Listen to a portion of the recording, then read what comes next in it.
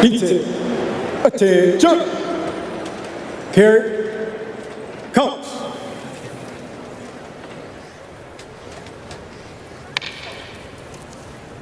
Forward. March. Left. Left. Left. Left. Left.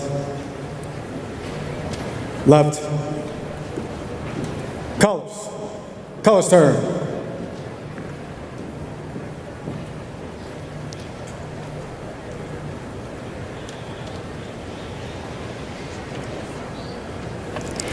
Please welcome William and Charles Harrison from South Carolina to lead us in the Pledge of Allegiance.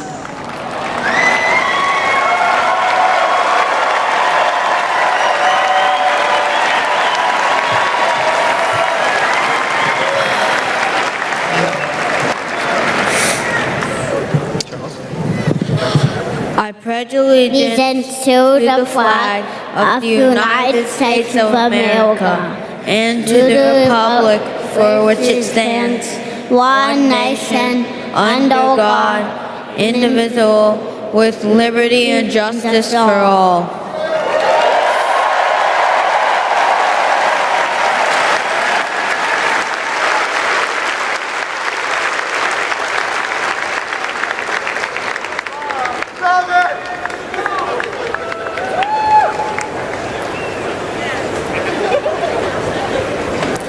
Please welcome the Soul Children of Chicago to sing our national anthem.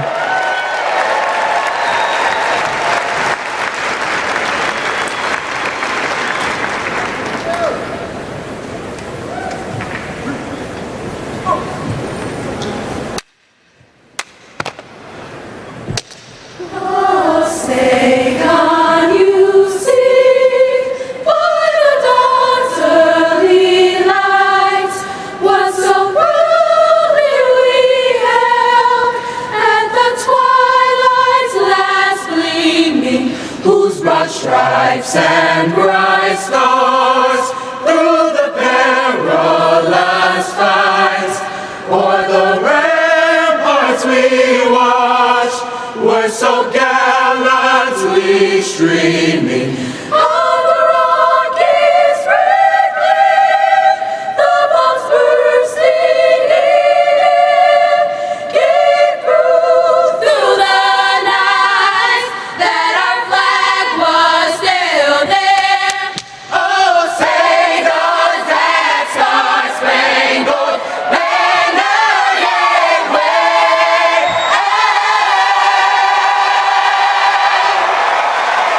o'er the land of the free and the home of the brave.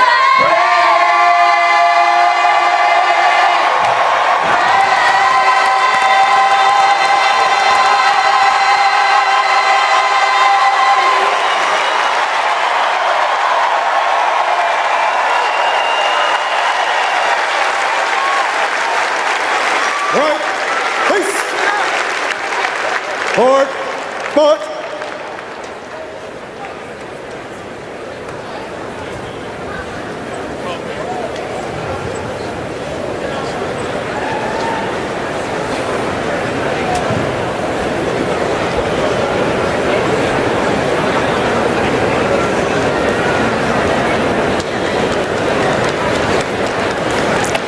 Please welcome Chicago Mayor Brandon Johnson.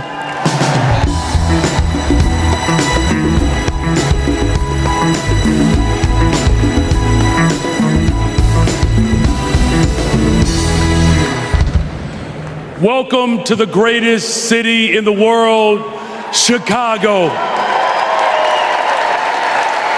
where Ida B. Wells and Jane Addams organized to deliver real transformative change across this country. Chicago, where Reverend Jesse Jackson united people from all different backgrounds to keep hope alive. And to a community organizer on the south side of Chicago, Barack Obama rose to the White House, reminding us that yes, we can. And now Chicago, this city of hard work and caring people, is where Democrats will celebrate President Joe Biden and nominate Kamala Harris for President of the United States of America.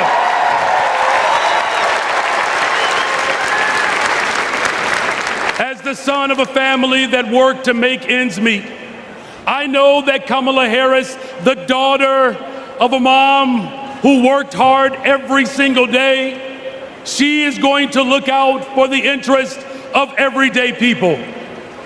I know that as a fellow former social studies teacher, that Governor Tim Walz will never shrink from standing up for our democracy and for those most in need. And as a black man, raising a little black girl on the west side of Chicago, I know that my daughter Brayden will see not only a reflection of herself in the White House, but she will experience the deepest part of American values. Think about it. What will it take to build the middle class and make it easier for families not only to get by, but to get ahead? It will take someone with toughness to stand up for us. And let me tell you, America, Kamala's got it. What will it take to defend our fundamental rights and our freedoms? It will take someone with leadership who would fight for us. And let me tell you, America, leadership, Kamala, she's got it.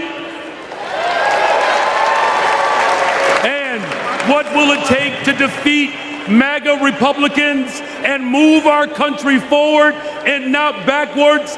It will take everyone, and let me tell you all, Kamala, she's got us.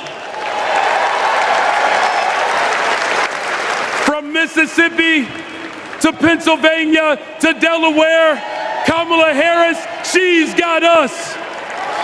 From Michigan to Wisconsin to Nevada to California and right here in Illinois, Kamala Harris, she's got us. To the child care workers, to the tip workers, Kamala Harris, she's got us. And to make sure that this country ensures that families will have access to real affordable housing, to create a pathway to the American dream, Kamala Harris, she's got us. Together we can build a better, brighter future. And there's no better place to start that than right here in the greatest freaking city in the world, the city of Chicago. God bless you all. Thank you.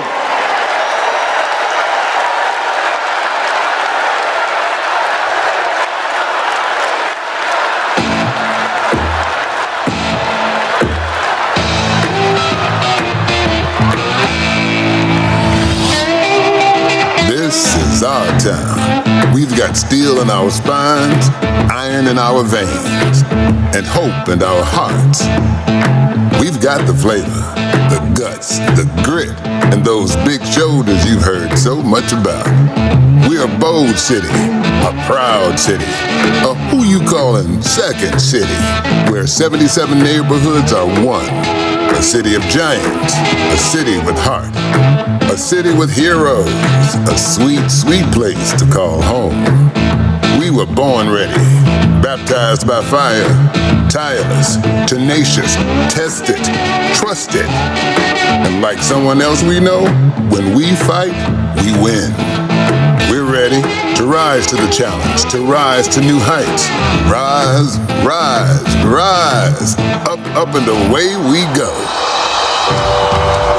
We're ready to scrape the sky and reach for the stars, to stand tall for tomorrow, to witness greatness.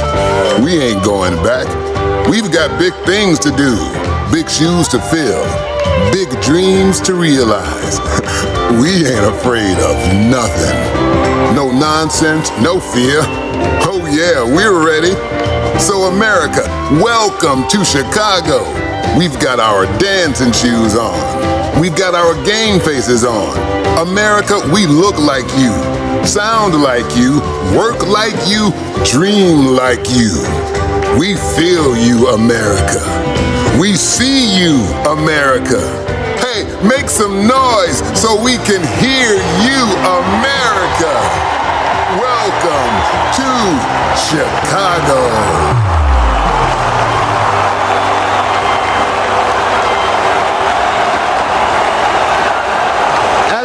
Friends, my fellow Democrats, I started my journey to this stage in 1988. I was 12 years old, and my family was watching the Democratic National Convention. Now, to be honest, I wanted to watch something else. But we all knew when my grandfather sat in his chair, the TV was his. But folks, when Reverend Jackson came on, I paid attention. A black man from South Carolina, raised by a single mother. That was me. And as long as I live, I will never forget what he said. He challenged young people to hope and to dream. So that's exactly what I did. I dreamed big, I worked hard, and I never lost hope.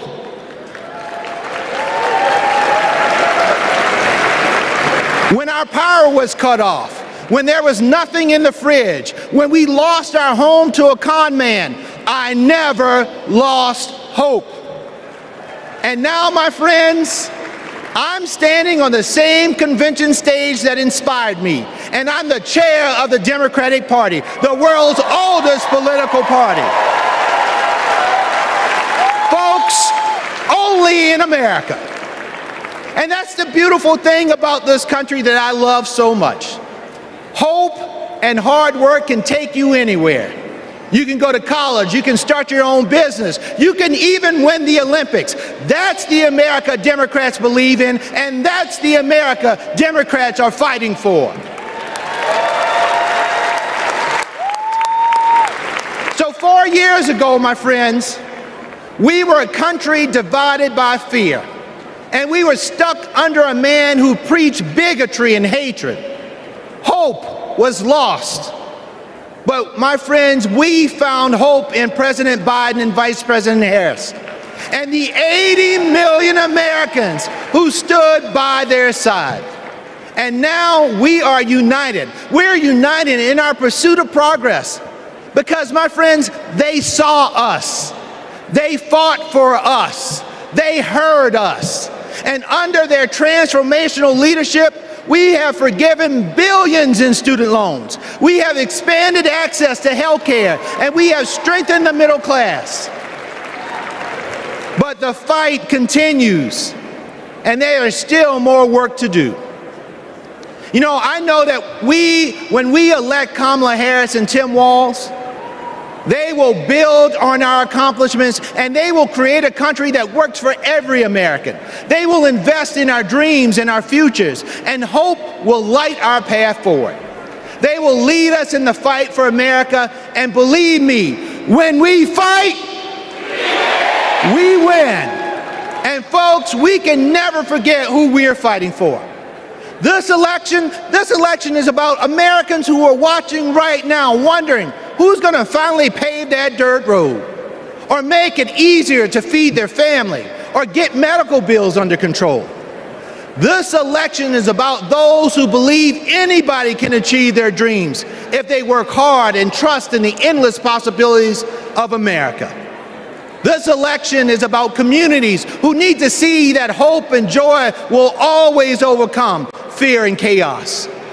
This election is about every little boy inspired by a party chair who looks like him, and every little girl who will finally see a president who looks like her. My friends, we are paving a path for them. We're working toward a brighter future for them, and we need each and every one of you to join us. In my beloved home state of South Carolina, motto is, while I breathe, I hope. Folks, I believe in the power of hope, but it's going to take more than hope to win this election. So in the next 78 days, our motto can't be just, while I breathe, I hope. It must be, while I breathe, I vote. Because that is how we make hope real for all of America. America, let's vote for Democrats up and down the ticket. Let's save our democracy, and let's vote for our MVP, Kamala Harris, and our coach, Tim Walz. Thank you all so much for being here. And now,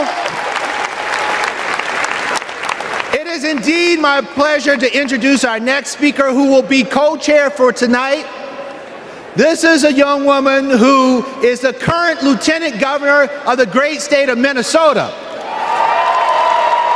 And when Tim Walz becomes vice president, she will become the first Native American governor in this great country. Folks, let's welcome Peggy Flanagan.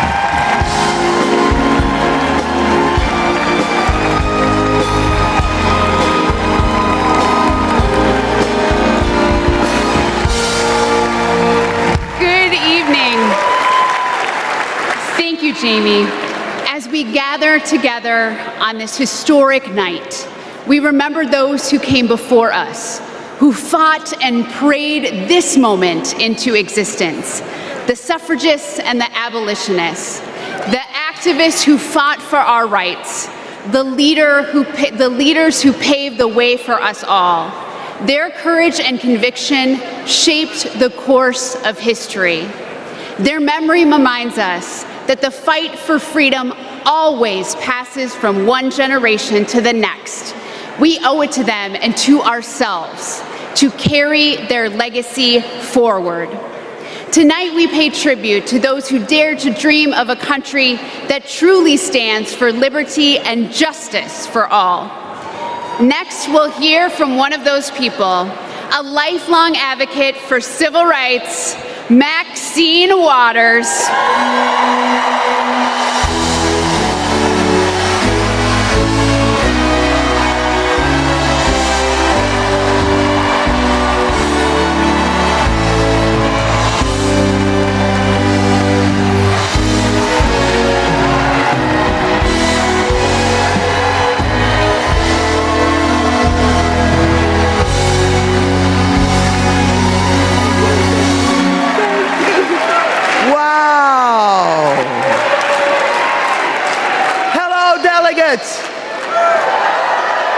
Now, you know, I've seen a lot in my lifetime. I was just 22 years old when Fannie Lou Hamer made her presence known at another Democratic convention.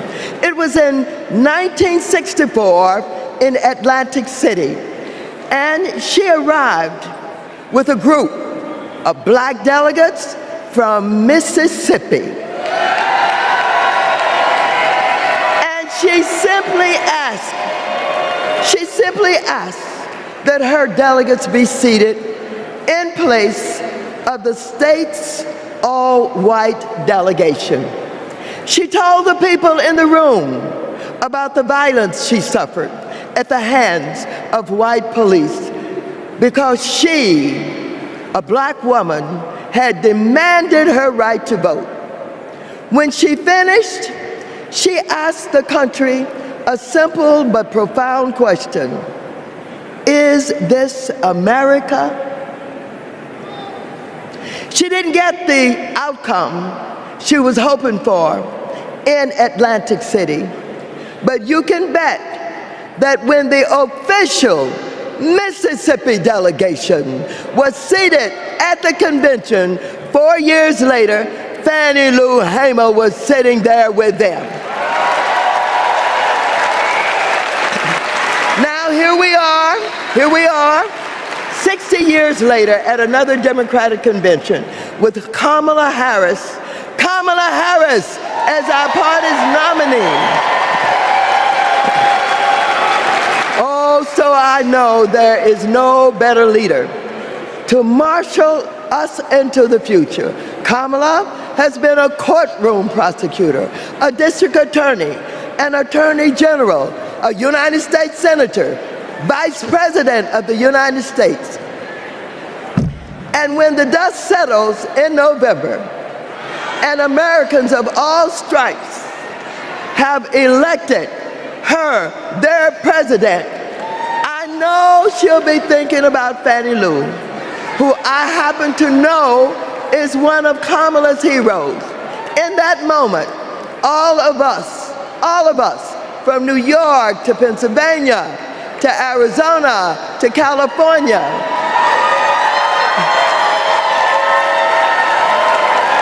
we can ask ourselves, is this America?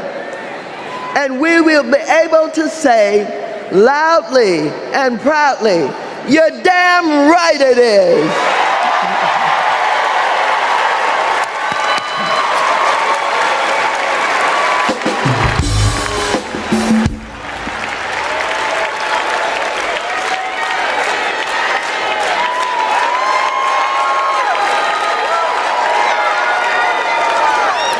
Please welcome President and CEO of the NAACP, Derek Johnson, and President and CEO of the National Coalition on Black Civic Participation, Melanie Campbell.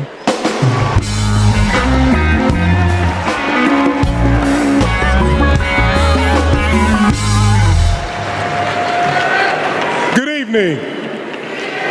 I'm Derek Johnson, President and CEO of the NAACP, and I'm here to do my black job. Since the founding of our nation, we have been on an unending march to protect this imperfect union. Tonight, we celebrate the power of the collective, of what is possible when we are all in for all people. But as we do, let us not forget the history that preceded this moment or the history makers who prepared us for it. As we just heard, in 1964, the Mississippi Freedom Democratic Party, led by Fannie Lou Hamer, and Mississippi NAACP State President Aaron Henry, who stood tall and challenged a process that excluded them to ensure that we will all be recognized here tonight. In 1973, the historic elections of Atlanta's Mayor Maynard Jackson, Detroit's Mayor Comey Young, and LA's Mayor Tom Bradley paved the way for another historic election just 10 years later, right here in Chicago, with the election of Harold Washington as the first black mayor of the city of Chicago.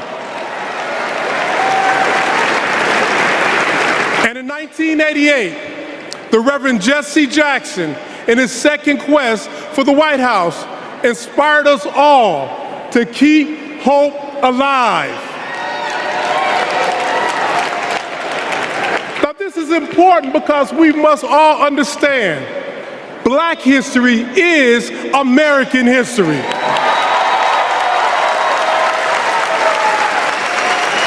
And in this historic moment, we will write the next chapter together.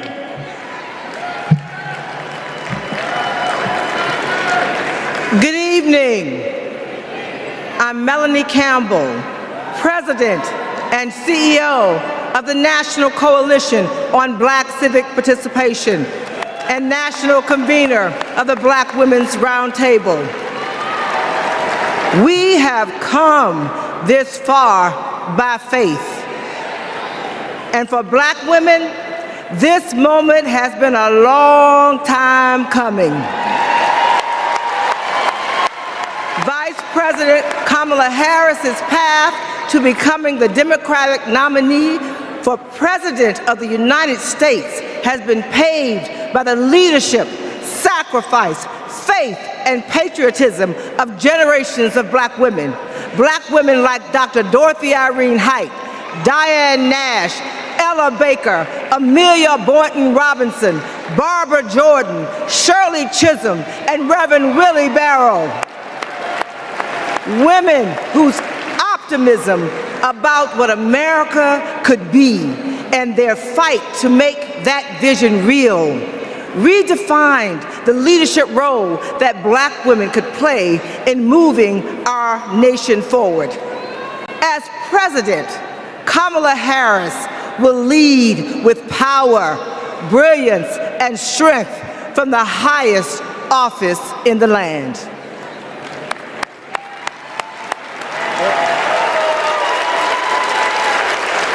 Brothers and sisters, I don't know what this world is coming to. We resist those attacks collectively, and we will stand together. Do we believe in freedom? Support human rights. We believe in that. Support self-determination. We're built on that. Stronger together is not just a lesson from our history. The institutions of this country belong to all of the people who inhabit it.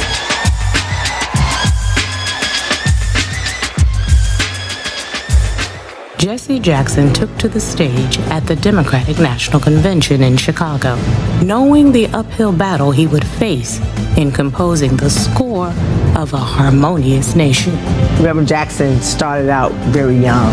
He opened the door, and he continues to do that even now, that all of us have a responsibility for other generations to come behind us. Jesse Jackson's candidacy in 1984 helped to pave the way for Barack Obama's presidency in 2008. His 1988 candidacy helped to reshape the Democratic National Committee. His candidacy was before its time.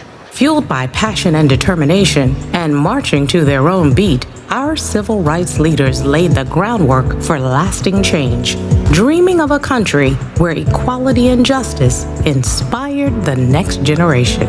We need the energy of our young people. We need the wisdom of our elders. We all can be proud to say that we are truly a leading democracy and we respect people's ability to exist. America is not like a blanket, one piece of unbroken cloth, the same color, the same texture, the same size.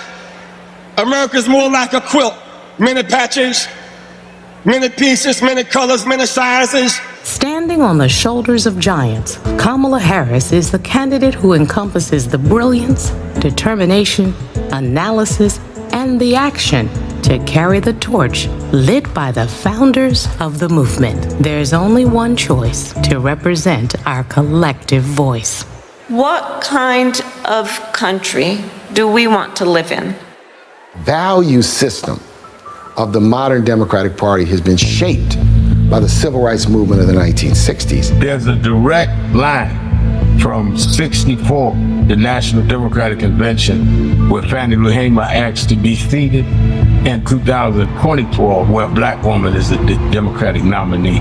It's been a long struggle and a long journey, but Fannie's going to be vindicated and Shirley Chisholm's going to be vindicated in the 24 Democratic Convention. I wonder if I could sit in a room with Shirley Chisholm, with Rosa Parks, with Coretta Scott King. What would they say about what's happening today? The civil rights movement has been a key part of organizing the agenda, not just of the Democratic Party, but of democracy. This is the hope that runs through Kamala Harris's leadership, one where hope, change, and freedom are the drumline of our democracy. I stand before you today as a candidate for the Democratic nomination for the presidency of the United States of America. I stand before you today to proudly announce I am now officially the Democratic nominee.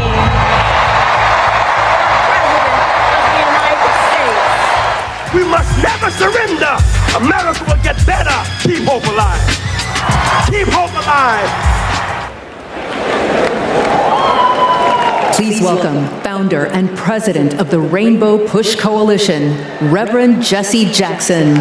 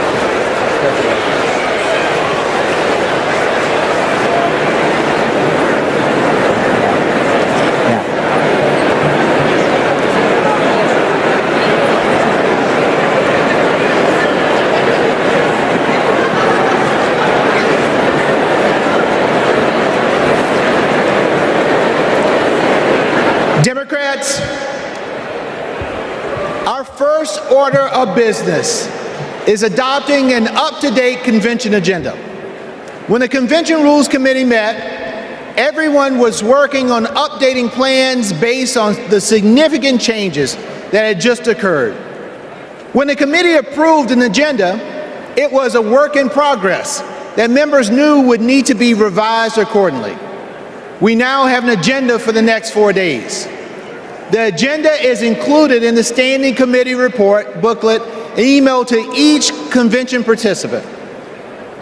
In addition to fantastic speakers and performers, tonight's agenda provides for adopting the up-to-date convention agenda, hearing the Credentials Committee report, hearing the Rules Committee report, and considering a resolution as recommended by the committee, hearing the Platform Committee report and considering our national platform as recommended by the Platform Committee, and holding a confirmatory and ceremonial vote for our vice presidential nominee. Tuesday includes a ceremonial roll call for the presidential nominee. Wednesday, we'll hear ceremonial nominating speeches for our vice presidential nominee, and Governor Walz will make his acceptance speech. And on Thursday, my friends, we'll hear a ceremonial nominating speech for our presidential nominee, and Vice President Harris will make her acceptance speech.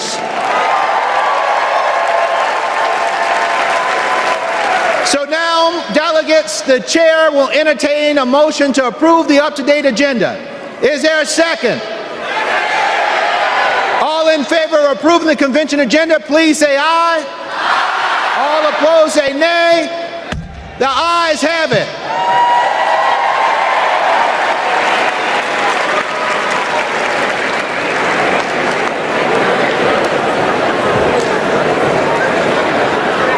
Are we going to the next one? Please welcome Credentials Committee co-chairs, Secretary Marcia Fudge and James Roosevelt Jr.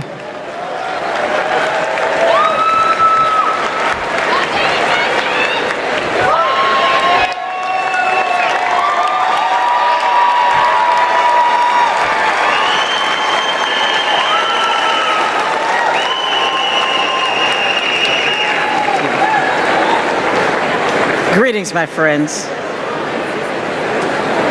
It is an honor to have served as co-chair along my friend, Jim Roosevelt. Pursuant to the call, the Credentials Committee met and adopted a resolution to credential the delegates and alternates to the 2024 National Convention. I am pleased to report that there were no credentials issues to be decided by the committee.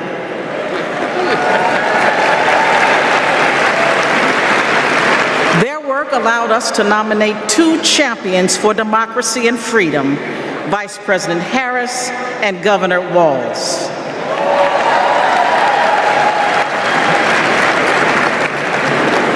Our delegate selection process is designed to ensure every voice is heard and every vision is heard, and our delegates accurately represent their electorates. Diversity is our party's strength. And I'm so proud to see the wonderful representation of our party and democracy here today. I am pleased to share that the Credentials Committee report was adopted and all delegates have been fully credentialed. In memory of Marvin Turner, we are going to have a great convention and we are going to win. Thank you.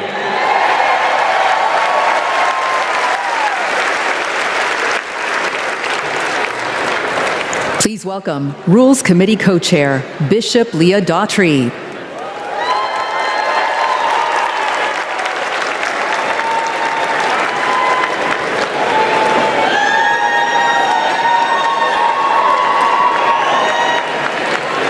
Hello, Democrats. It was my honor to serve as co-chair of the Convention Rules Committee alongside my friend, Governor Tim Walz. Governor Walz is a little occupied this evening, but it's good good to know that serving as co-chair of the Rules Committee is a ladder for promotion. The Rules Committee adopted the procedural rules of the convention on July 24th. They are based on long-standing processes governing our convention and ensured that we met all ballot access deadlines. The rules established the virtual nominating process for the party's nominees and set the stage for in-person votes at the convention to adopt our platform and resolutions recommended by the Rules Committee, as well as to cast celebratory votes on our nominees and hear their acceptance speeches. Under the Rules Committee authority, the Rules Committee is recommending for your approval one resolution. Contained in the committee's report, the resolution supports the current practice regarding automatic delegates, as well as other reforms to make our party stronger. The co-chairs are pleased to move the adoption of this resolution on behalf of the Rules Committee. Thank you, Bishop Daughtry. The Rules Committee has moved the approval of the resolution. Is there a second? We have a second. I will now call for a voice vote on approving the resolution as recommended by the Rules Committee. All those in favor of the committee's recommendation to approve the unity resolution say aye. Aye. All opposed say nay. I'm pleased to report for the record that with a majority of delegates having voted in the affirmative, the resolution has been approved. My thanks to our Rules Committee co-chairs and members for your efforts to build a transparent and inclusive party. Thank you, Madam Chair.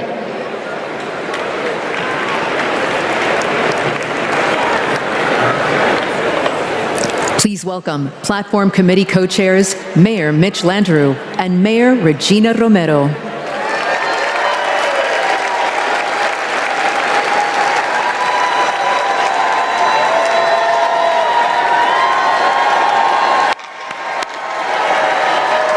Hello, delegates. It is my pleasure to join Co-Chair Romero to present the national platform as recommended for approval by the committee. Our platform is grounded in our democratic values of hope, of progress, and love of our country. It makes a strong statement about the historic work that President Biden and Vice President Harris have accomplished hand in hand, and it presents a bold vision for our future. Kamala Harris will protect reproductive freedoms. Donald Trump will rip them away. Kamala Harris will lower costs for Americans, expand access to affordable health care, protect and strengthen Social Security and Medicare. Donald Trump will cut taxes for billionaires and big corporations, and he will pay for it by putting health care and Social Security on the chopping block. Kamala Harris is going to defend our democracy. Donald Trump is going to undermine it. The choice before us is clear, and the stakes could not be higher. Buenas noches, demócratas.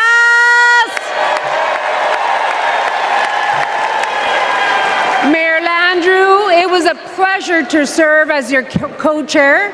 I also want to recognize Louisa Terrell and the drafting subcommittee for their work. This platform was passed by the Platform Committee on July 16, prior to the President passing the torch in an act of love and patriotism. And it's the product of a comprehensive process to engage with leaders from all corners of our winning coalition. Hundreds of submissions, hours upon hours of hearing and testimonies, countless conversations with community leaders and grassroots Democrats. All were essential to producing a forward-looking vision for our party that echoes the voices of all. Vice President Harris is now carrying the torch. And she and Governor Walz are committed to delivering results for the American people. Then you have Donald Trump. His extreme agenda is working against everyday Americans. He is fighting for big oil, big pharma, big banks, but most of all, my fellow Democrats, he is fighting for himself. This November, we need to keep Democrats in office and elect Kamala Harris and Tim Walz so we can implement an agenda that works for everyone. Cuando luchamos, ganamos. And with that, on behalf of the Platform Committee, we are pleased to move the adoption of the 2024 Democratic National Platform. Thank you. The co-chairs have moved the approval of the national platform. Is there a second? We have a second. I will now call for a voice vote to approve the platform as recommended by the Platform Committee. All those in favor of approving the platform, please say aye. All opposed, say no. Co-chairs, I am pleased to report for the record that with a majority of the delegates having voted in the affirmative, the platform has been adopted. Once again, thank you to our Platform Committee co-chairs and members, as well as the Platform Drafting Committee and its chair, Louisa Terrell.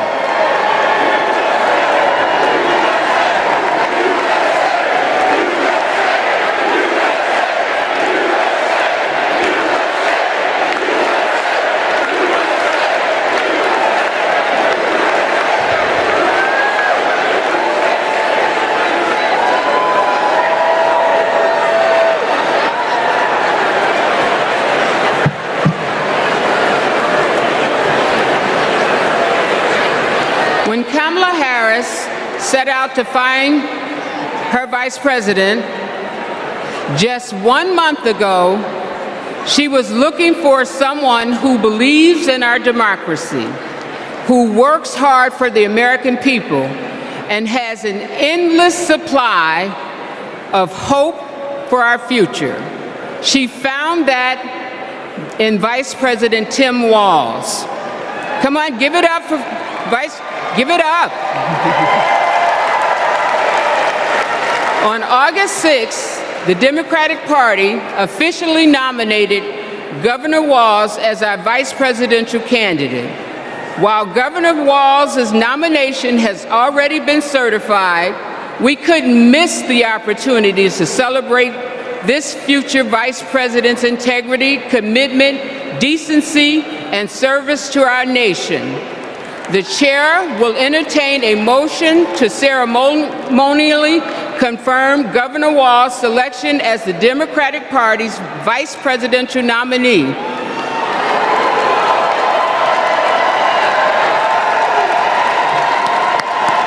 We have a motion. Is there a second? We have a second. We will now have a voice vote on the motion to ceremonially confirm our vice presidential nominee.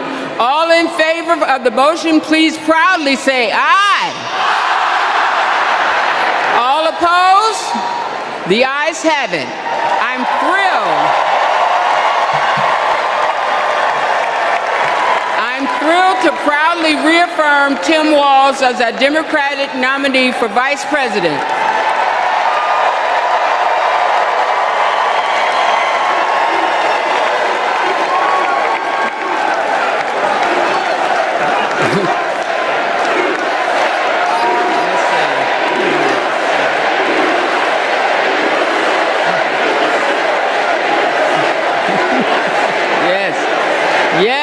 Yes, USA. Pursuant to our convention rules, Governor Walz has been invited to make an acceptance speech, which he will deliver on Wednesday, August 21st. Thank you, my friends. Delegates, please welcome to the stage co-chair Peggy Flanagan to resume chairing our convention.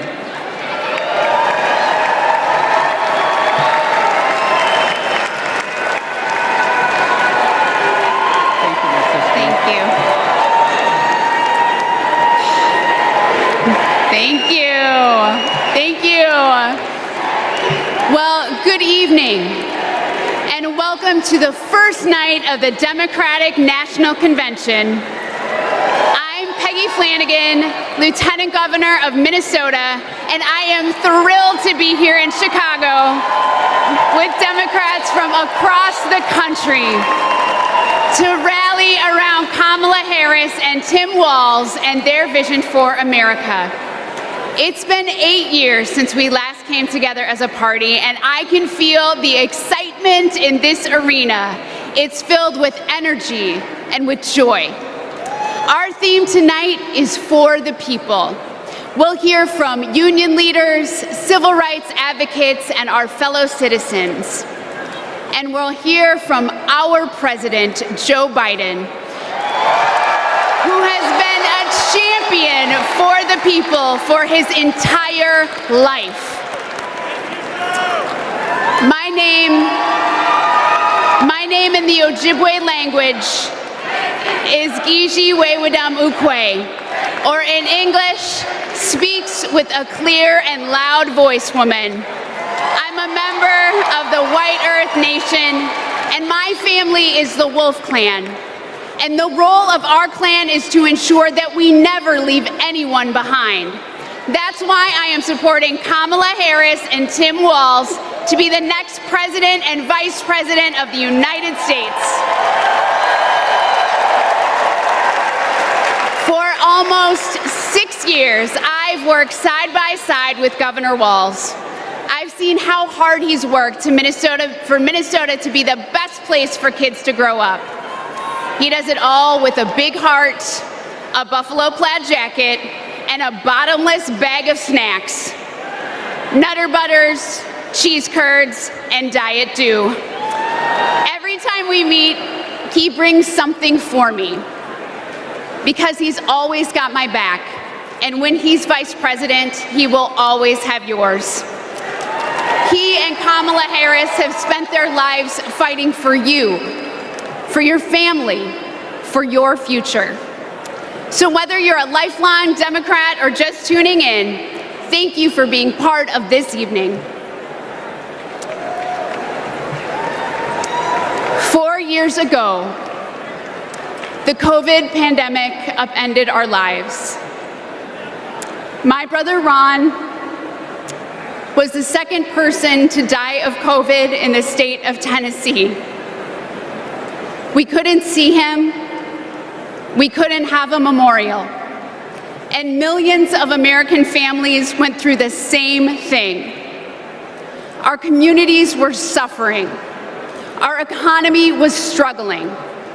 And Donald Trump was playing games. Our country was brought to the brink by his failure to respond.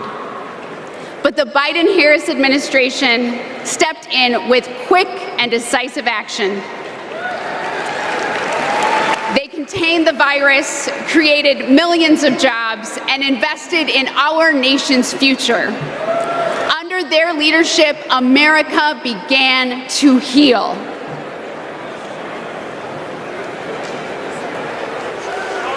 Are there words about a pandemic at this point? No, we're not at all. We have it totally under control. We think we have it very well under control. We pretty much shut it down. A lot of people think that goes away in April. With the heat, we're in very good shape. Because of all we've done, the risk to the American people remains very low. View this the same as the flu. It's going to disappear. One day, it's like a miracle. It will disappear. We all together have done a very good job. We think the death will be at a very low number. I see the disinfectant. Is there a way we can do something like that? By injection inside or almost a cleaning. I'm taking it, hydroxychloroquine. When? Right now, yeah. You can test too much. You do know that. Who says that? Oh, just read the manuals, read the books. Manuals? Read the books. Manual? I think it's under control. I'll tell you what. How? 1,000 Americans are dying a day. They are dying. That's true. It is what it is.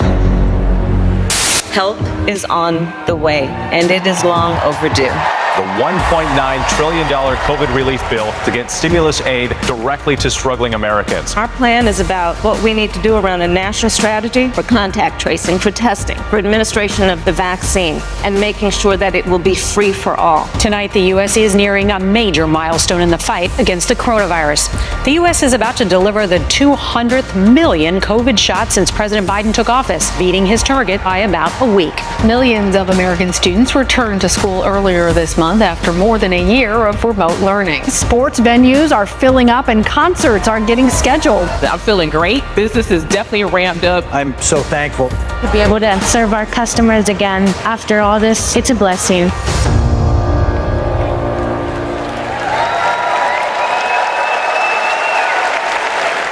Please welcome Illinois Representative Lauren Underwood.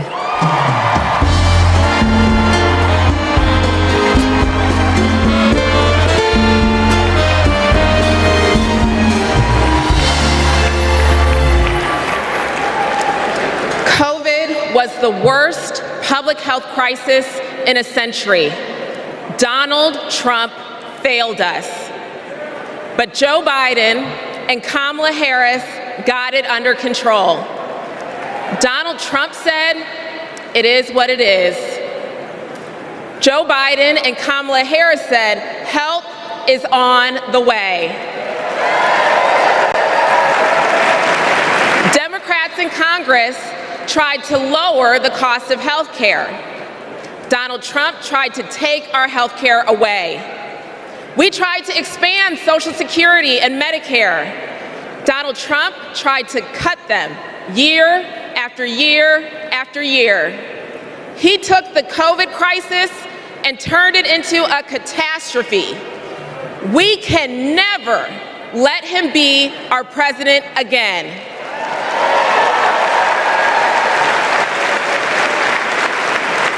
As a registered nurse, I care deeply about making health care more affordable. As someone with a pre-existing condition, I am determined to protect the people who are most at risk. And as the youngest Black woman ever elected to Congress, I am painfully aware that Black women, especially pregnant women and new moms, were more likely to die from COVID. I wrote the Momnibus to protect those women and to address the maternal health crisis. And that bill was introduced and championed by Senator Kamala Harris. Because she protects the people who are most vulnerable. She's done it for her whole career. As Vice President, she and President Biden passed my legislation to make health care more affordable. And now 4 out of 5 Americans can get covered through the Affordable Care Act for $10 or less per month. And under the Biden-Harris administration, the number of uninsured Americans hit an all-time low. 4 years ago, it was not safe to hold a convention like this. But tonight, thousands have gathered in this arena in my home state of Illinois to make sure Kamala Harris is the next president of the United States.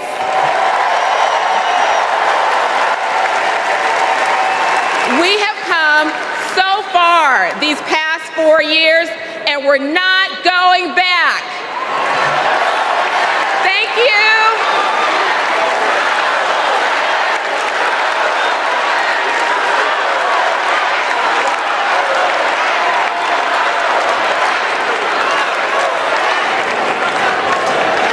My name is Rich Logis. I live in Florida, and until 2 years ago, I was a full-fledged member of MAGA. I believed Trump. I was a MAGA pundit. I had my own podcast. I was in a state of panic, terrified that Democrats were destroying our country. When the pandemic hit, we needed leadership, but we were given almost nothing. It was a major betrayal to the country. So I finally stepped outside the MAGA echo chamber. I stopped listening to what Trump said and looked around with my own eyes. and I realized he had been lying about pretty much everything. Lying is Trump's toxic superpower. He's ripped apart families, communities, our whole country. So this is my message to all the Republicans and independents who are watching. People like me who voted for and believed in Trump. I made a grave mistake, but it's never too late to change your mind. You don't need to agree with everything you hear tonight to do what is right. We need to be able to trust our leaders. That's why I'm all in for Kamala Harris. Please welcome California Representative Robert Garcia.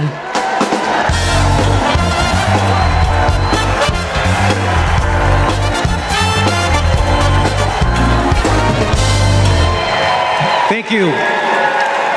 Thank you. We all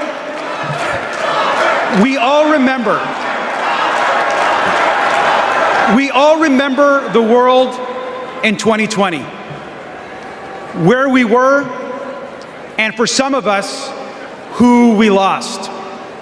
Now, I was in my second term as mayor of Long Beach, California.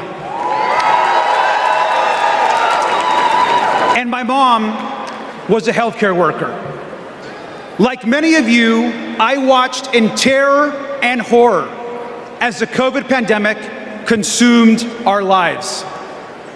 As mayor, I fought for more hospital beds, for more tests, and to make masks more accessible.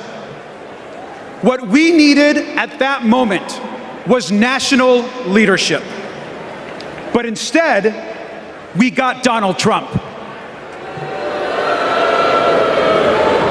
While schools closed and dead bodies filled morgues, Donald Trump downplayed the virus.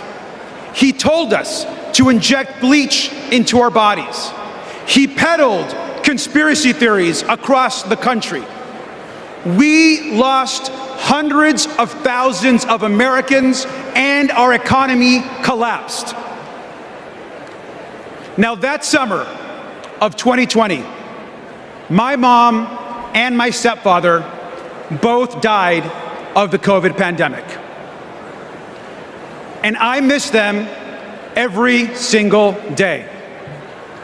So when Donald Trump and his MAGA extremists like Marjorie Taylor Greene downplay the horror of the pandemic, it should make us all furious.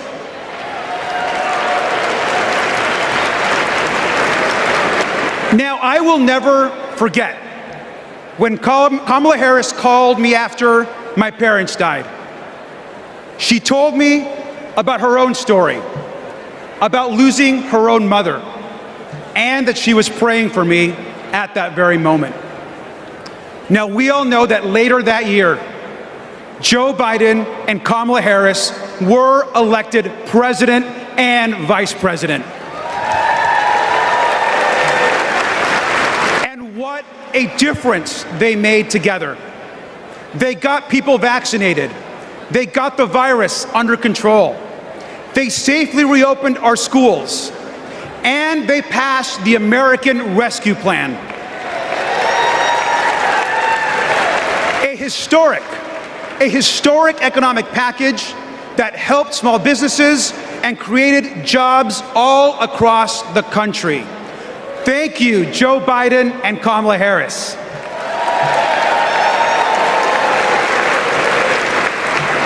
Now, I am a proud immigrant who came to the United States as a young child. We grew up poor. English was our second language, and we often, like many immigrant families, struggled to get by.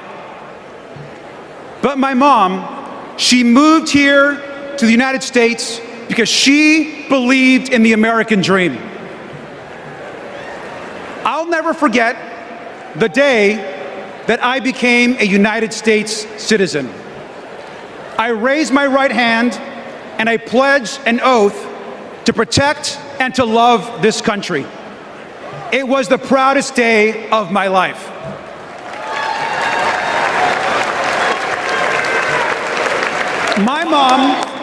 My mom taught me to love this country. She taught me that real American patriotism is not about screaming and yelling America first. Real American patriotism is loving your country so much that you want to help the people in your country. That is American patriotism.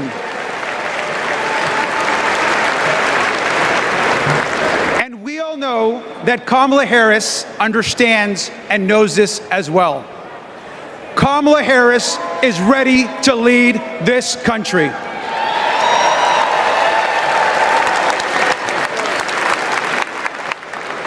We can all remember 2020. We can all remember the horrors of Donald Trump. But let's remember, most importantly, tonight and every single day this week, that we are not going back. Thank you.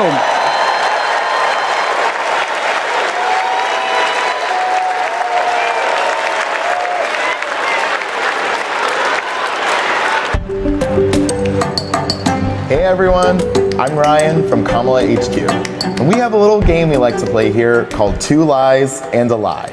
We list out 3 things Donald Trump has said, and then we try to figure out if any one of them is true, which they're not. Let's play. First up, jobs. Trump claims his administration created more jobs than we ever had before. He says we had the greatest economy ever, and then we got hit with COVID. And he says he created a manufacturing jobs miracle. Let's dig in. More jobs than we ever had before? Trump lost 3 million jobs. In fact, he's the first president to lose jobs since Herbert Hoover. What about this claim that it was the greatest economy ever and only COVID tanked it? Once again, no. Let's take a look at his track record on jobs before COVID as compared to the Biden-Harris administrations. What do you know? Hardly the most successful ever. And about his supposed manufacturing miracle, Trump talked a big game, but actually lost 178,000 manufacturing jobs. And just to be clear, it wasn't just COVID here either. Manufacturing jobs were already on their way down before the pandemic. So that's round 1. And it looks like what we have here is 2 lies and another lie. You get the hang of it? I'll see y'all in a little bit.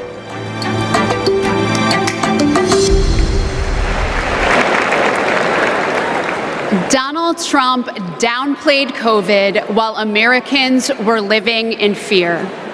He lied about creating jobs while our communities were fighting to survive. But the Biden-Harris administration stepped up. They actually took decisive action to create jobs, support small businesses, and rebuild a stronger and more resilient economy. Kamala Harris is a leader we can trust, even in our most challenging moments, especially in those moments. Donald Trump dithers, Kamala Harris delivers. Donald Trump abandons vulnerable people, Kamala Harris protects them. Donald Trump bullies scientists, Kamala Harris believes them. Our next 2 speakers will tell us why that's so important. Please welcome Brian Warnock and Sandra Abravaya.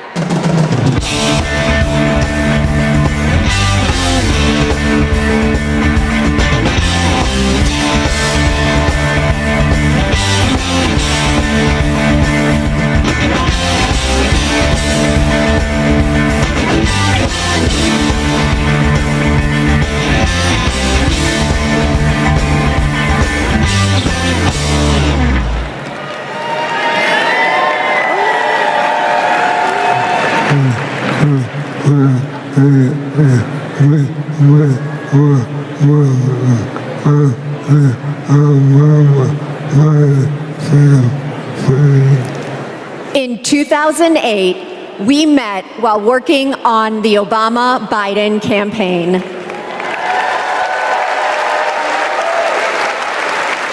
We found our way there because we believe in the power of organizing.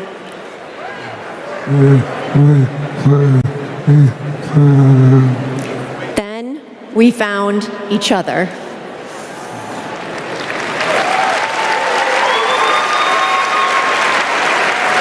The day we brought our second daughter home from the hospital, Brian was diagnosed with ALS. I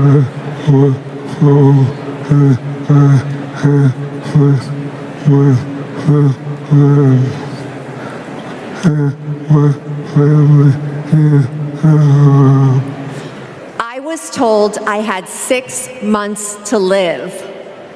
That was 7 years ago.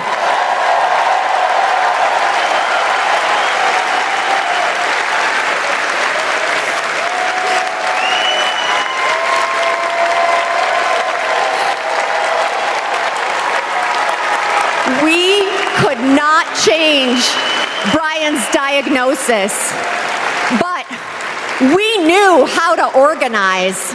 So we co-founded a nonprofit called I Am ALS, and thousands of terminally ill patients fought for new therapies, $1 billion to fund ALS research, and earlier access to treatments, all of which President Biden signed into law.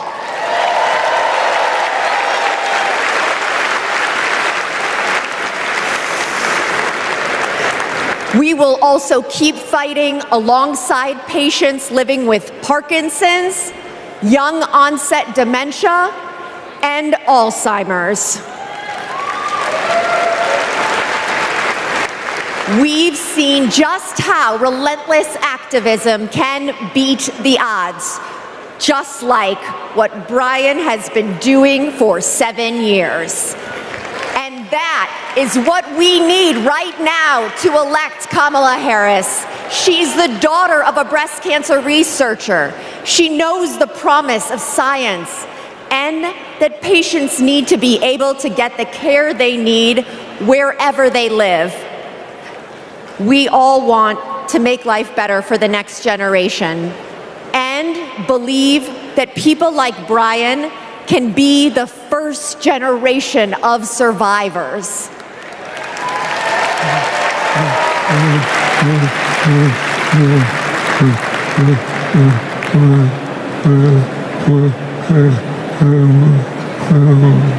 And we can make life better for our caregivers too.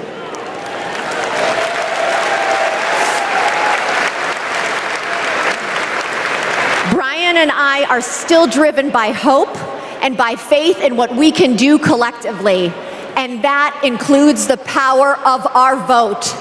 This November, we are voting for our future.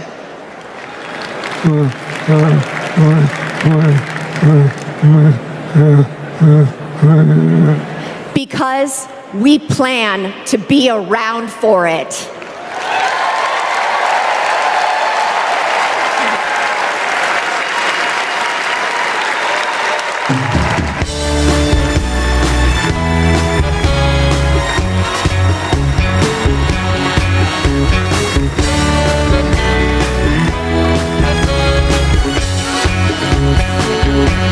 Please welcome Illinois Senator Dick Durbin.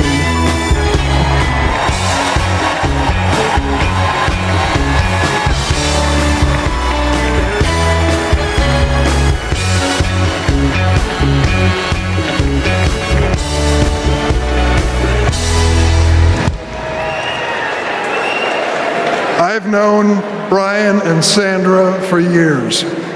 In fact, Sandra was my personal press secretary. You will not find a more courageous couple. Let's give Brian and Sandra another round of applause.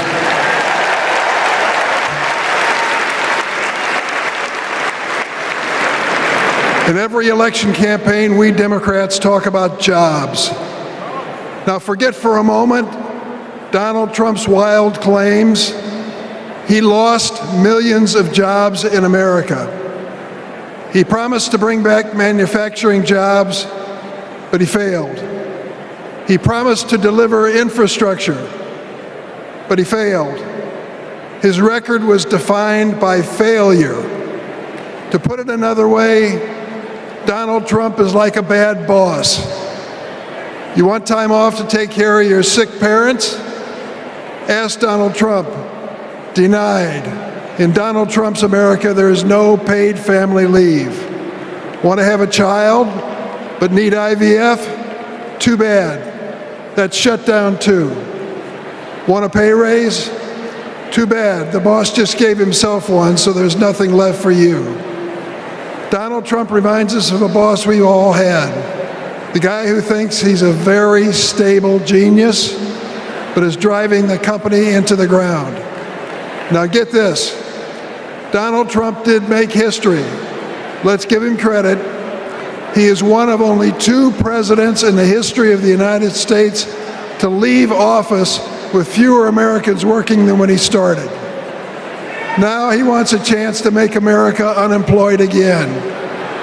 On the other hand, let's take a look at the record of Joe Biden and Kamala Harris. They recovered all those millions of jobs that Trump watched slip away. They added over 6 million jobs on top of that. 16 million jobs in total. 16 million. Today, more roads are getting fixed, more factories are being built, more Americans are working construction, and more auto workers are making cars than on any month when Trump was president. And we know behind every job is a person or community forever changed. Data centers in Wisconsin, semiconductors in Pennsylvania, electric vehicles in Michigan. Yes. Hello, Michigan. These investments mean strong economy, growing public schools, and well-funded, well-staffed first responders. These investments mean hope. That's what Kamala Harris and Tim Walz are fighting for. They'll fight for the places that are too often left behind. Fight to change lives and uplift communities. Fight to bring back American manufacturing. My friend, Ed Smith, a giant of the Illinois laborers, he's a great fellow. We lost him this year. But Ed Smith told us there's joy in this battle. When we win, we help people buy their first homes, send their kids to college, and retire with dignity. Incidentally, that happens to be my family's story too. My mom and dad worked for the railroad. Because we were a strong union family, we were able not just to get by, but to get ahead. That's the American economy Kamala Harris and Tim Walz are fighting for. Let's join that fight and build it together.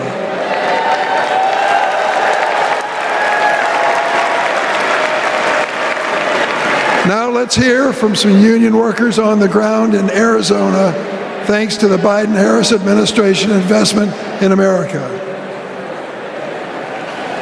Welcome to Phoenix. Donald Trump said he'd bring back American manufacturing, but Joe Biden and Kamala Harris actually did it. Thanks to them, plumbers and pipe fitters like us are building the factories, semiconductor plants, and data centers of the future. We are hard at work in Phoenix, Mesa, Goodyear, Chandler, and more. Our neighborhoods, schools, and local businesses are growing.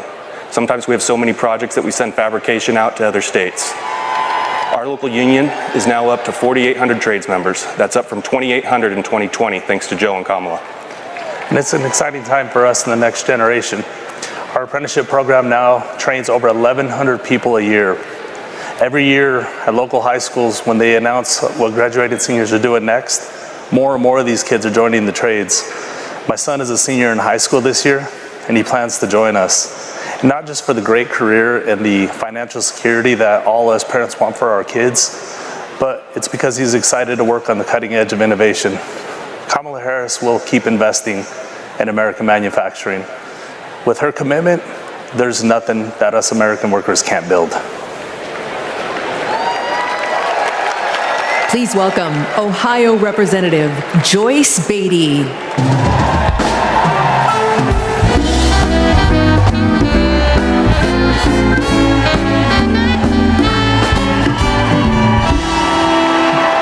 Good evening.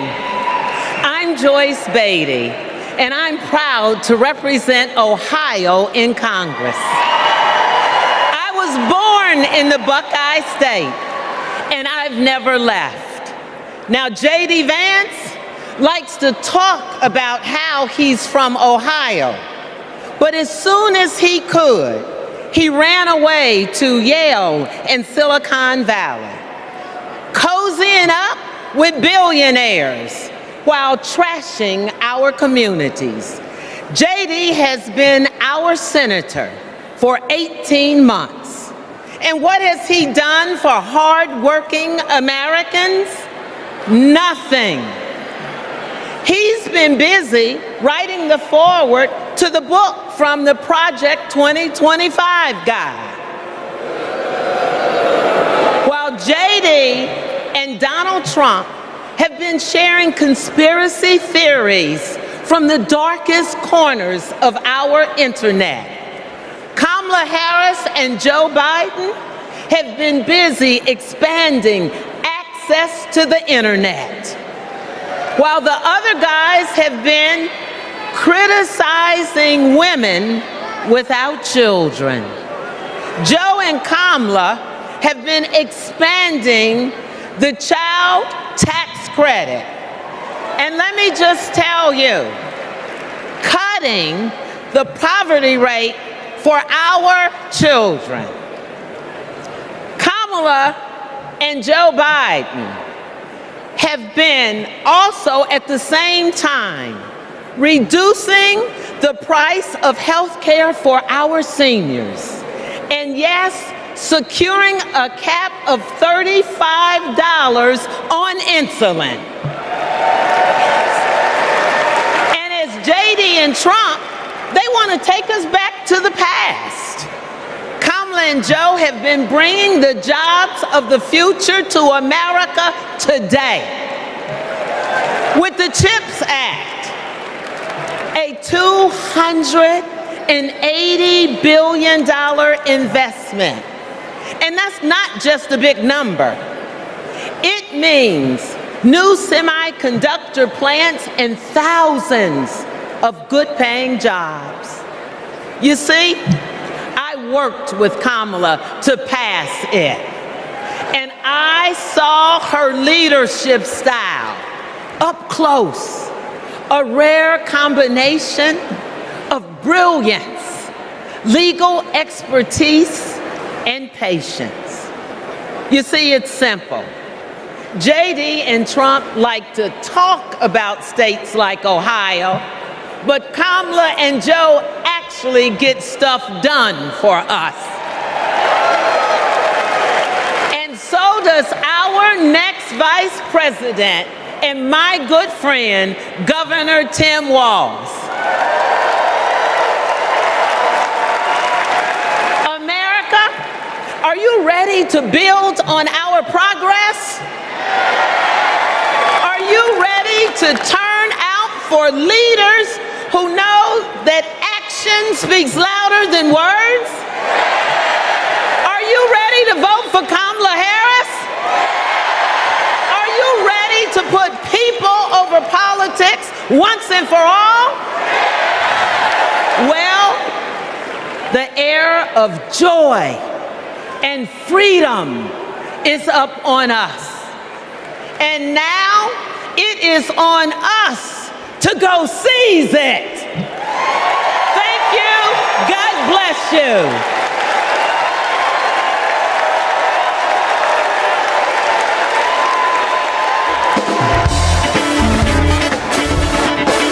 Please welcome AFSCME President Lee Saunders, SEIU President April Barrett, LIUNA General President Brent Booker, IBEW International President Ken Cooper, CWA President Claude Cummings, and AFL-CIO President Liz Schuler.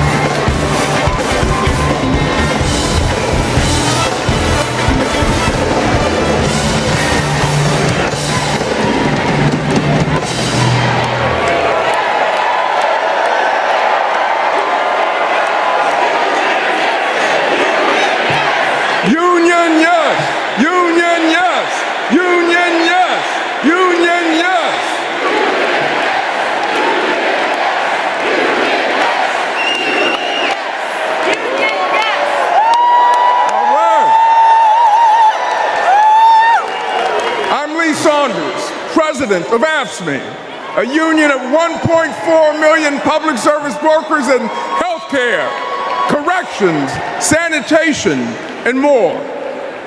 4 years ago, we faced a pandemic and a recession with a president who didn't care one bit what working people were going through.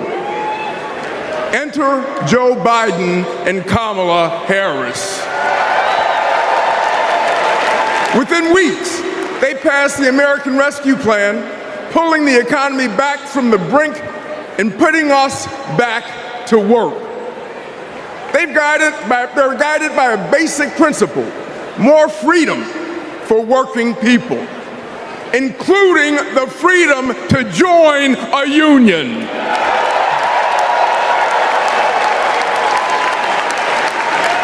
So this November, we're moving forward with Kamala Harris as our president.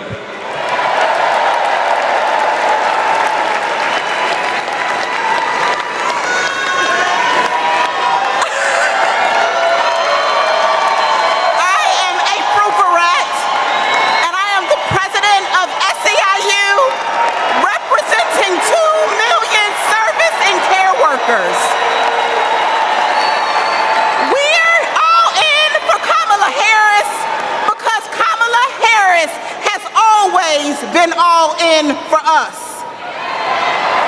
Vice President Harris joined fast food workers on the picket line, and she walked a day in the shoes of a home care worker. She shares our vision for a modern-day labor movement, a movement that meets the needs of workers in the 21st century and an economy that is ready for the future. It is going to be together that we write new rules to make it easier for all workers to join a union. And we are going to build a younger, darker, hipper, fresher, sneaker-wearing labor movement. A movement that is going to be more inclusive and built for the middle class. And we are going to end poverty wage work for once and for all. So let's do the work. Let's elect Kamala Harris so that together we will usher in a new era of worker power, and together we will win the future. Let's go get it.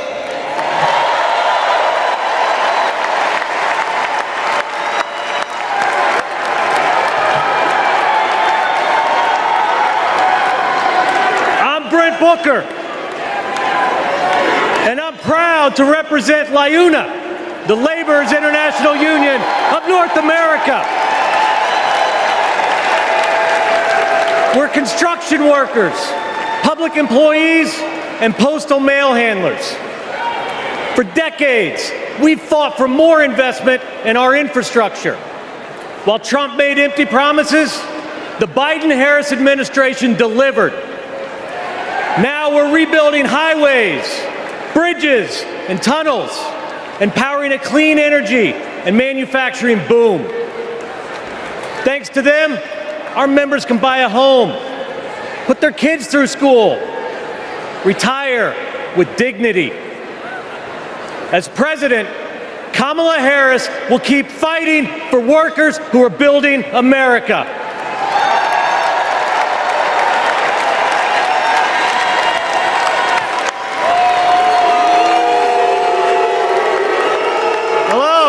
Hello, I'm Kenny Cooper, representing 840,000 IBW members, the International Brotherhood of Electrical Workers.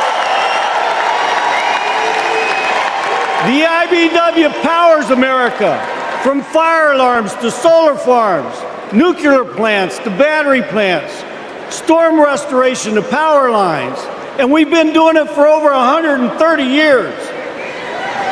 Today, we're building a new energy future while providing great paying jobs and a stable retirement for all working families. Every step of the way, Kamala Harris has been there for us. She's bringing back American manufacturing to forgotten places throughout our country. She cast the deciding vote to save our pension plans.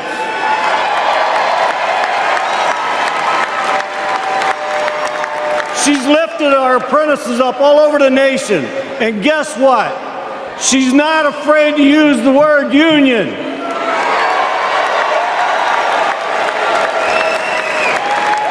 She has came through for all of us, and it's our turn to come through for her. Thank you.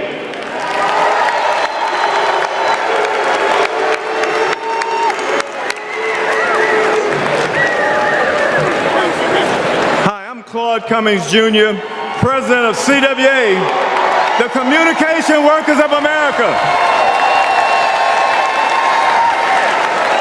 We all saw the digital divide during the pandemic.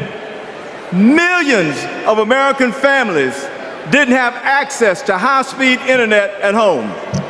Too many kids were forced to go online class in McDonald's parking lots. But as Vice President, Kamala Harris helped pass the largest investment in broadband ever. She gave CWA members a seat at the table so we could work to connect every household to the internet while creating good union jobs. Listen, we don't play at CWA. And we're fired up. Are you fired up tonight? Are you fired up? Are you fired up? We're fired up to work with our next president, Kamala Harris.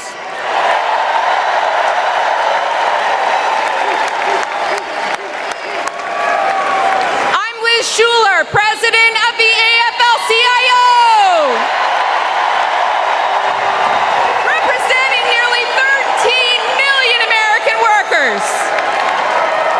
This election is about two economic visions. One where families live paycheck to paycheck, where people have no right to join a union. A CEO's dream, but a worker's nightmare. Or an opportunity economy, where we lower the costs of groceries, prescriptions, and housing. Where we go after big pharma, corporate landlords, and price gougers. Where there's no such thing as a man's job or a woman's job, or like Donald Trump would say, a black job. Just a good union job. That's the future our President Joe Biden has fought for. And that's the future Kamala Harris and Tim Walz will keep fighting for. Let's build it together.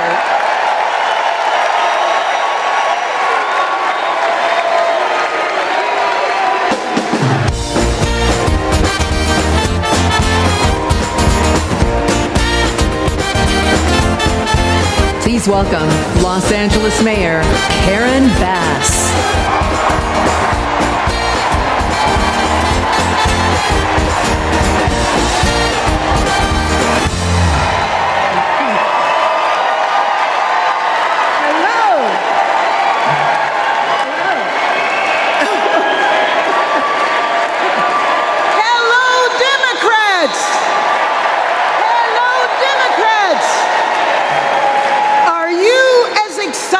As I am. I've known Kamala Harris for almost 20 years.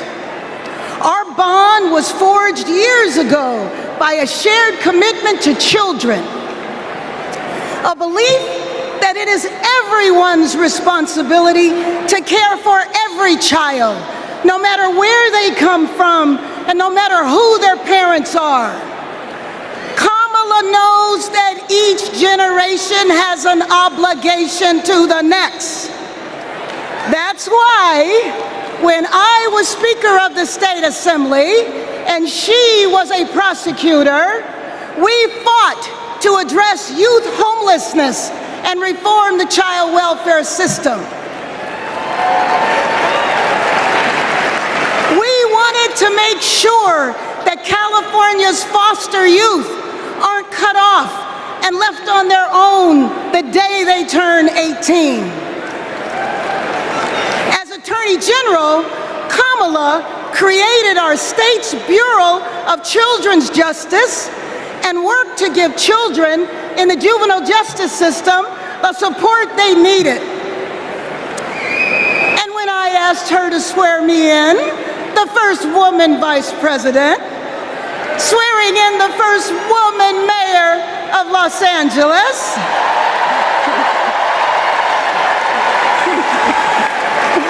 we knew we were sending a message to young girls everywhere that they too can lead. Now I know Kamala, and she feels the importance of this work in her bones.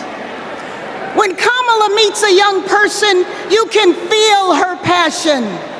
You can feel her heart, and you can feel her fearlessness. That is what defines a commitment to children, being willing to fight fiercely for every child. And trust me, Kamala has done that her entire life. So this November, we're gonna fight to elect Kamala Harris as the next president of these United States.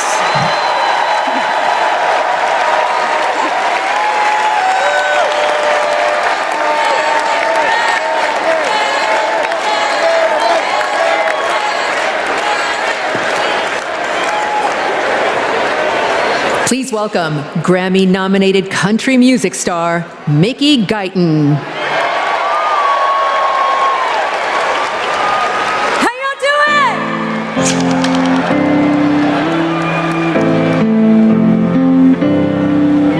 Where the lines on the interstate, the dust on the back road, we're a Friday night football game, the lighters at a rock show, where the night shift smoke break, high school heartache, driving with the windows down, where the dance floors, church pews, suit and ties, tattoos, one big small town. Ain't we all? Ain't we all? Ain't we all American? Ain't we all? Ain't we all American?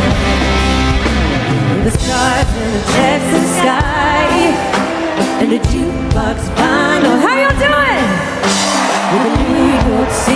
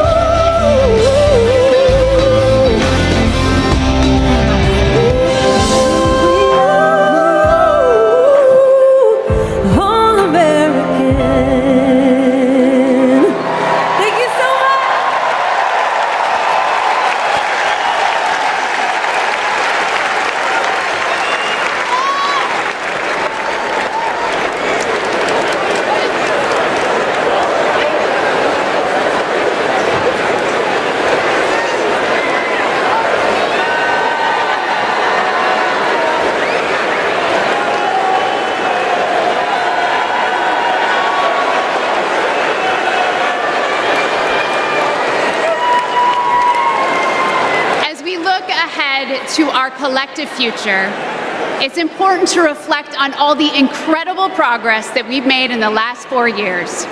The Biden-Harris administration laid the groundwork for a stronger, more resilient nation. They invested in critical infrastructure, delivered relief when disaster struck, and made healthcare more affordable. Kamala Harris cares. And unlike Donald Trump, she has a plan, not just for the next 4 or 8 years, but for generations to come. Now, let's hear from some of my fellow state executives about how Kamala Harris and Tim Walz are investing in the long-term future for our nation. Okay, go.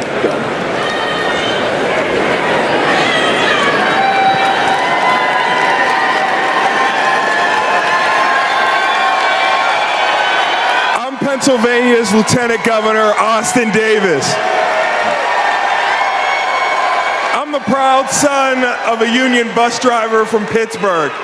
Every day, my dad would come home and tell me about how our roads and bridges were in disrepair. President Trump promised us Infrastructure Week over and over again. He really didn't care, though, and it never happened. But President Biden and Vice President Harris are on our side. They brought together Democrats and Republicans to get it done. We got I-95 in Philly fixed in less than 2 weeks. We repaired the Fern Hollow Bridge in Pittsburgh in record time.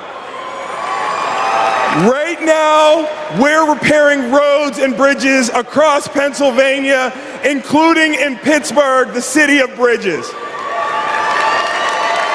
And Vice President Harris is looking forward.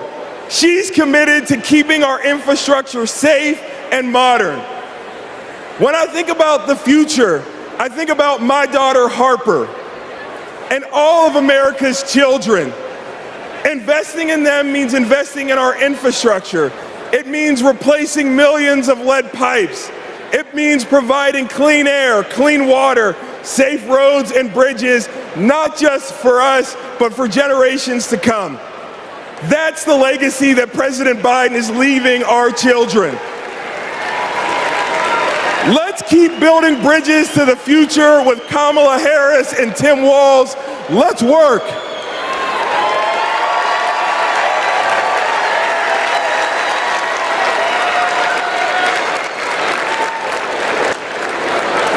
In Wisconsin, we also need leaders by our side. I'm Wisconsin's Lieutenant Governor, Sarah Rodriguez, but long before I took office, I was a registered nurse.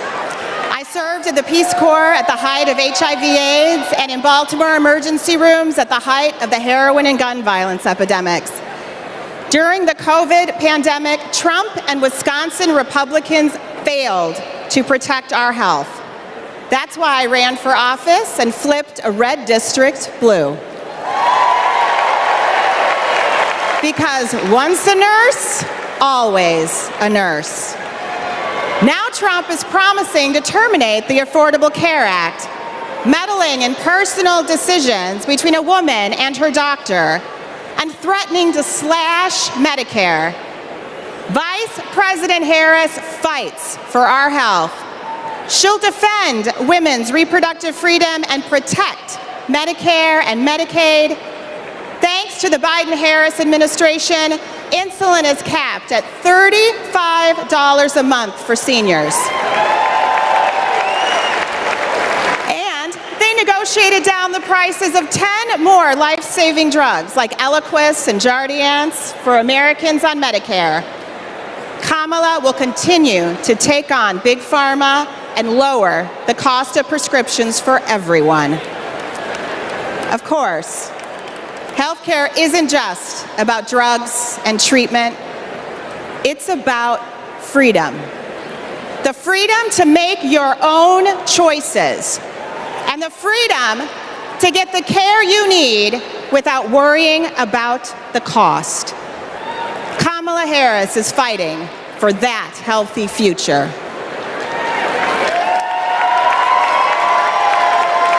Let me tell y'all about Texas leadership.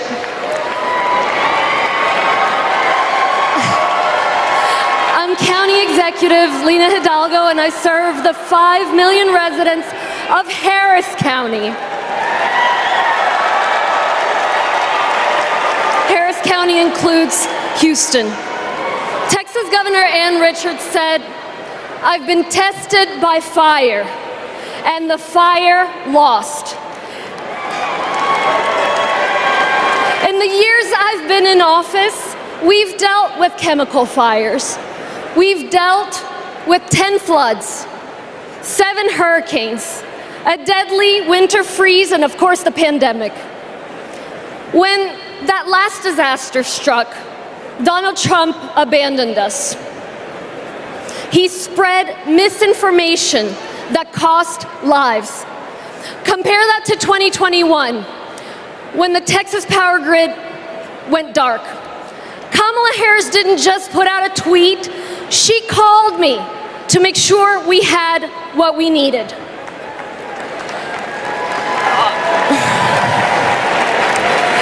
Over the years, I've learned that Kamala Harris always calls. And not only does she call, she delivers. The very week she launched her campaign, she was down in Texas with vital FEMA assistance right after Hurricane Beryl. Kamala Harris cares. She will never risk lives for the sake of politics. And she's leading the charge to protect our communities from extreme weather. The Biden-Harris administration have announced at least $1 billion to help us with just that. And Houston is thriving. We deserve leaders who acknowledge the threats, heck, the existence of climate change. We deserve tough leaders who have our backs. We deserve compassionate leaders ready to help. That's Kamala Harris and Tim Walz. I can personally attest that Kamala is a leader who has our back.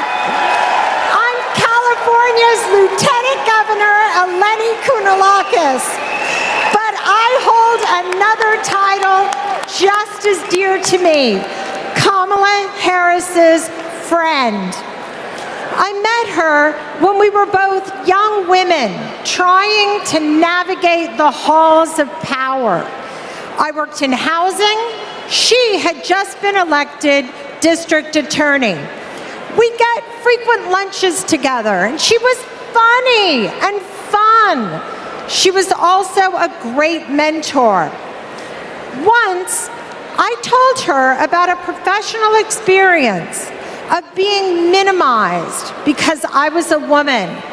She put her fork down and said, "Eleni, never let anybody make you feel small." I saw her put that creed into action. When Wall Street foreclosed on millions of homes, Washington wisdom was that $4 billion was the best you could do. Other attorneys general agreed. But because Kamala Harris grew up in a middle-class home, she knew that wasn't enough for all the working families who got screwed over. So she put her foot down and refused to settle for less. Kamala Harris won $20 billion from the big banks for California homeowners. And that's because she cares. She cares so much that if you're lucky enough to be her friend, she calls you on her birthday, and sometimes she sings to you. She called me on mine right when I had decided to run for lieutenant governor. She asked tough questions. I promised I'd follow her lead and invest in the future. Together, we shattered that glass ceiling, California, and got to work. I am so glad the country is getting to see the Kamala that I've known for decades. For Californians and Pennsylvanians, for Texans and Wisconsinites, for states red and blue and everything in between, President Biden and Vice President Harris have been investing in our future and are on our side, and we are not going back.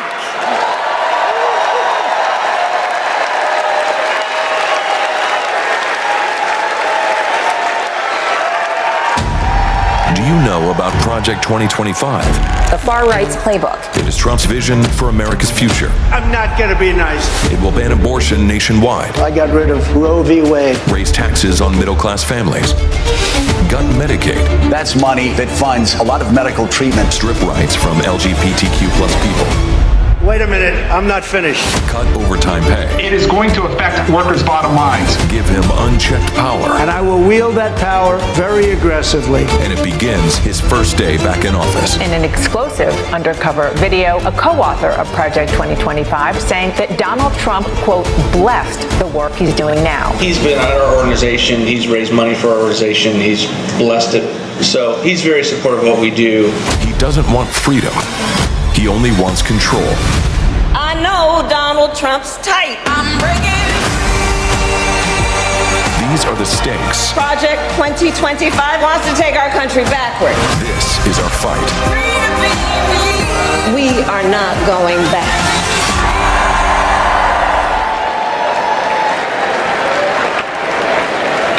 Please welcome Michigan State Senator Mallory McMorrow.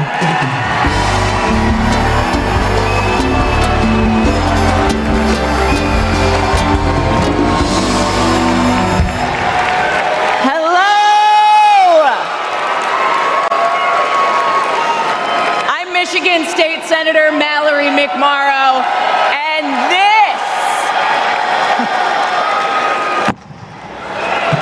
this is Project 2025.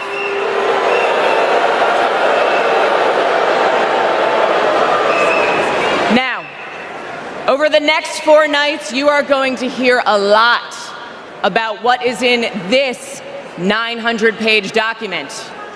Why? Because this is the Republican blueprint for a second Trump term. That's right. They went ahead and wrote down all the extreme things that Donald Trump wants to do in the next 4 years. And then they just tweeted it out, putting it out on the internet for everybody to read. So, we read it. And whatever you think it might be, it is so much worse. Tonight, I want to tell you about just one aspect of Project 2025. Its plan to turn Donald Trump into a dictator.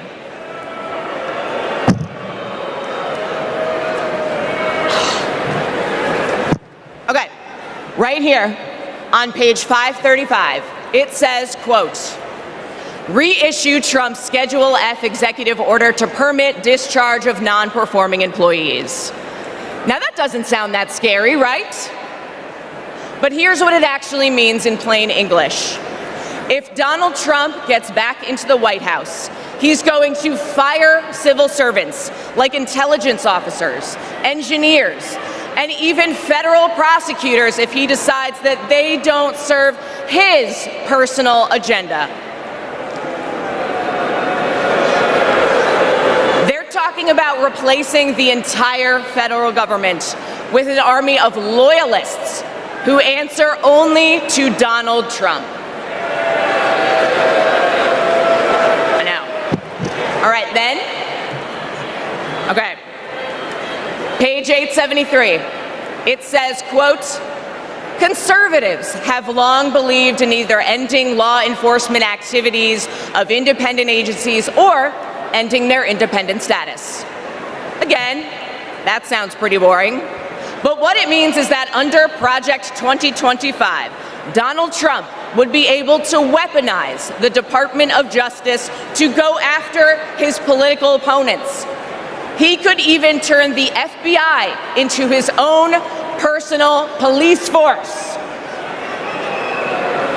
That is not how it works in America. That's how it works in dictatorships.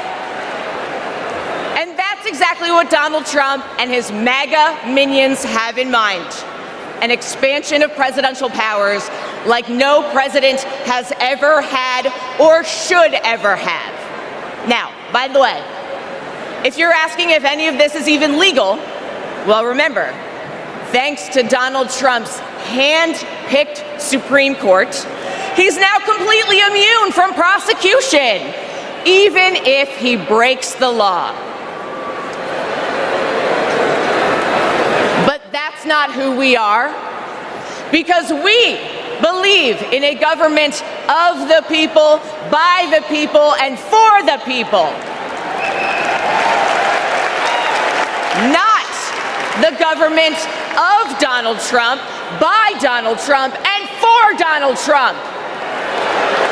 We believe in the separation of powers and the rule of law. We believe in a system built up to serve everyone, not breaking a system to serve one petty, selfish man. The truth is, there's only one way to stop him, and to stop Project 2025. How do we do it? We elect Kamala Harris this November!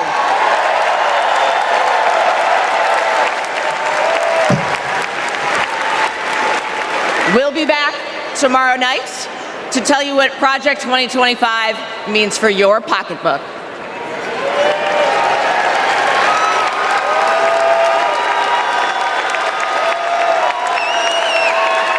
Please welcome California Senator LaFonza Butler.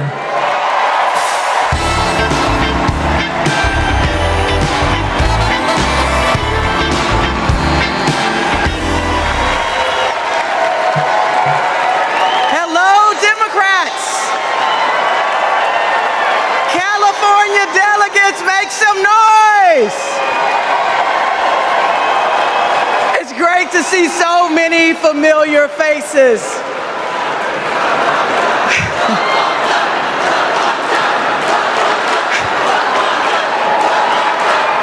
And I can't forget the state that I was born and raised in. Mississippi Democrats, let everybody hear you.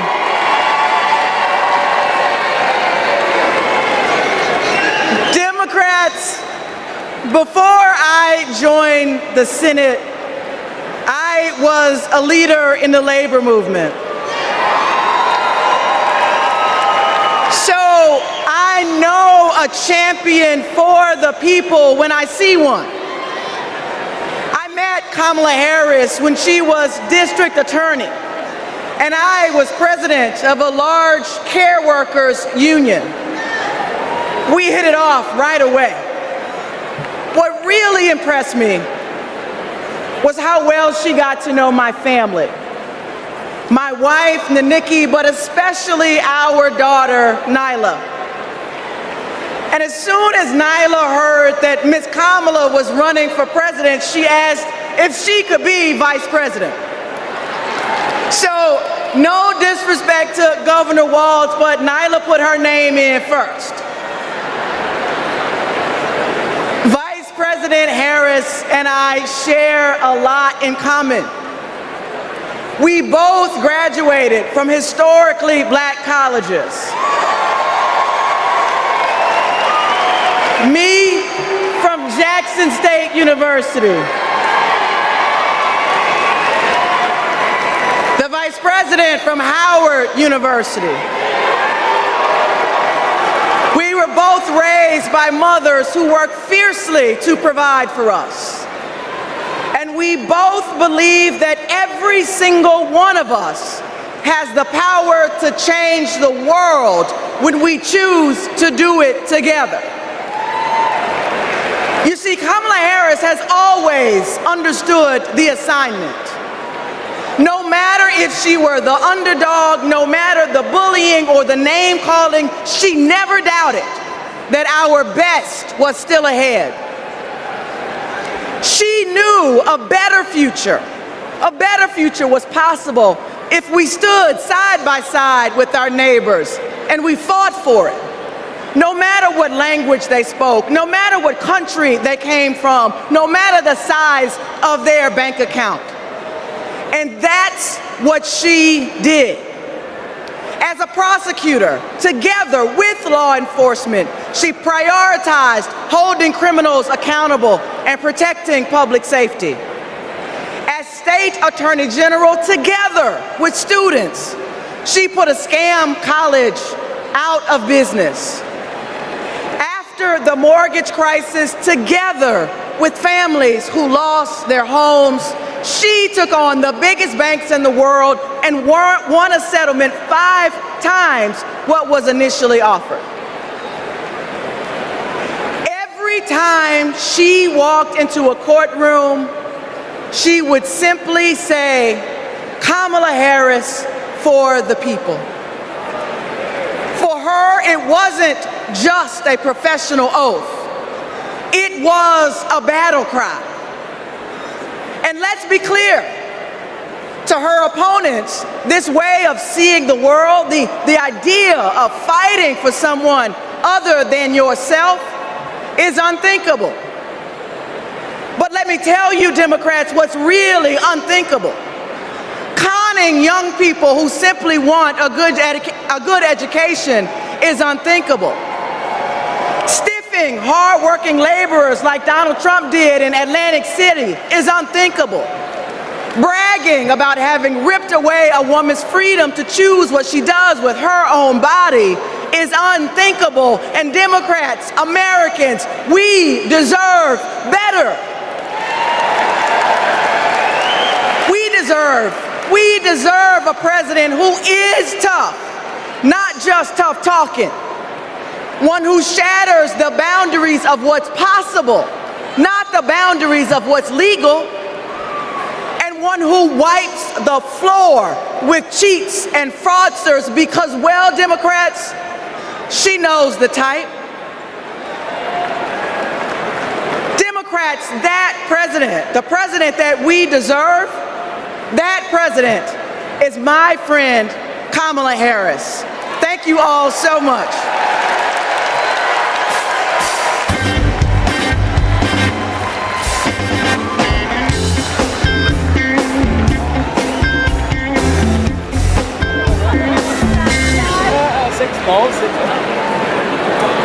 Hi, everyone. I'm Deja Fox, and I'm so excited to be here today from Arizona. That's right. That's where I was born and raised by a single mom. I was a free lunch kid, raised in public housing, and I got my health care at Planned Parenthood. Because of policies that lift people up, I walked through the gates of my dream school as a first-generation college student. People my age are making big decisions about our lives, and we deserve a president who has our back. Not some power-hungry millionaire reality TV personality who only cares about himself. We need Kamala Harris. She'll deliver a future where we can decide if and when to start a family.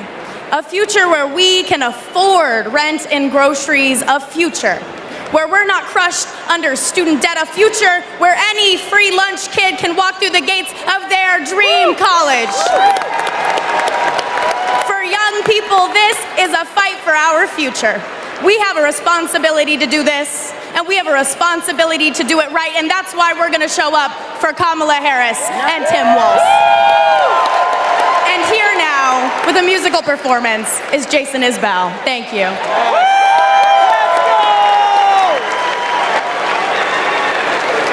When I get home from work, I'll call up all my friends and we'll go bust up something beautiful we'll have to build again. When I get home from work, I'll wrestle off my clothes and leave them right inside the front door. Nobody's home to know. You see the hammer finds the nail and the freight train's a rail. I guess I'm doing what I'm on this earth to do. I don't think why I'm here where it hurts. I'm just lucky to have the word.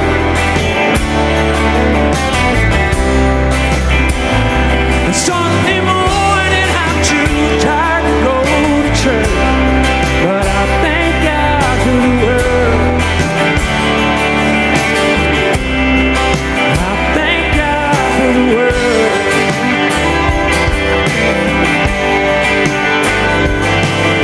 When I get my reward, my work will all be done, and I will sit back in my chair beside the Father and the Son, with no more holes to fill and no more rocks to break, no more golden boxes on the truck for someone else to say. You see the hammer finds the nail and the poor man's up to say, I guess I'm doing what I'm on this earth to do. I don't think why I'm here where it hurts. I'm just lucky to have the word.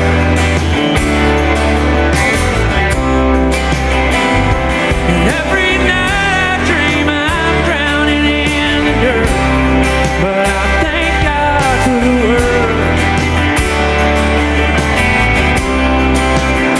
And the day will come, I'll find reason, somebody proud to love a man like me. 'Cause my back is numb, my hands are freezing, but what I'm working for is something more than free.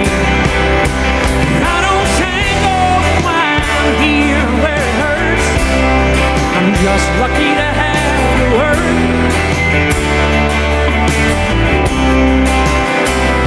Sunday morning I'm too tired to go to church, but I thank God for the word. I thank God for the word.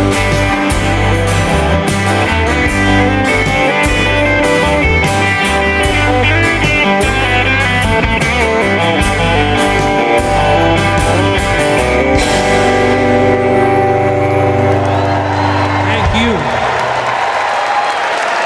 Shout out to my Alabama delegation over there. I love y'all.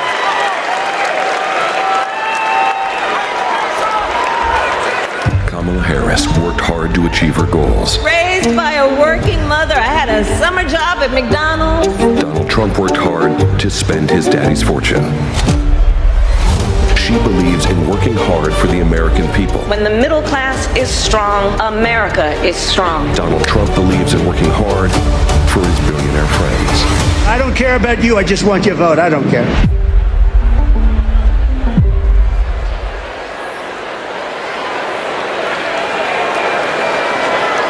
Please welcome former Rhode Island Governor Gina Raimondo.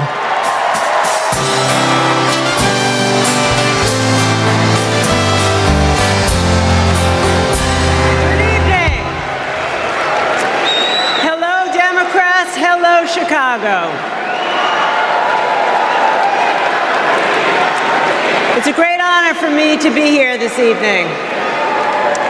You know, long before I was the governor of Rhode Island, I was a little girl growing up there in a middle-class family. My dad found his American dream in a watch factory in Providence. And that job gave him a way to provide for our family, a community for him to belong to, and so much pride. But like so many Americans in the 80s, after 25 years of his hard work, his job and the job of all of his friends was shipped overseas. You know, years later, my dad said to me, "Gina, this happened because our leaders let us down." And my father was right. The Republicans in power who pushed failed economic strategy.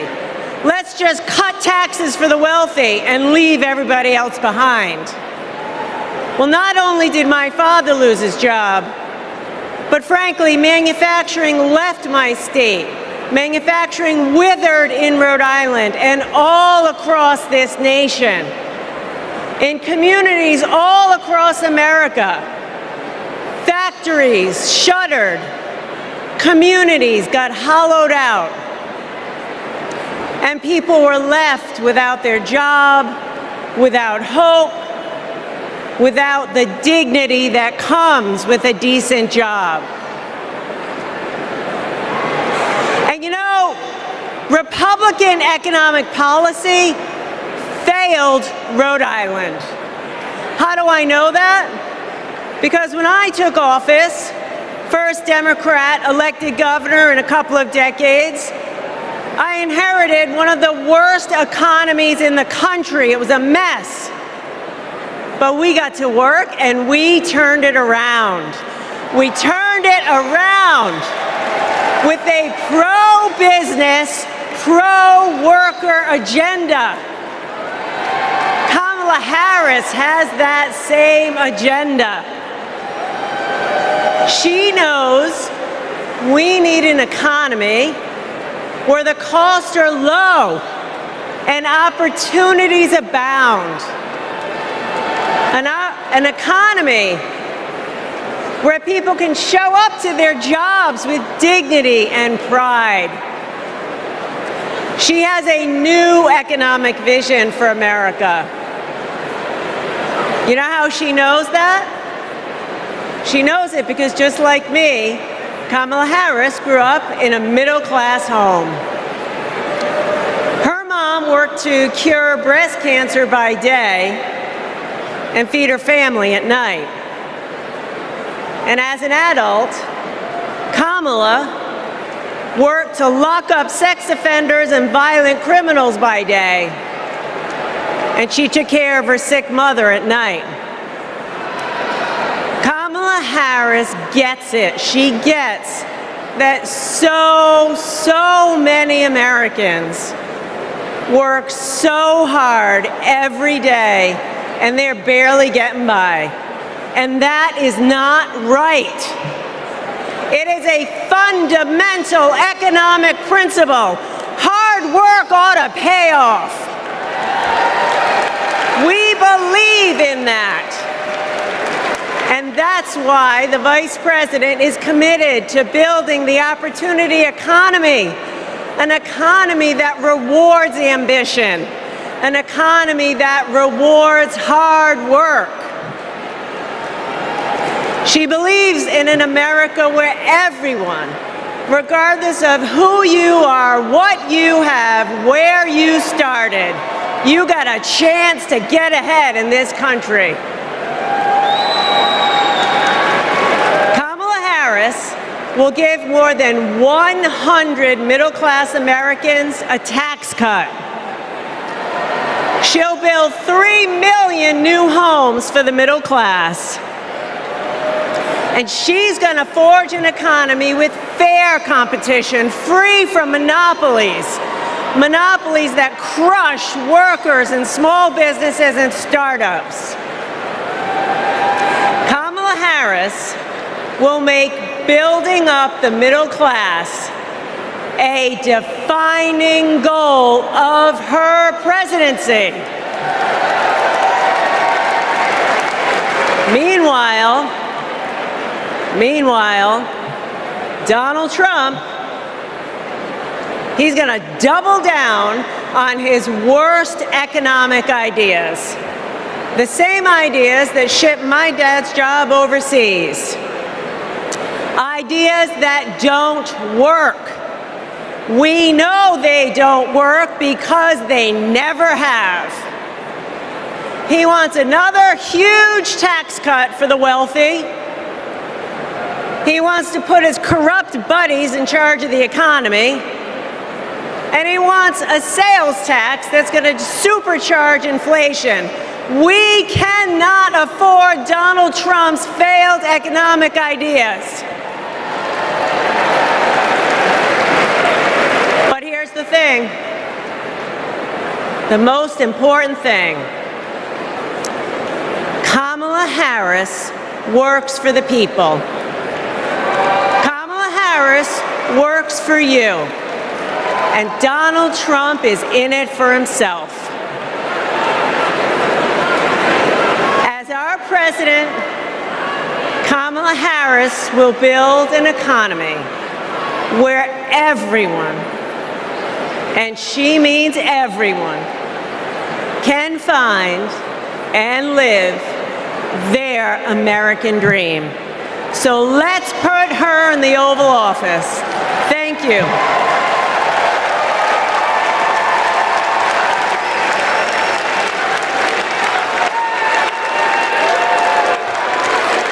Don't know why, but I feel like I am a lifelong Republican, a former Trump voter, and I will not be voting for Trump in 2024. My name is Norma. I'm from Carson, Washington, and I am a two-time Trump voter. I will not be voting for Trump this time around. I'm actually embarrassed to say that I did vote for Trump in 2016. Donald Trump has nothing but contempt for the American people, and ironically, for those who claim to be his base. He's only interested in benefiting himself personally. Everything he said he would do, he did not do. I do not trust that he can do the right thing anymore. We've seen what Donald Trump really is, and it disgusts me to my core. I don't think the man can be trusted. He talks out of both sides of his mouth. He's a very dishonest person. I hate the way he disrespects women. Voting against Trump and for Kamala Harris is the right thing to do.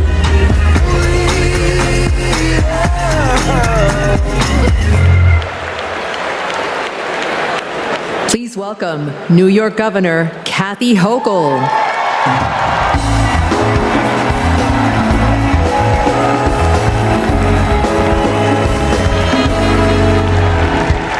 Hello, Democrats! Are you ready to elect Kamala Harris, the first president of the United States? Yes, you are. Yes, you are. Friends, like so many of us, my grandparents came from Ireland as teenagers with nothing but hope in their hearts and fire in their bellies. They built their lives in the promised land of Buffalo, New York. A union card meant good work at the steel plant. The steel plant that lifted my parents from living in a trailer to the middle class. Like other families in my blue-collar community, they believed that with hard work, they could build a better future, not just for themselves, but for those with less hope and less opportunity. I'm proud of my roots and the values I learned. Grit, determination, compassion. Kamala Harris and Tim Walz grew up with those same values. And those values have always defined the people of my state. Well, most of us anyway. Donald Trump was born a New Yorker, but ended up a fraud, a philanderer, and a felon. He wasn't raised with the New York values that I know. He never had to worry about childcare costs or groceries or rent. He never had to worry about anything or anyone but himself. Trust me, America, if you think you're tired of Donald Trump, talk to a New Yorker. We've had to deal with him for 78 long years. The fraud, the tax dodging, the sham university, the shady charities. We've seen him stiff contractors, rip off workers. He abuses women, brags about it, and then takes away their rights. And New Yorkers are sick of it.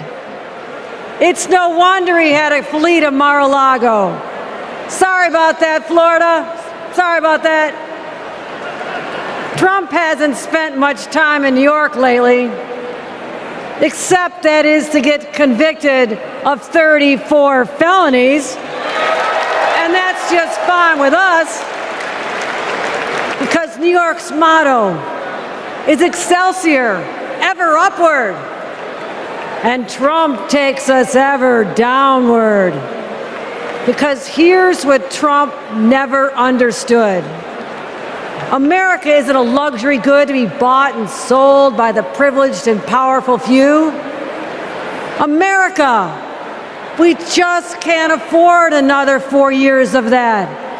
We have kids to feed, roads to build, jobs to create, real problems to solve. And we need leaders who can get it done.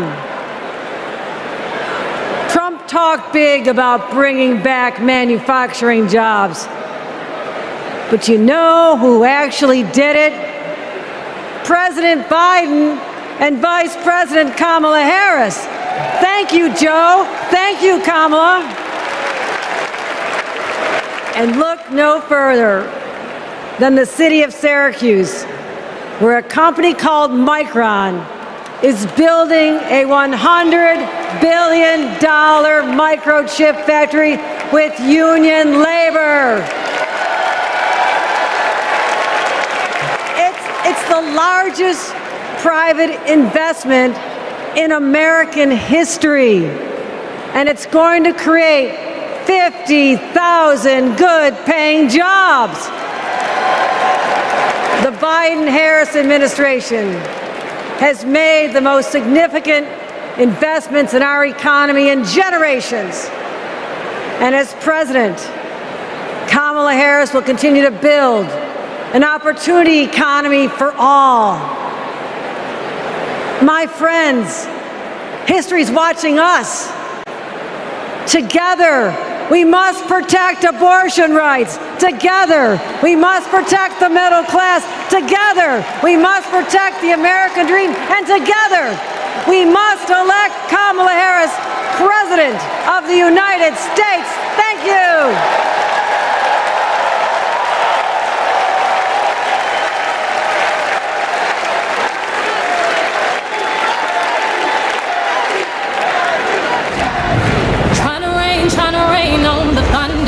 Tell the storm I'm new. I'm a walk, I'm a march on the regular, painted white flags blue. What kind of America do we want? One where we're divided, angry, depressed. Come on, we're Americans. Fascism, we conquered it. The moon, landed on it. The future, building it. Freedom? Nobody loves it more. And We fight for it. Freedom, I can't move. Freedom, cut me loose. Freedom, where are you? 'Cause I need freedom too. I break chains. Freedom from control. Won't let my freedom rot in. Freedom from extremism and fear. Extremists want to take us back, but we are not going back. I'ma keep running 'cause the winner don't quit on themselves. We go forward. That's American. And we need a leader who is for the people. Ours is a fight for the future. Kamala Harris. Protecting people from predators and big drug cartels. Holding Wall Street banks accountable. A crime perpetrated against our middle class. Standing up to dictators. And fighting for all of us. I say we fight. That's our choice. A prosecutor or a felon. Are you ready to make your voices heard?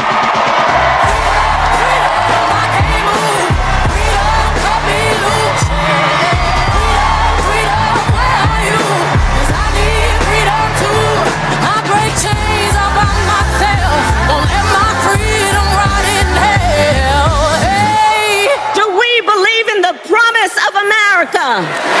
And are we ready to fight for it? I'ma keep running 'cause the winner don't quit on themselves.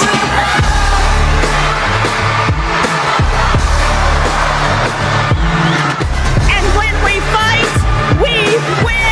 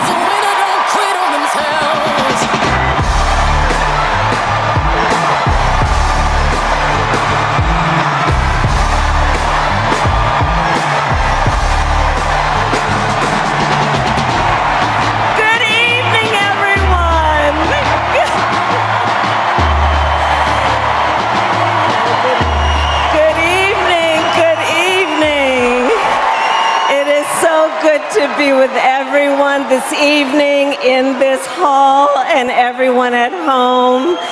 This is going to be a great week. And I want to kick us off by celebrating our incredible President Joe Biden, who will be speaking later tonight. Joe, thank you for your historic leadership, for your lifetime of service to our nation, and for all you will continue to do. We are forever grateful to you.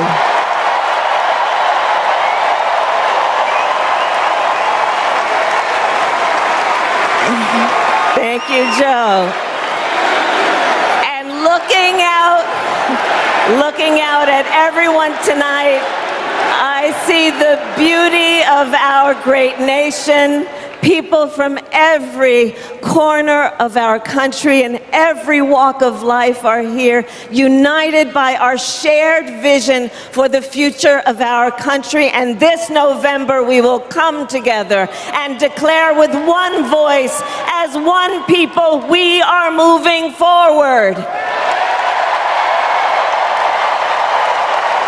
With optimism, hope, and faith, so guided by our love of country, knowing we all have so much more in common than what separates us, let us fight for the ideals we hold dear, and let us always remember, when we fight, we win.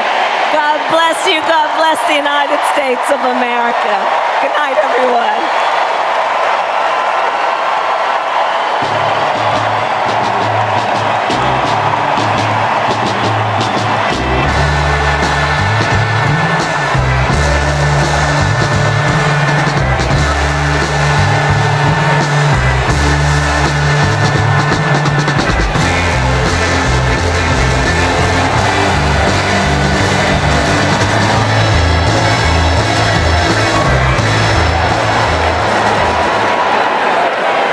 welcome actor and director Tony Goldwyn.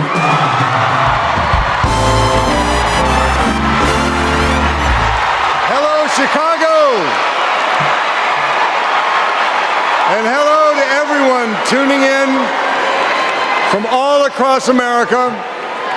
Welcome to the first night of the Democratic National Convention. Now, how was that for an opening act? I'm just saying. Now, as our Vice President just said, over the next 4 days, we will be bringing folks together from all around the country, people from every walk of life, to talk about this nation we love and about a candidate who has devoted her life to public service, who never shies away from a righteous fight, and who always stands up for the people.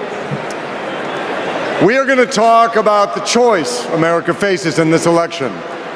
It's a choice not just between two very different candidates, but between two very different futures. We will hear from everyday Americans about what is truly at stake in this campaign. The future of our middle class, the future of reproductive rights, the future of our climate, our security, our schools, the future of our freedom, the future of our very democracy. We will see the vision of our nominee. It is a vision of stability, security, and opportunity for everyday Americans, where we continue to grow this economy by growing the middle class, and where the safety of our children, our families, and our communities are a fundamental civil right.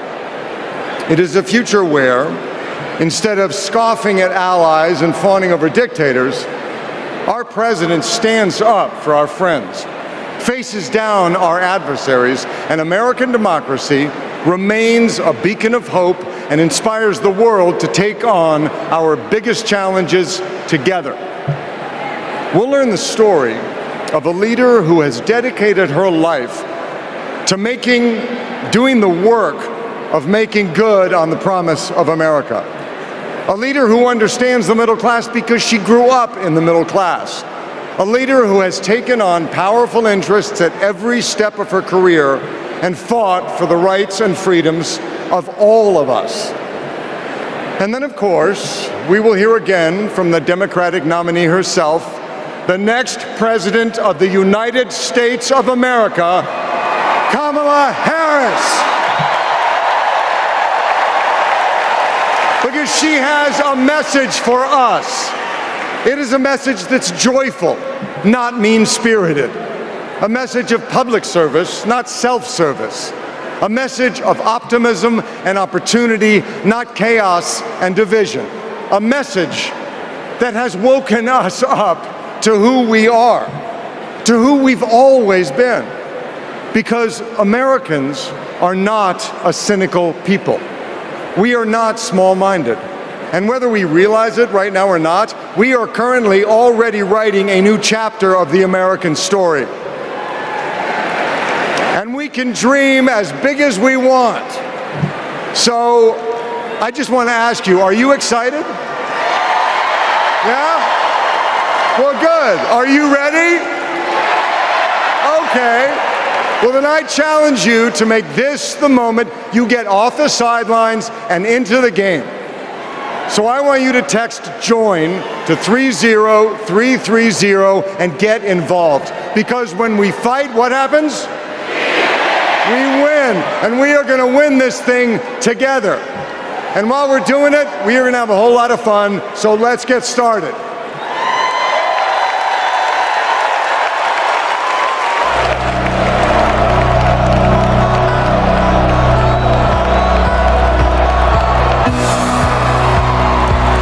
Please welcome 9-time NBA champion and coach of the 2024 Olympic gold-winning men's basketball team, Steve Kerr.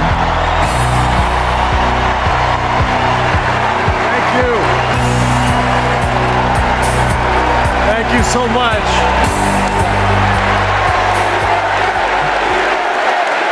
Thank you. It is so fun to be back here in the United Center. And as you guys know, a lot of good stuff has happened in this building, especially in the 90s. You young people, Google Michael Jordan and you can read all about it, okay? So there was an amazing vibe in this building back in those days, and I feel that same winning spirit here tonight. So the last time I was in a packed basketball arena was in Paris, France. 9 days ago, some of the best players on earth, 12 incredible American men, came together to win Olympic gold. And the next night, I was back in that same building watching 12 more of the best players on earth. Our incredible American women do the same thing. And I cannot think of a better metaphor for what this country is all about than the way Team USA came together at the Olympics. We had players from across our wonderful country, players who have trained and fought relentlessly, shed tears trying to beat one another throughout their careers, joining forces to wear the red, white, and blue. And when we won, the American flag raised to the rafters, the national anthem playing, gold medals draped around the necks of our players, whose hands were held over their hearts. It was the proudest moment of my life. Thank you.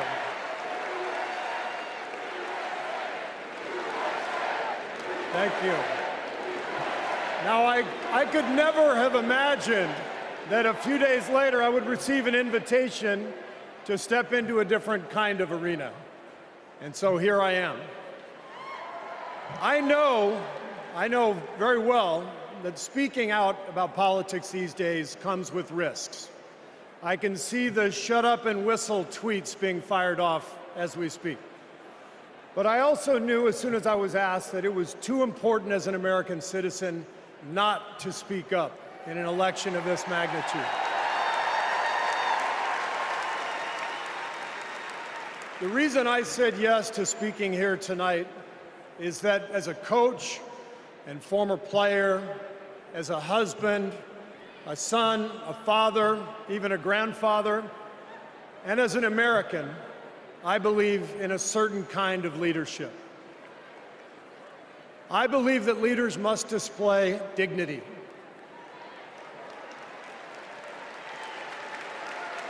I believe that leaders must tell the truth. I believe that leaders should be able to laugh at themselves. I believe leaders must care for and love the people they are leading. I believe leaders must possess knowledge and expertise, but with the full awareness that none of us has all the answers. And in fact, some of the best answers often come from members of the team. And if you look for those qualities in your friends or your boss or an employee or your child's teacher or your mayor, then shouldn't you want those same qualities in your president? And when you think about it that way, this is no contest. With Kamala Harris and Tim Walz, I see all those qualities. They have devoted their lives to serving other people. Whether Vice President Harris was defending her community in the courtroom, or Governor Walz was inspiring the next generation in the classroom, or on the field, for that matter. By the way, coach to coach, that guy's awesome. Although, I have to say, Coach Walz, way too much reliance on the blitz in '99 against Mankato East. You had a strong defensive line. I would have played more press coverage with your corners and then dropped the safeties into a Tampa 2. That's just me. Sorry. I wanted you to know how I feel every day of the NBA season, all right? But listen, the joy, the compassion, the commitment to our country that we saw at the Olympics, that is what Kamala Harris and Tim Walz have. And it is what our country needs. Leadership, real leadership. Not the kind that seeks to divide us, but the kind that recognizes and celebrates our common purpose. Think about what our team achieved with 12 Americans in Paris, putting aside rivalries to represent our country. Now imagine what we could do with all 330 million of us playing on the same team. Not as Democrats, not as Republicans, not as libertarians, but as Americans who know the greatness of this nation doesn't come from any one of us, but from each of us doing our part to build a more perfect union. That vision is what this campaign is all about. It's why I'm here tonight. And it's why I'll be getting out every day to help people get out and vote on November 5th and elect Kamala Harris and Tim Walz as the next president and vice president of the United States.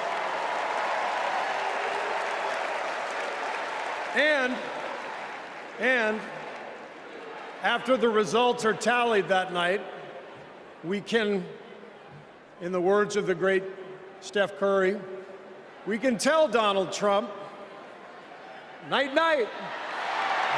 Thank you.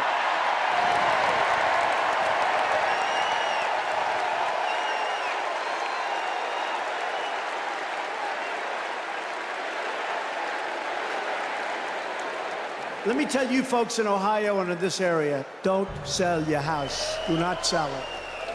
We're going to get those jobs coming back, and we're going to fill up those factories. That's what's going to happen. But Trump lied and abandoned Lordstown. This is about a community. It's going to be a big change to go somewhere else. The GM factory in Lordstown did close, putting thousands of people out of work. Because Donald Trump doesn't care about our communities. All those jobs went away, and he did nothing. He did not do one thing for those workers there. He didn't come and make promises. He came and made false promises. Kind of lost hope in everything. I don't really want to leave. But then something changed. Instead of lies and broken promises, Joe Biden and Kamala Harris got to work and brought U.S. manufacturing jobs back, including to Lordstown. Kamala will continue to have workers' backs and get the job done. American workers deserve a fighter, and that's exactly what Kamala Harris is. Do we believe in opportunity? Are we ready to fight for it?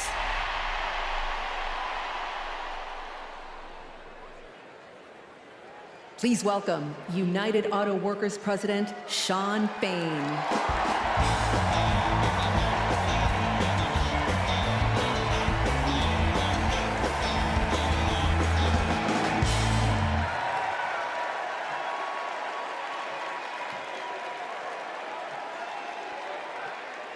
All right.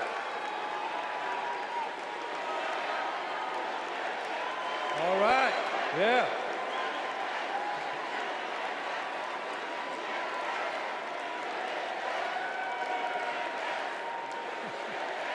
Thank you. Good evening, America, and good evening to the people that make this world move, the working class.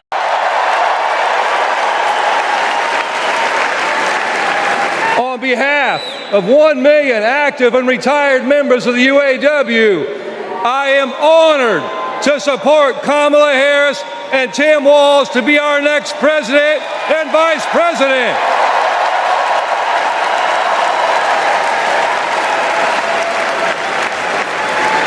And I want to say thank you to Joe Biden for making history by walking the picket line with the UAW.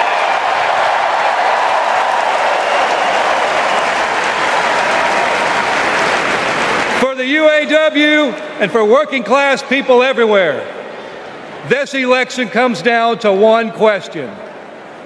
Which side are you on?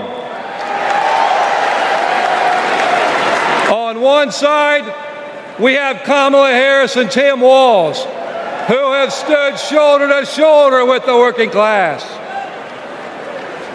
On the other side, we have Trump and Vance, two lap lapdogs for the billionaire class who only serve themselves. So for us in the labor movement, it's real simple. Kamala Harris is one of us.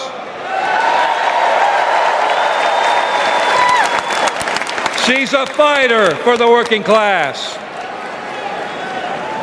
And Donald Trump is a scab.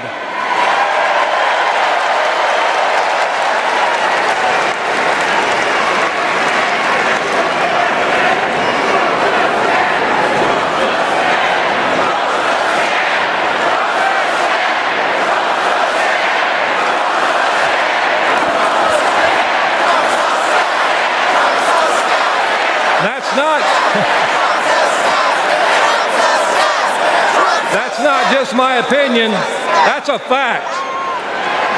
All we have to do is look at the track record. When Donald Trump was president, corporate America ran wild.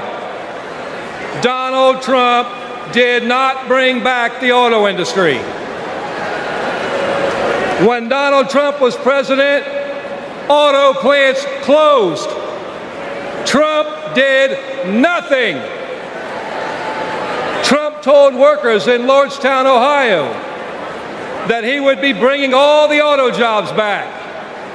And Trump did nothing.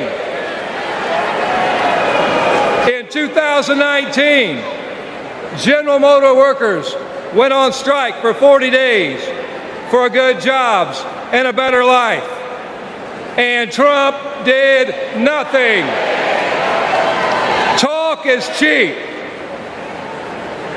But in 2019, you know who was on the picket line standing shoulder to shoulder with auto workers? I'll give you a clue. Her initials are Kamala Harris. In 2023, who helped bring jobs back to Lordstown, Ohio? Kamala Harris. And in 2024, who will stand with the working class in our fight for justice? Kamala Harris. And that's the difference. Donald Trump is all talk, and Kamala Harris walks the walk.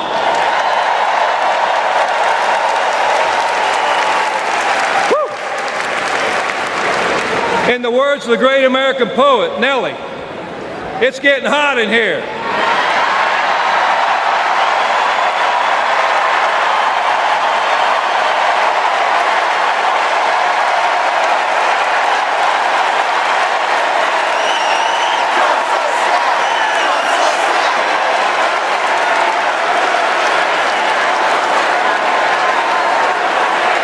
It's hot in here. It's hot in here because you're fired up and you're fed up, and the American working class is fired up and fed up. The American working class is in a fight for our lives. And if you don't believe me, just last night, blue-collar workers, the UAW members at Cornell University had to walk out on strike for a better life because they're fighting corporate greed. And our only hope is to attack corporate greed head on. Corporate greed turns blue-collar blood, sweat, and tears into Wall Street stock buybacks and CEO jackpots. It causes inflation. It hurts workers. It hurts consumers, and it hurts America. And corporate greed is alive and well in the auto industry. You know, last fall, we achieved life-changing gains in our strike at the Big Three. We even won a commitment to reopen a closed plant not too far from here. We were able to do that thanks to the support of Kamala Harris and Joe Biden and the thousands of auto workers that went on strike.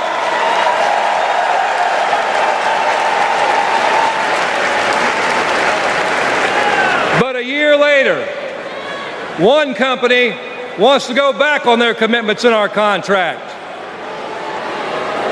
And let me be clear, Stellantis must keep the promises they made to America in our union contract. And the UAW will take whatever action necessary at Stellantis or any other corporation to stand up and hold corporate America accountable. And when the UAW stands up, we know who stands with us and who stands against us. Donald Trump laughs about firing workers who go on strike.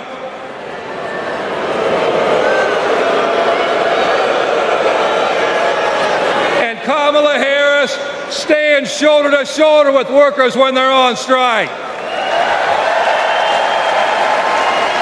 And that's the difference between Kamala Harris and Donald Trump the scab. Donald Trump the scab. Trump is pushing divide and conquer tactics of the rich. It's the oldest trick in the book. They want to blame the frustrations of working class people. They want to take those frustrations, they want to blame it on race. They want to blame it on LGBTQ plus people. They want to blame it on some destitute and desperate person at the border. They do that because they want working class people to be divided and to focus and keep the focus off the one true enemy, corporate greed.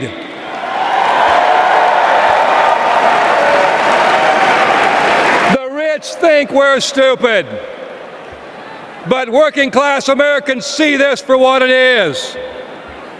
This is our generation's defining moment. So I have a question for you. Are you ready to stand up, speak up, and show up and put Kamala Harris and Tim Walz in the White House?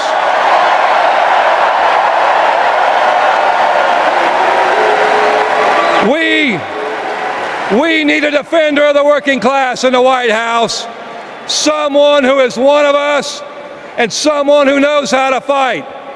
And that fighter is the next President of the United States, Kamala Harris. Thank you.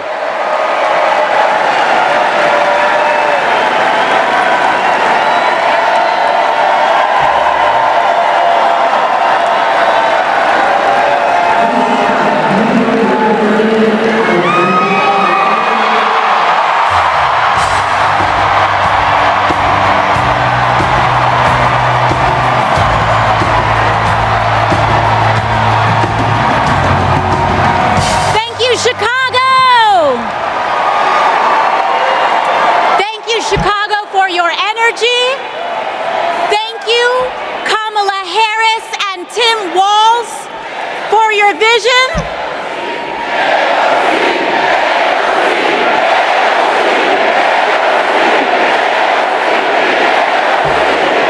Thank you.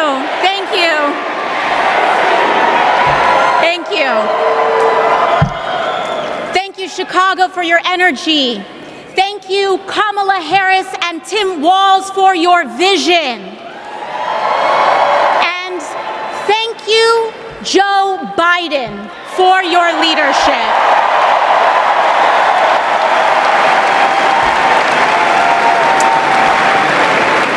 You know, 6 years ago, I was taking omelet orders as a waitress in New York City. I didn't have health insurance. My family was fighting off foreclosure, and we were struggling with bills after my dad passed away unexpectedly from cancer. Like millions of Americans, we were just looking for an honest shake. And we were tired of a cynical politics that seemed blind to the realities of working people.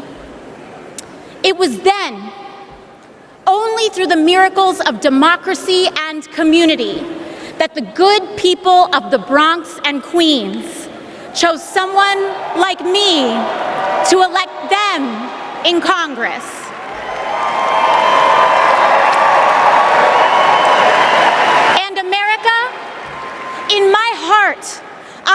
know from that same cloth of hope and aspiration, we will also elect Kamala Harris and Tim Walz as President and Vice President of the United States of America. I am here tonight because America has before us a rare and precious opportunity. In Kamala Harris, we have a chance to elect a president who is for the middle class because she is from the middle class. She understands the urgency of rent checks and groceries and prescriptions. She is as committed to our reproductive and civil rights as she is to taking on corporate greed. And she is working tirelessly to secure a ceasefire in Gaza and bringing hostages home.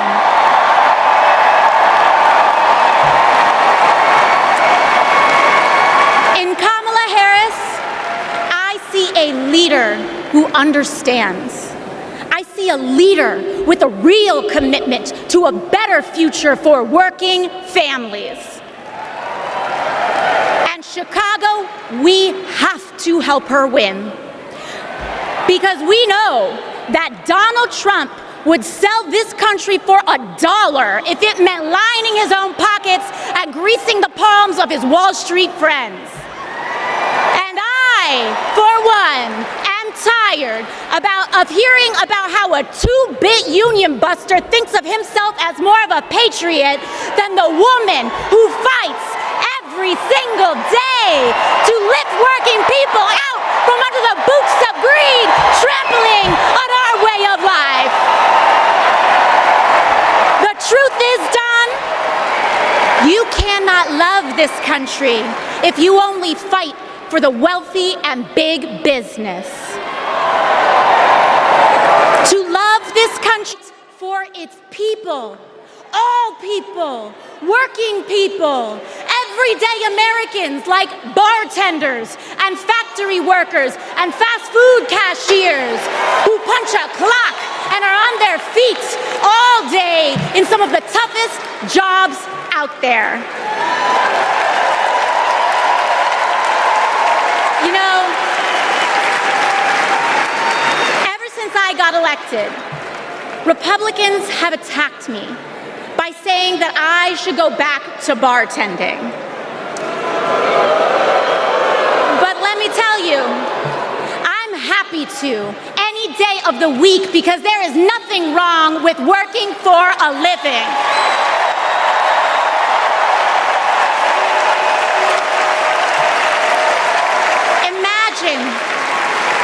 Imagine having leaders in the White House who understand that. Leaders like Kamala and Tim. But Chicago, just because the choice is clear to us does not mean that the path will be easy.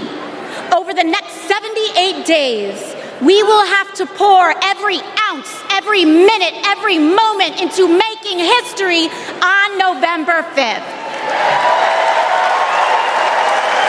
But we cannot send Kamala and Tim to the White House alone. Together, we must also elect strong Democratic majorities in the House and in the Senate so that we can deliver on an ambitious agenda for the people. Because if you are a working parent trying to afford rent and childcare, Kamala is for you. If you are a senior who had to go back to work because your retirement didn't stretch far enough, Kamala is for you. If you're an immigrant family just starting your American story, Kamala is for you.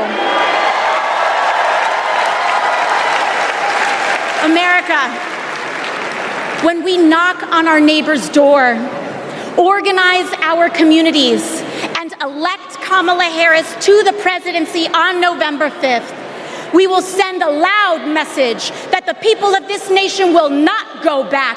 We choose a new path, an open the door to a new day, one that is for the people and by the people.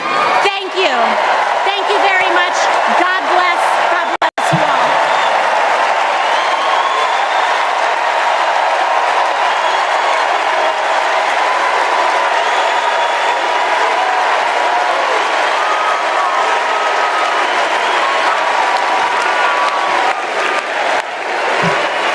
Wow.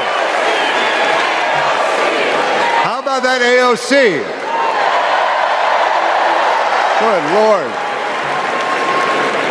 So Kamala Harris's story begins in a middle-class neighborhood in the East Bay. Yeah. In a modest apartment above a nursery school, in a close-knit community where people looked out for one another, with a mother who instilled in Kamala Harris the core principles that have defined her life in public service.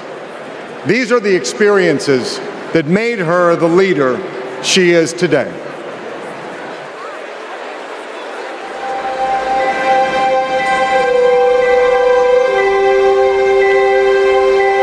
The neighborhood we grew up in was a very hardworking, middle-class, tight-knit community. Families going to church on Sunday, kids playing in the front yard. Mommy got us these bright blue matching bikes with banana seats, and we were surrounded by caring adults. This neighborhood on Bancroft Way, we've spent so much time here. Behind me is where it all began. Her mom, Shamala, rented the apartment that was above the Shelton's nursery. So in the beginning, Mrs. Shelton used to babysit the girls. Shama was a single mom. Life was not easy for them, but she loved her daughters fiercely. Kamala herself says that her mom told her that she may be the first to do many things, but to make sure that she's not the last. She's always been that kind of person, a true leader, and very protective of her friends and her family. When Kamala was all of 4 years old, her best friend in kindergarten, Stacy Johnson, got into something with another kid on the playground. This one particular day, we had made some clay art, and this one boy in our class had taken mine for whatever reason and threw it on the ground, and it shattered. So Kamala, being very protective, just jumped in front of me and stood up to him. To me, that shows the kind of person that she has always been, to stand up to the bully and to stand up for the underdog and to stand up for what is right. Kamala carries the lessons of our mother, the fighting spirit of our mother, the compassion, and I have seen it over and over again in our growing up. When we were in high school, my sister's friend, Wanda, was being molested by a family member, and Kamala just jumped in. She wanted her to come and stay with us, and Mommy said, of course. That is Kamala. She can't help herself from standing up for people and standing up for what she thinks is right. She has been that way our whole lives. Being a protector is what led her to become a prosecutor. Looking back now, I could say it was her calling.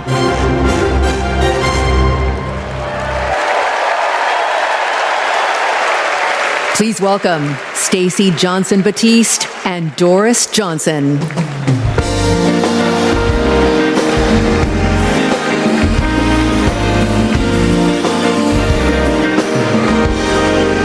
Good evening. I'm Stacey Johnson Batiste, and this is my mom, Doris Johnson. We are so excited and honored to be here with you. Kamala and I have known each other for a long time. We met at Burkwood Hedge School. We hit it off immediately and became each other's very first best friends.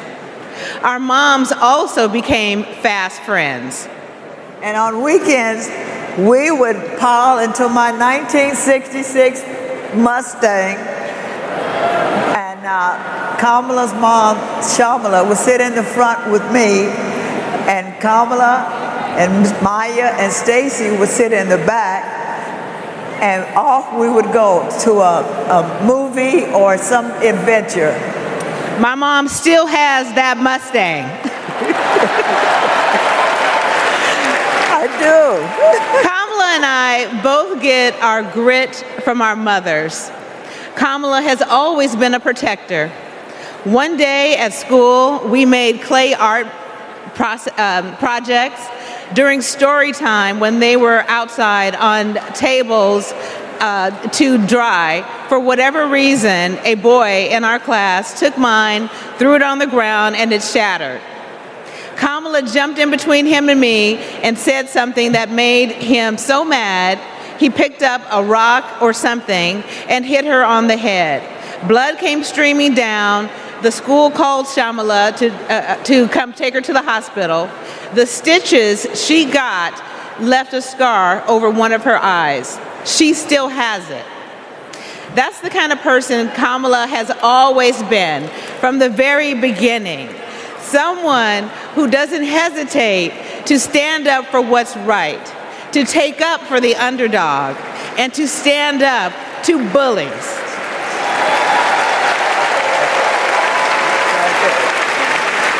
I have seen it time and again, whether the bully is an individual, a gang, or a corporation. She fights for all of us. Before we go, I know my mom has one more thing to say. Kamala, your mom would be so proud of you.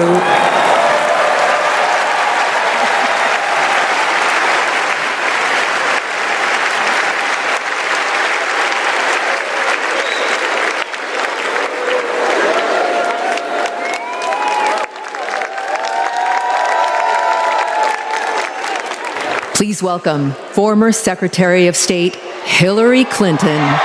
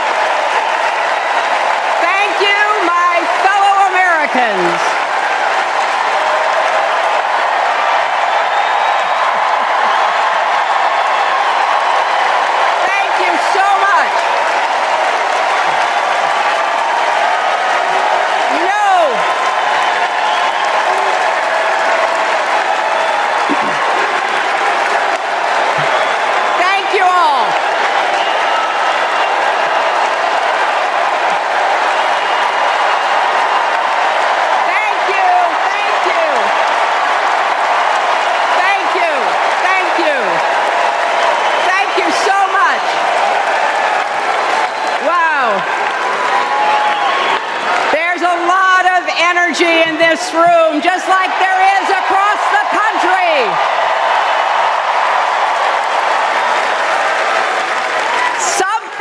Something is happening in America.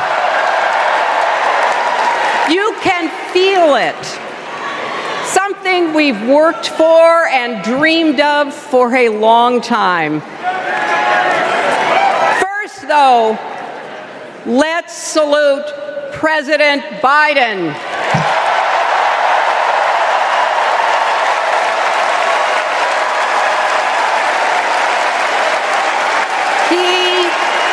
He has been democracy's champion at home and abroad. He brought dignity, decency, and competence back to the White House. And he showed what it means to be a true patriot. Thank you, Joe Biden, for your lifetime of service and leadership.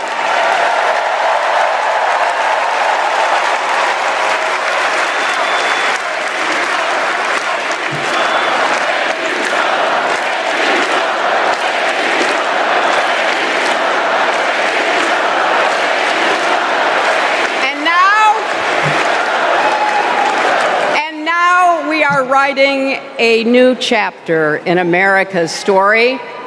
You know, my mother Dorothy was born right here in Chicago before women had the right to vote. That changed 104 years ago yesterday. Think about it. Tennessee became the final state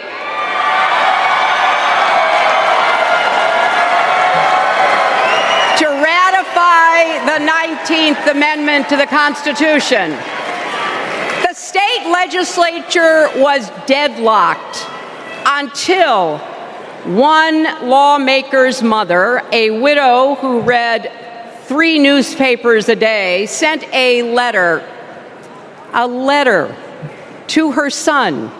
"No more delays," she wrote. "Give us the vote." And since that day, every generation has carried the torch forward. In 1972, a fearless black congresswoman named Shirley Chisholm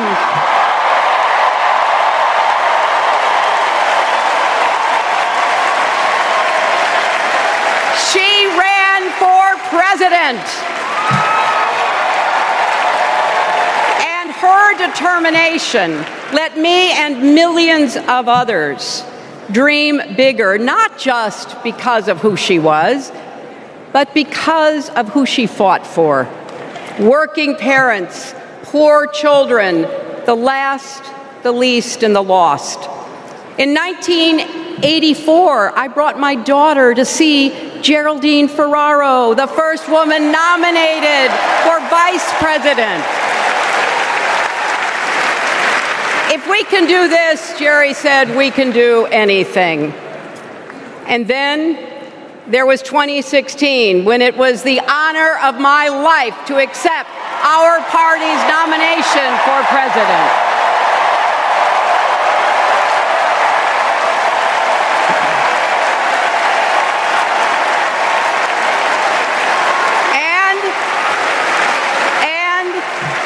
Nearly 66 million Americans voted for a future where there are no ceilings on our dreams.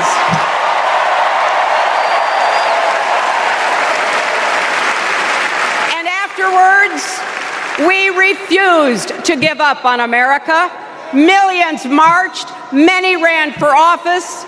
We kept our eyes on the future. Well, my friends, the future is here.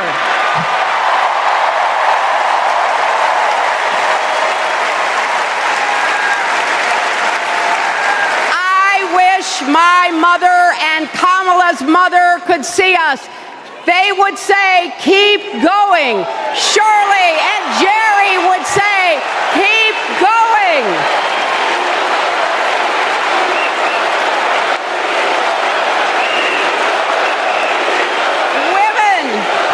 Women fighting for reproductive health care are saying, keep going. Building better lives, parents stretching to afford child care, young people struggling to pay their rent. They're all asking us to keep going. So, with faith in each other and joy in our hearts, let's send Kamala Harris and Tim Walz to the White House.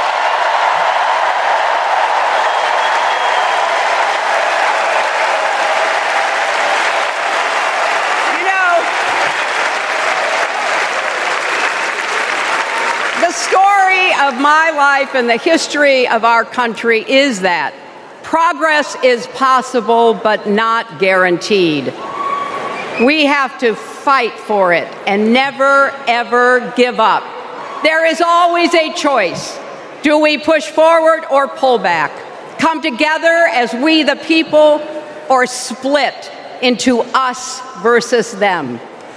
That's the choice we face in this election. Kamala has the character, experience, and vision to lead us forward.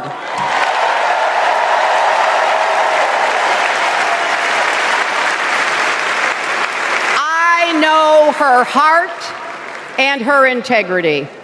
We both got our start as young lawyers, helping children who were abused and neglected.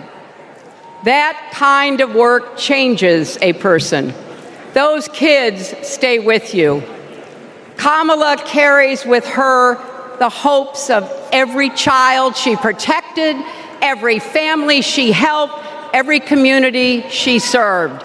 So as president, she will always have our backs, and she will be a fighter for us. She will fight to lower costs for hardworking families, open the doors wide for good-paying jobs, and yes, she will restore abortion rights nationwide.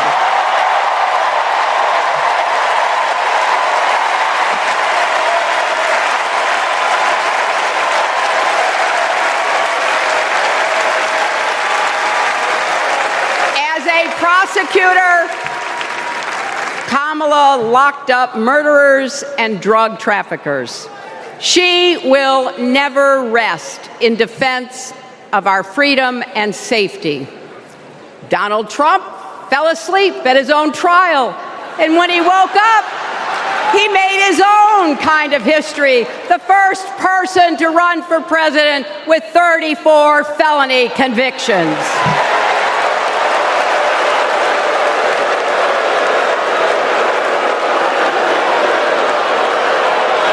As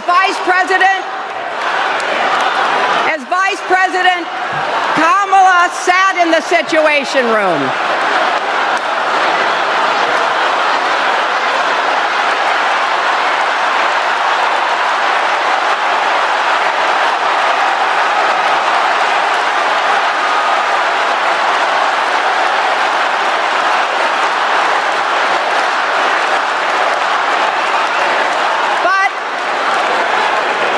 We also know, as Vice President, Kamala sat in the Situation Room and stood for America's values.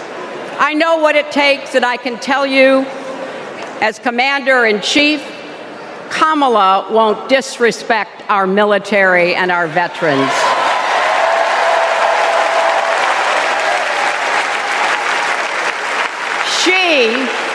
She reveres our Medal of Honor recipients. She won't be sending love letters to dictators. She will defend democracy and our Constitution and will protect America from enemies, foreign and domestic.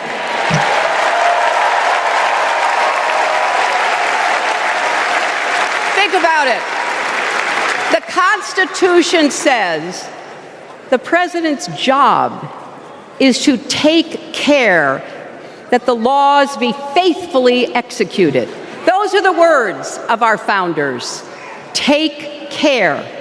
Just look at the candidates. Kamala cares about kids and families, cares about America. Donald only cares about himself. On her first day in court, Kamala said 5 words that still guide her. Kamala Harris, for the people. That is something that Donald Trump will never understand. So it is no surprise, is it, that he is lying about Kamala's record. He's mocking her name and her laugh. Sounds familiar. But we have him on the run now.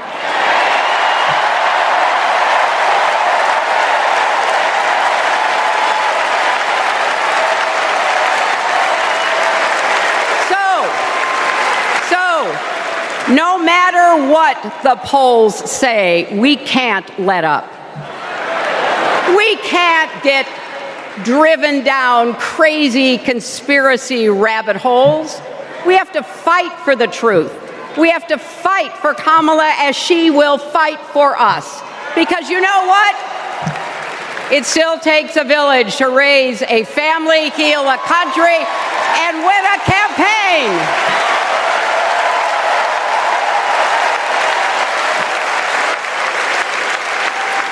America needs every one of us, our energy, our talents, our dreams. We're not just electing a president, we're uplifting our nation. We're opening the promise of America wide enough for everyone. Together, we've put a lot of cracks in the highest, hardest glass ceiling.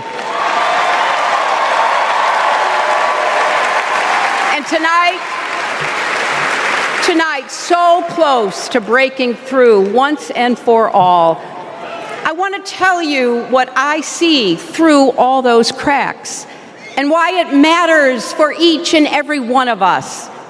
What do I see? I see freedom. I see the freedom to make our own decisions about our health, our lives, our loves, our families.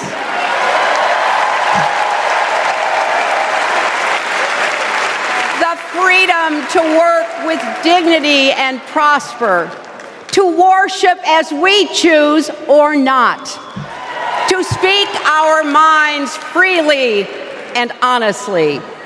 I see freedom from fear and intimidation, from violence and injustice, from chaos and corruption. I see the freedom to look our children in the eye and say, in America, you can go as far as your hard work and talent will take you, and mean it. And you know what? On the other side of that glass ceiling is Kamala Harris raising her hand and taking the oath of office as our 47th President of the United States.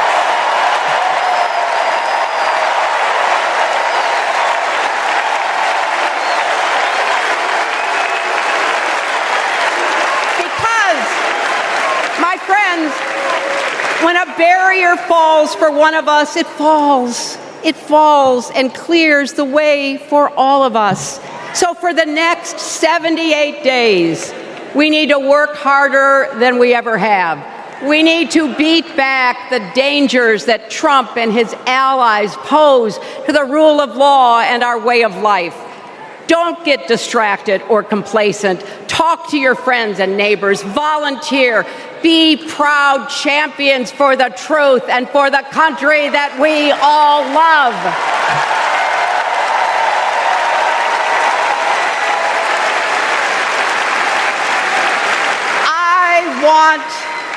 I want my grandchildren and their grandchildren to know I was here at this moment, that we were here, and that we were with Kamala Harris every step of the way.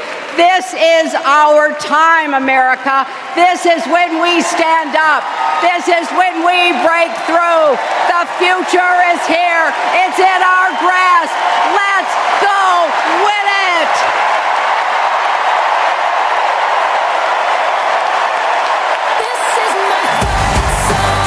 Take back my life song, prove I'm alright.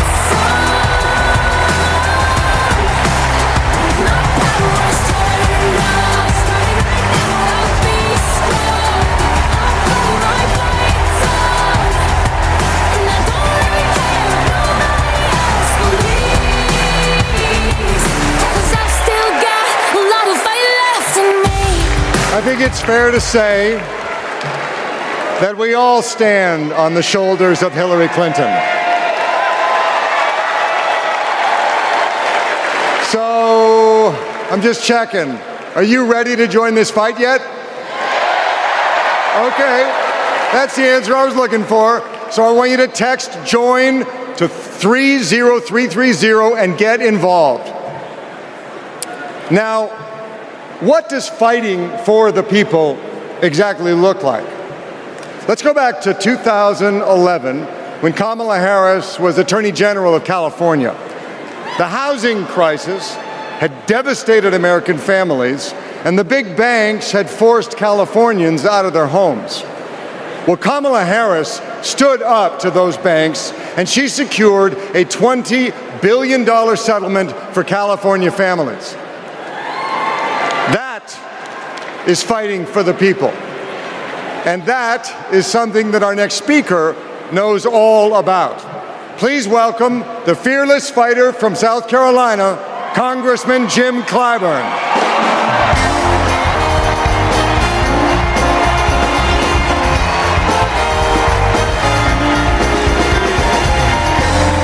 Thank you. Thank you, thank you, thank you. Thank you. Thank you. Thank you. Thank you and good evening.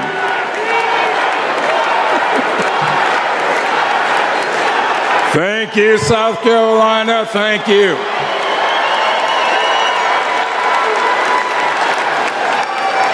Years ago, Americans were experiencing high anxieties and great uncertainties. A deadly virus raged, schools closed, businesses shuttered. Donald Trump mismanaged the crisis from day one, looking out for himself instead of the country. The American people responded to the crisis in leadership by electing new leaders. Thanks to Joe Biden and Kamala Harris, we reopened our schools, brought back our businesses, and restored our faith in the American can-do spirit. Thanks to Joe and Kamala, we reduced the price of prescription drugs, repaired roads and bridges, and replaced lead pipes. Thanks to Joe and Kamala, we are honoring our heroes in uniform and expanded benefits to over 1 million veterans. Thanks to Joe and Kamala, Make It in America is no longer just a slogan, but a movement that is bringing millions of manufacturing jobs back to America. For President Biden's lifetime of achievement in service of his country, we owe him a great debt of gratitude.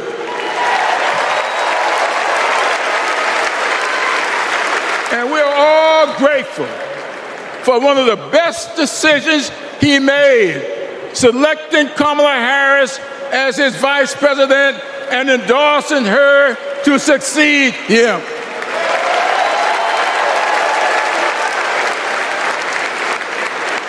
I often say that we are but the sum of our experiences. In the introduction to my memoir, I wrote, "All my experiences have not been pleasant, but I consider all of them to be blessings." So has been the case with Kamala. Her experiences have prepared her for this moment.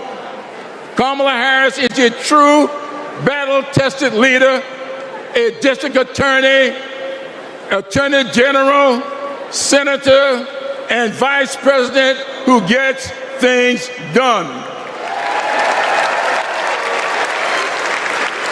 While Donald Trump has been bragging about how he overturned Roe, Kamala has been fiercely advocating for the restoration of reproduction freedoms. While Trump has been looking out for himself and his billionaire buddies, Kamala has been fighting to lower costs for all Americans.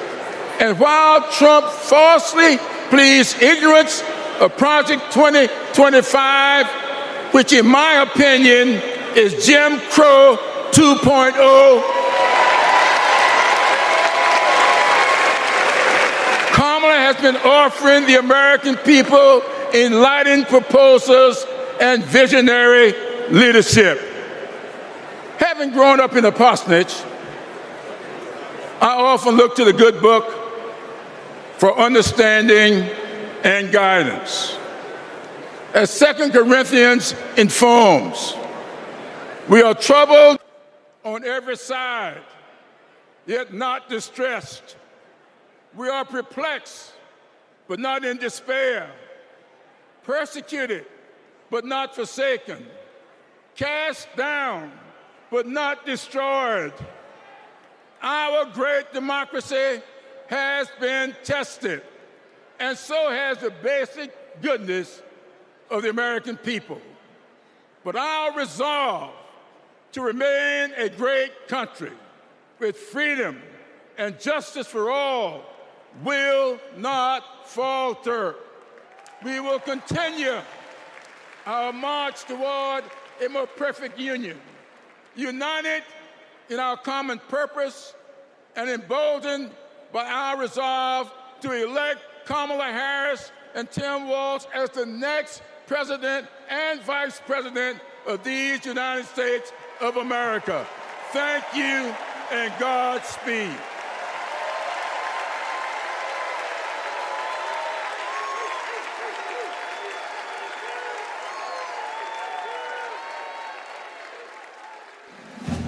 In the criminal justice system, the people are represented by two separate yet equally important groups: the police who investigate crime and the district attorneys who prosecute the offenders. This is the story of Donald Trump. His entire life, Trump has believed he's above the law, that no one would ever dare hold him accountable. He lies, he rips off workers, he sexually abuses women. And when you're a star, they let you do it. You can do anything. He cheats in business.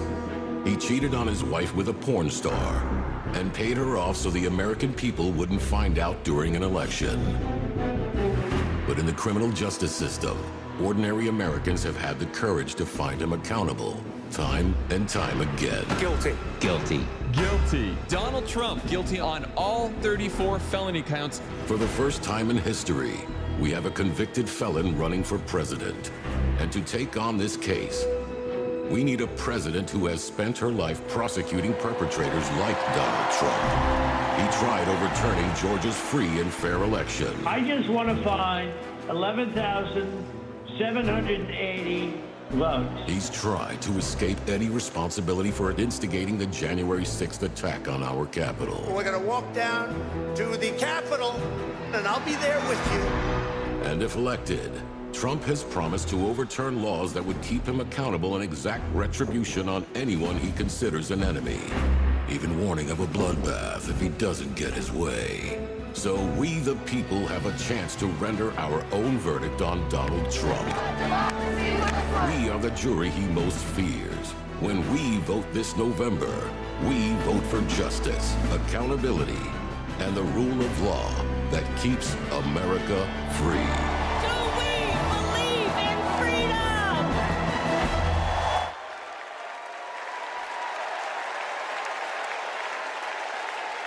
Please welcome Maryland Representative Jamie Raskin.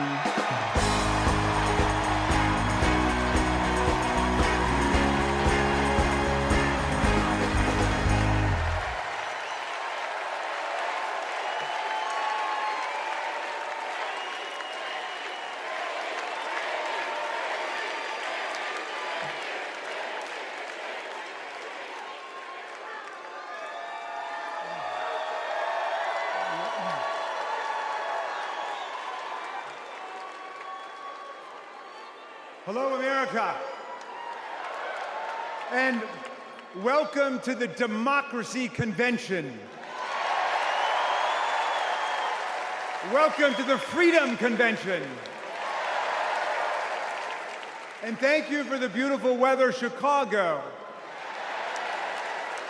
It's been a little rough on Capitol Hill, where it's not just the heat, it's the stupidity. Now, we meet in this great city tonight where Abraham Lincoln was nominated in 1860 to save the Union from fanatical insurrectionists, and where Franklin D. Roosevelt was renominated by Democrats in 1940 to defeat fascist dictators. Now, we fight in our time to defend our freedom and our democracy against the banana Republicans who have converted Lincoln's party into a dangerous cult of personality.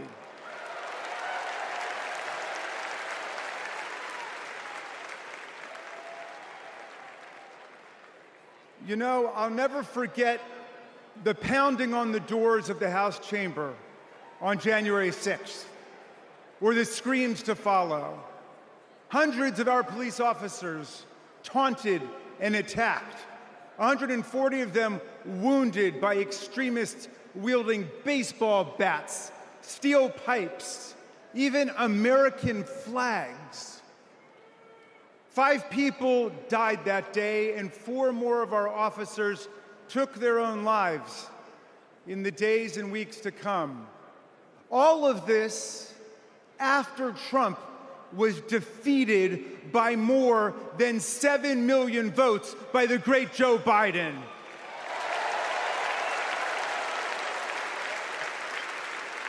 It was after 80 judges rejected every ridiculous claim raised by this sore loser who does not know how to take no for an answer from American voters, American courts, or American women.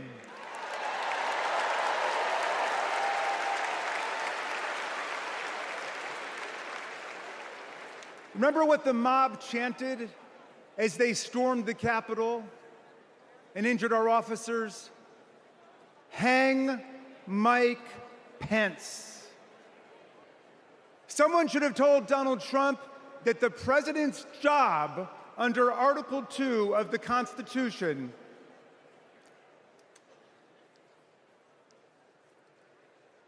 Someone should have told Donald Trump that the president's job under Article 2 of the Constitution is to take care that the laws are faithfully executed, not that the vice president is executed.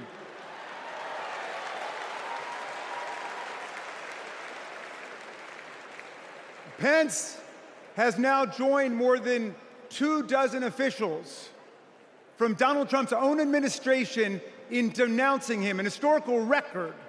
And Pence is the first vice president in more than 2 centuries not to support the president he served with in a general election. And by the way, J.D. Vance, do you understand why there was a sudden job opening for running mate on the GOP ticket? They tried to kill your predecessor. They tried to kill him because he would not follow Trump's plan to destroy and nullify the votes of millions of Americans. Your votes, Pennsylvania. Your votes, Michigan. Your votes, Georgia, Nevada, Arizona. Are we going to go back to the days of election suppression and violent insurrection?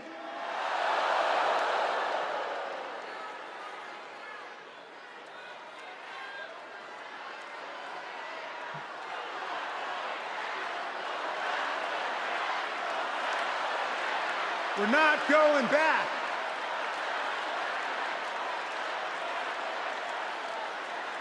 Well, look, 1 week after that beautiful day, as Trump calls it, the Republicans, 10 Republicans, joined all of the Democrats to impeach Trump for the worst high crime and misdemeanor ever committed by a president, inciting insurrection against our own Constitution. Make no mistake, a man who uses fraud, theft, and violence to take power will commit any crime to keep it. And now Trump's promising to pardon hundreds of his fellow criminal convicts and insurrectionists.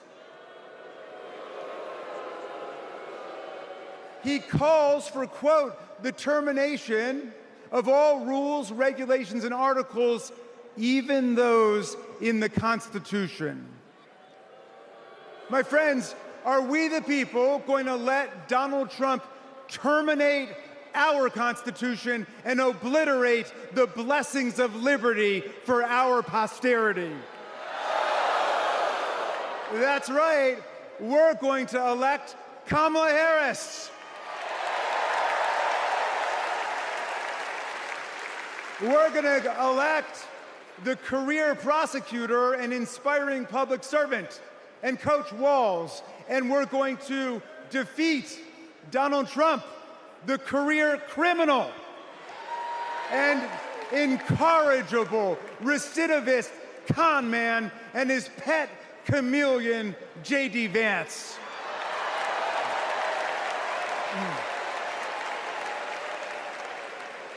And America, let's make it a landslide so big that Donald Trump and his kangaroo court Supreme Court justices cannot even try to steal it.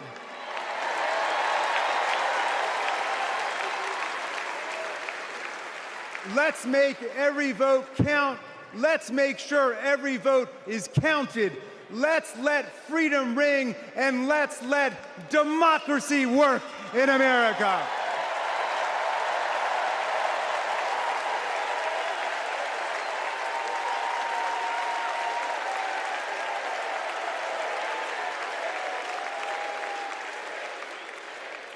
Please welcome Texas Representative Jasmine Crockett.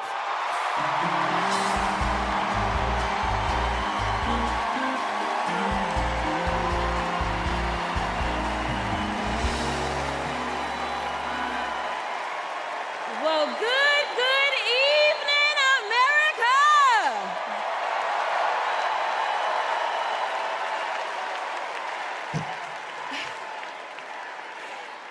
On November 5th, our nation will hire a president, a commander-in-chief, and leader of the free world.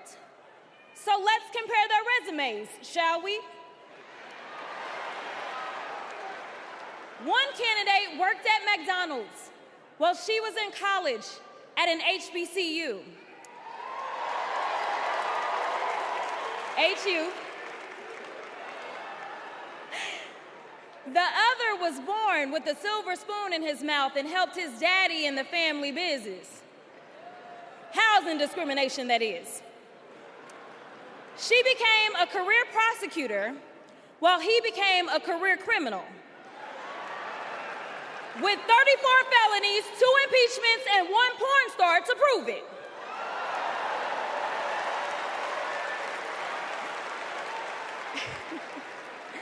Her entire career as an elected district attorney, attorney general, and senator, she's always worked for one client, the people.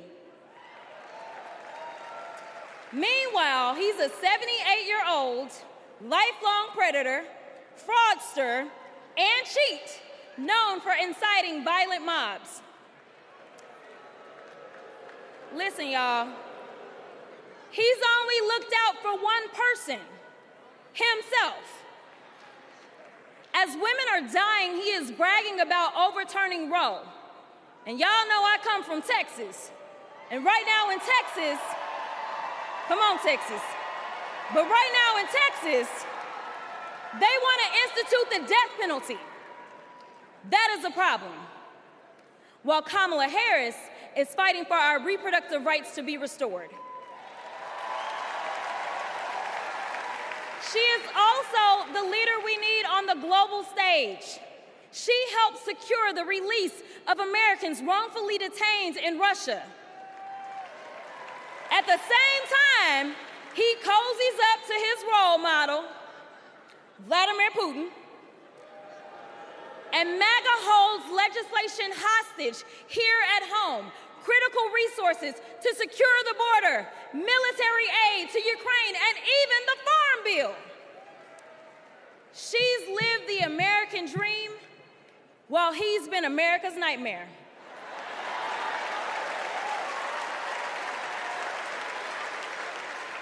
America, looking at the two choices before you, who would you hire? Donald Trump or Kamala Harris?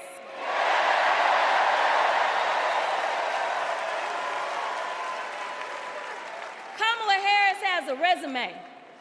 Donald Trump has a rap sheet.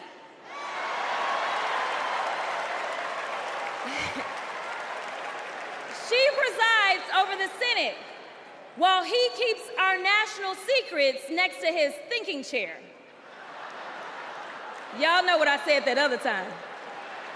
In Mar-a-Lago. Well, Donald Trump wants to put our 1787 Constitution through his Project 2025 paper shredder and make every day January 6th, Kamala Harris is fighting to fulfill the promise of America. In the real world, this wouldn't even be close. But this election is. Don't make a mistake. We are the underdogs in this fight, even though there is only one person qualified, only one person who's done the work, and who has delivered the results. And she needs you. She needs your one vote this November. Can we count on you?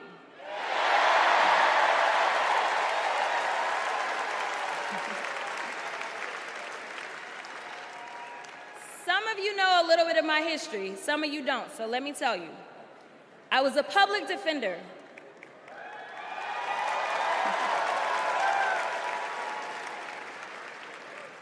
I did criminal defense as well as practiced civil rights law for almost 2 decades. I know a good prosecutor when I see one. Kamala Harris is the kind of prosecutor we long for in the cases like those of Breonna Taylor. Yeah. She was the first attorney general in the nation to order that her officers wear body cams, and she started the Back on Track program to reduce recidivism.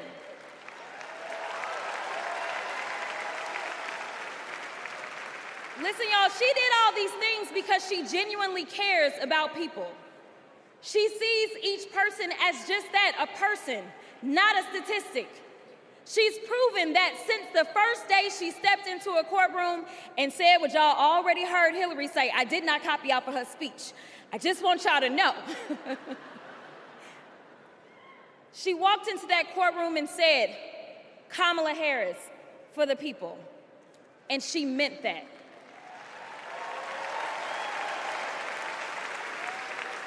Many of you know her credentials, but what I love about Kamala Harris goes beyond her resume, is that she sees the humanity in everyone.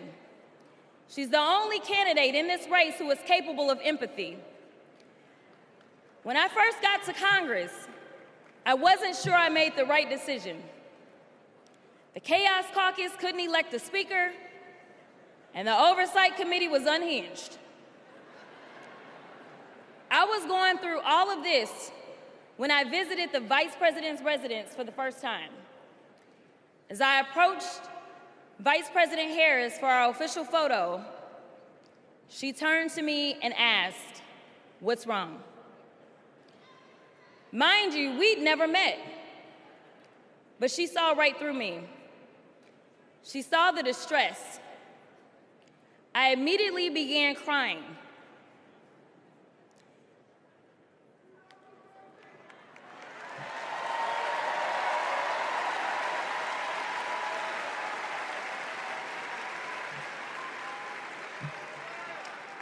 and the most powerful woman in the world wipe my tears and listen.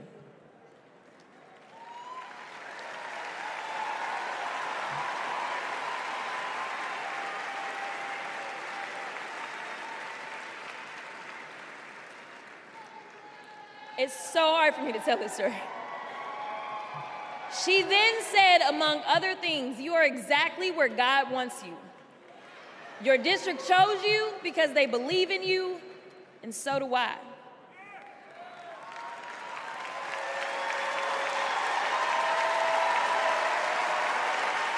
Okay, I'm gonna stop. Okay. The next month, I went viral for the first of many times to come for hitting Republicans with a dose of their own medicine. That brief but impactful interaction gave me my legislative legs, and I've been running ever since.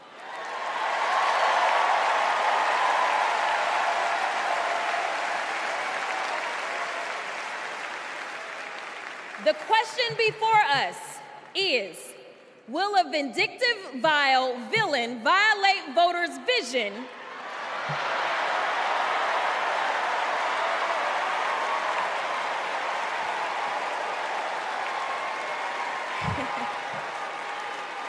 for a better America or not? I hear alliterations are back in style. We deserve better. We deserve a president who can be a bright light in a sea of darkness. One who will pull us forward, because we won't go back. Amanda Gorman said it best: "There's always light if only we are brave enough to see it, if only we are brave enough to be it." Kamala Harris showed me that light. And America, when she is our president, together we will shine as that beacon of hope and freedom around the world once more. God bless y'all.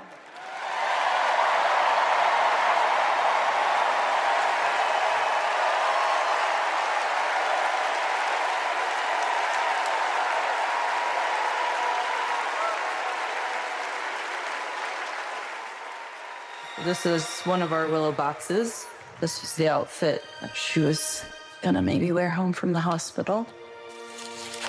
There's her little... the blanket that she was in.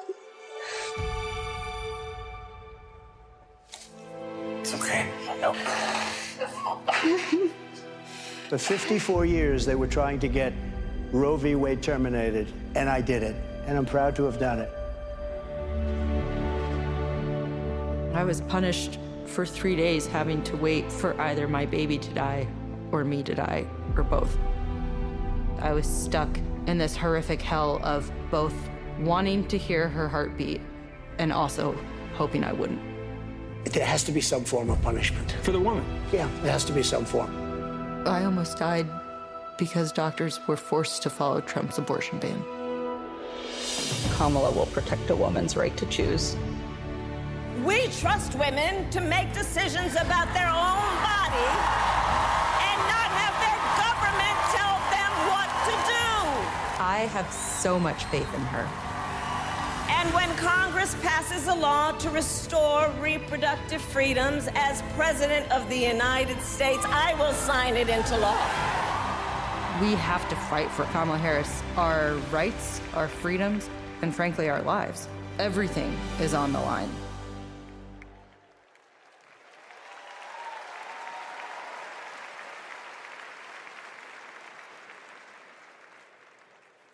When you're expecting a baby, packing for the hospital should be a joyful moment.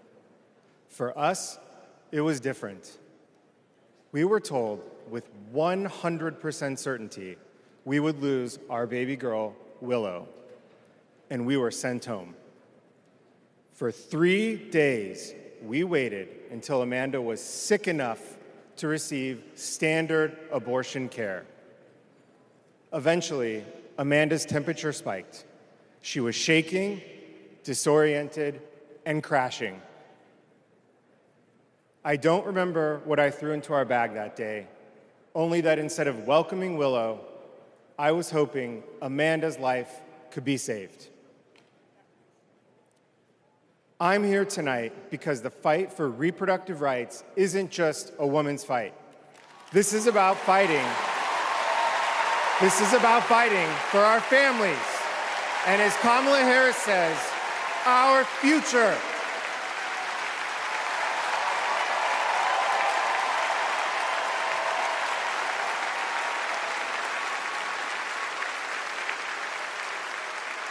Every time I share our story, my heart breaks. For the baby girl we wanted desperately, for the doctors and nurses who couldn't help me deliver her safely, for Josh, who feared he would lose me too. But I was lucky. I lived. So I'll continue sharing our story, standing with women and families across the country. Today, because of Donald Trump, more than 1 in 3 women of reproductive age in America lives under an abortion ban. A second Trump term would rip away even more of our rights. Passing a national abortion ban, letting states monitor pregnancies and prosecute doctors, restricting birth control and fertility treatments. We cannot let that happen. We need to vote as if lives depend on it, because they do.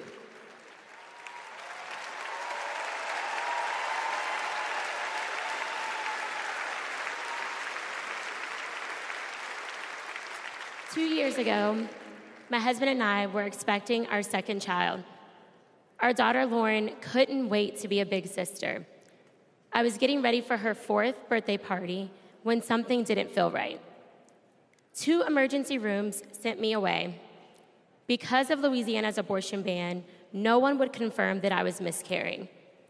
I was in pain, bleeding so much my husband feared for my life. No woman should experience what I endured, but too many have. They write to me saying, "What happened to you happened to me." Sometimes they're miscarrying, scared to tell anyone, even their doctors. Our daughters deserve better. America deserves better.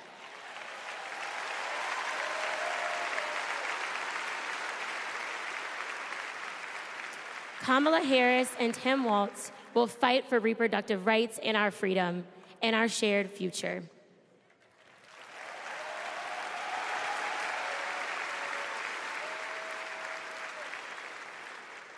Growing up, I was an all-American girl. Varsity soccer captain, cheerleading captain, homecoming queen, and survivor.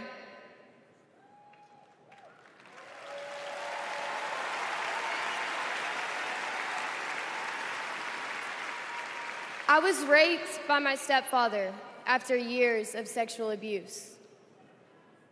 At age 12, I took my first pregnancy test, and it was positive. That was the first time I was ever told, "You have options." I can't imagine not having a choice. But today, that's the reality for many women and girls across the country because of Donald Trump's abortion bans. He calls it a beautiful thing. What is so beautiful about a child having to carry her parent's child? There are other survivors out there who have no options. And I want you to know that we see you. We hear you.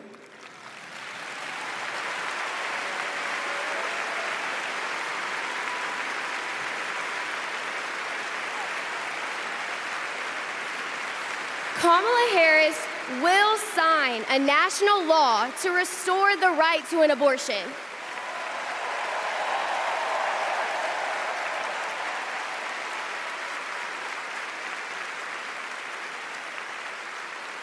She will fight for every woman and every girl, even those who are not fighting for her.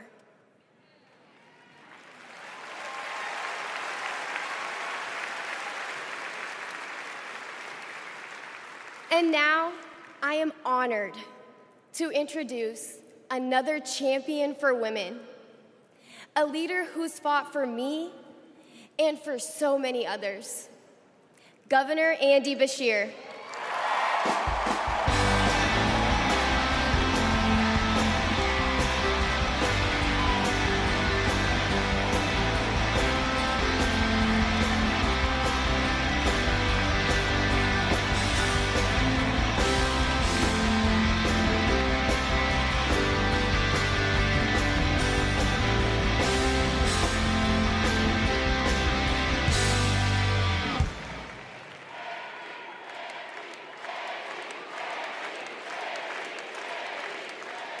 Hadley Duvall is one of the bravest people I've ever met.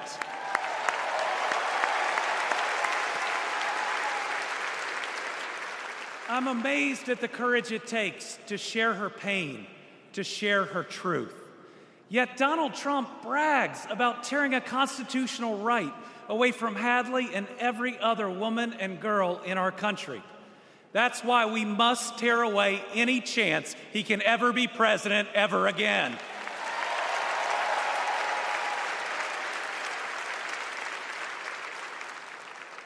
In 21 states, Trump's actions have resulted in extreme bans on abortion in my state, even in cases of rape, incest, and non-viable pregnancies. That leaves 12-year-old girls like Hadley with no options. That fails any test of humanity, any test of basic decency, any test of whether you have any underlying empathy. Thankfully, this extremism is being soundly rejected all over our country.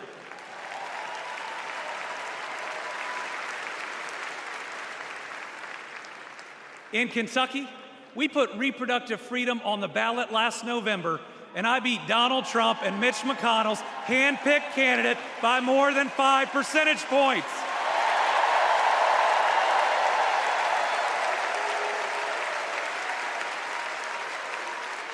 This November, we're going to beat them again. Elect Kamala Harris and Tim Walz and protect reproductive freedom. Folks, Donald Trump appointed the Supreme Court justices who got us into this mess. His Project 2025 goes even further. Here's the thing. Trump and Vance simply don't believe in your freedom. Trump says people are absolutely thrilled that women had their basic rights eliminated. J.D. Vance says women should stay in violent marriages and that pregnancies resulting from rape are simply inconvenient. Their policies give rapists more rights than their victims. That's not inconvenient, it's just plain wrong.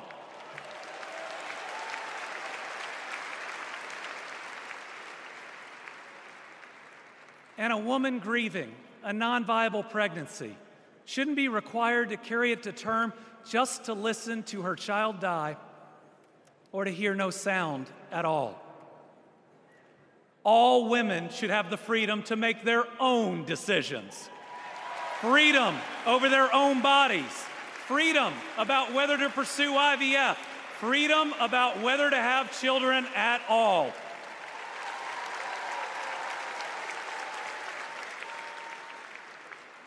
How we treat people transcends party lines.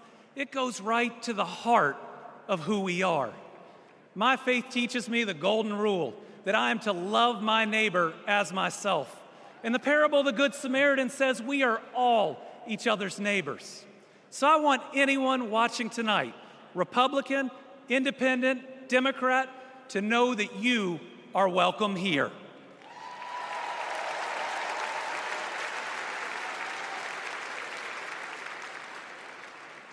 We believe in America where we live out our values, end anger politics once and for all, and move beyond this us versus them by remembering we are all Americans.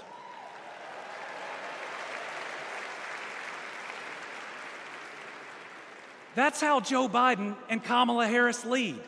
They both called to ask how they could help Kentucky in recovering from natural disasters. They helped us improve our roads, our bridges, and invested in our people.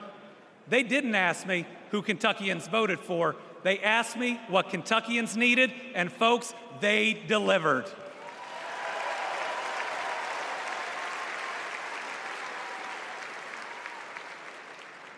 Kamala Harris gets it. She knows we must move beyond anger, extremism, and division, that everyone has dignity and deserves respect. America, we're going to win.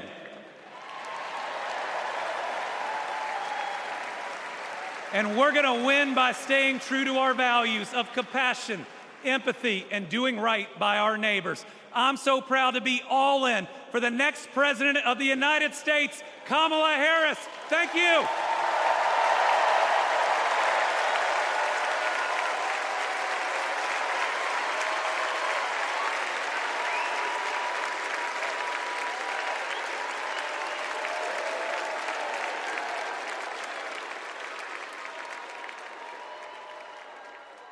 Please welcome Georgia Senator Raphael Warnock.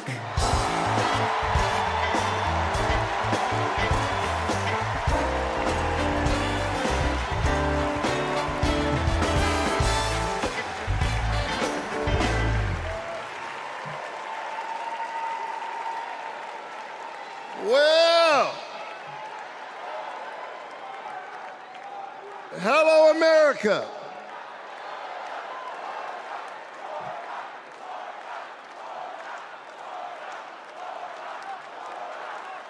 Thank you so very much.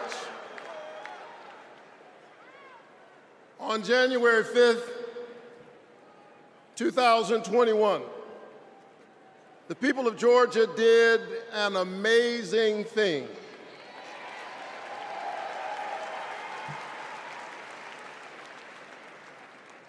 They sent a black kid who grew up in public housing and the Jewish son of an immigrant to the United States Senate in one fell swoop.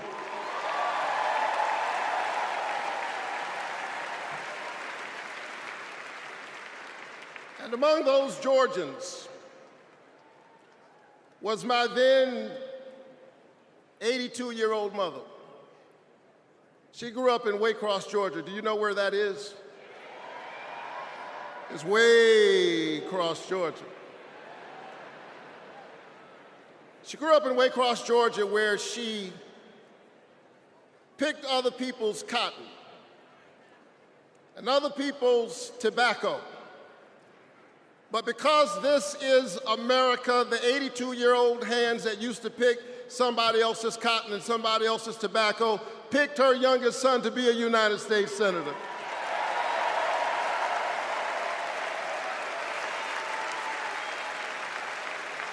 This is my America. Thank you, Mom. Thank you, Georgia. Thank you, America, for raising your voice and using your vote. A vote is a kind of prayer for the world we desire for ourselves and for our children, and our prayers are stronger when we pray together. And so together we flipped the Senate, held the House, and we sent Joe Biden and Kamala Harris to the White House. Together we vaccinated our citizens, we fortified our cities and our towns, and we stood by our small businesses together we set out to heal the land. A nation besieged by a deadly pandemic and beset by the awful and divisive rhetoric of a man too small for the office entrusted him or the task set before him.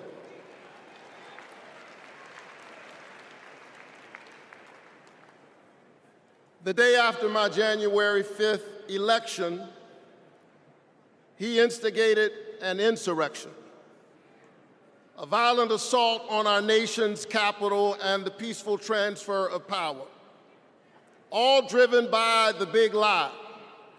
But behind the big lie was an even bigger lie. It is the lie that this increasingly diverse American electorate does not get to determine the future of the country. The lie and the logic of January 6th is a sickness.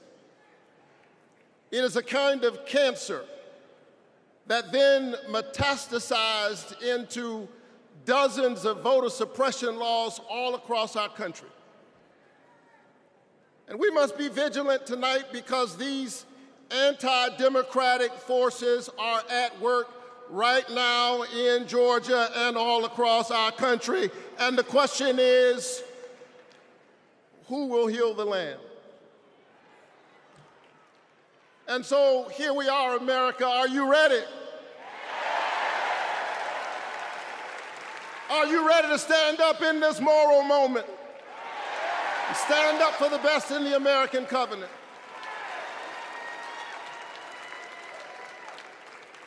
Elections are about the character of a country. And we must decide, again, we are the latest generation of Americans who get to decide what kind of country we want to be. And we must choose between the promise of January 5th and the peril of January 6th. A nation that embraces all of us or just some of us. Donald Trump's America is the America of January 6th. People who have no vision traffic in division. He does not know how to lead us, and so he wants to divide us. America, make no mistake, Donald Trump is a plague on the American conscience.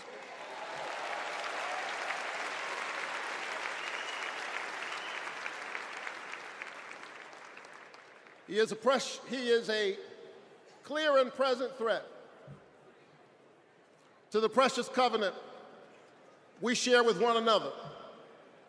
And yes, I saw him holding the Bible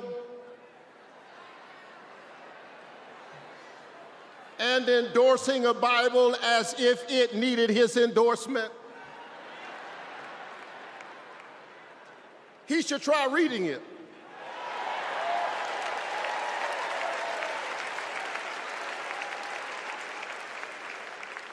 It says, do justice, love kindness, and walk humbly with your God. He should try reading it. It says, love your neighbor as yourself. It says, inasmuch as you've done it unto the least of these, you have done it also unto me.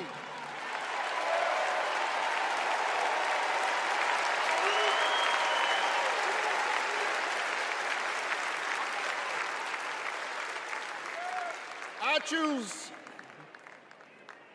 the American covenant. E pluribus unum, out of many one. I choose January 5th. I choose a nation that provides a path for ordinary people and gives every child a chance.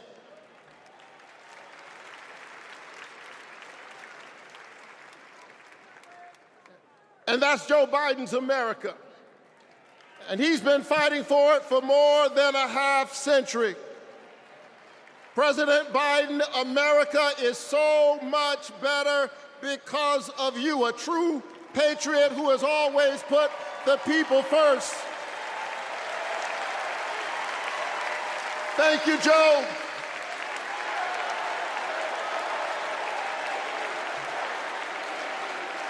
Thank you, Joe.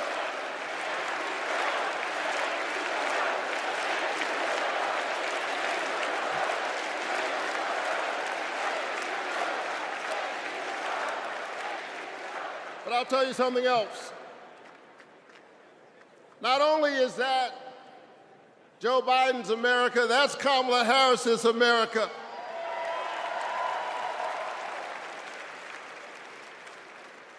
She was leading with Joe Biden when we expanded the child tax credit, cutting child poverty in America nearly in half.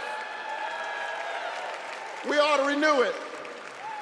She cast a tie-breaking vote for my bill capping the cost of insulin to no more than $35 per month for seniors. We ought to extend it to everybody.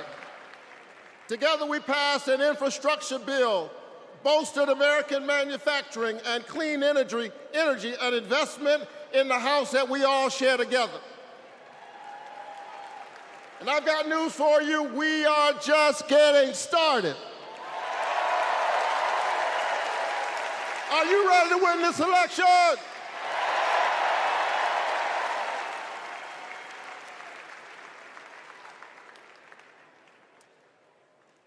Kamala Harris and Tim Walz represent the new way forward. We're not going back. We're not going back because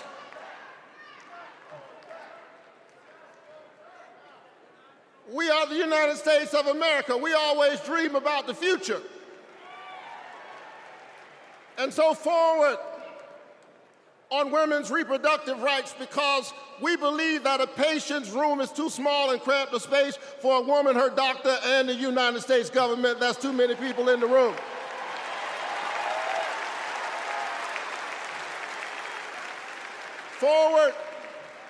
Forward on worker rights, because most people do not mind working, they just want to share in the prosperity that they are creating for others. Forward on voting rights, forward on affordable housing and access to health care. We are moving forward.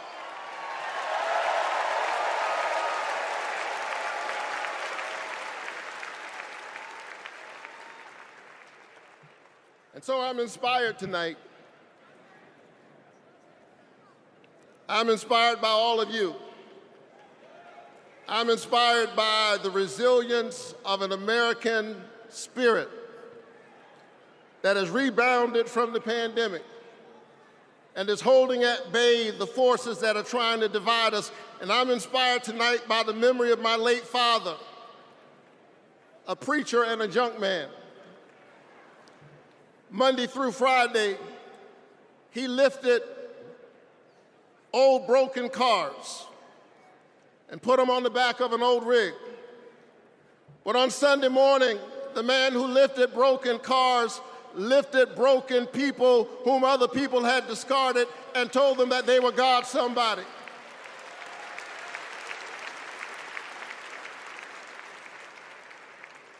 My dad discovered strength in the broken places, a power made perfect in weakness. And so I'm convinced tonight that we can lift the broken even as we climb. I'm convinced tonight that we can heal sick bodies. We can heal the wounds that divide us. We can heal a planet in peril. We can heal the land.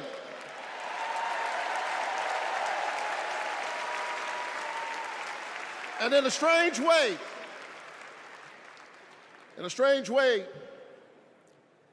the pandemic taught us how. A contagious airborne disease means that I have a personal stake in the health of my neighbor. If she's sick, I may get sick also. Her health care is good for my health. I'm just trying to tell you that we are as close in our humanity as a cough. I need my neighbor's children to be okay so that my children will be okay. I need all of my neighbors' children to be okay. Poor inner city children in Atlanta and poor children of Appalachia. I need the poor children of Israel and the poor children of Gaza. I need Israelis and Palestinians. I need those in the Congo, those in Haiti, those in Ukraine. I need American children on both sides of the track to be okay. Because we are all God's children. And so let's stand together. Let's work together. Let's organize together. Let's pray together. Let's stand together. Let's heal the land. God bless you.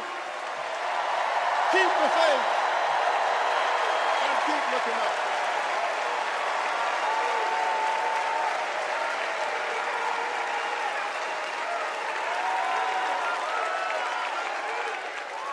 Please welcome Delaware Senator Chris Coons.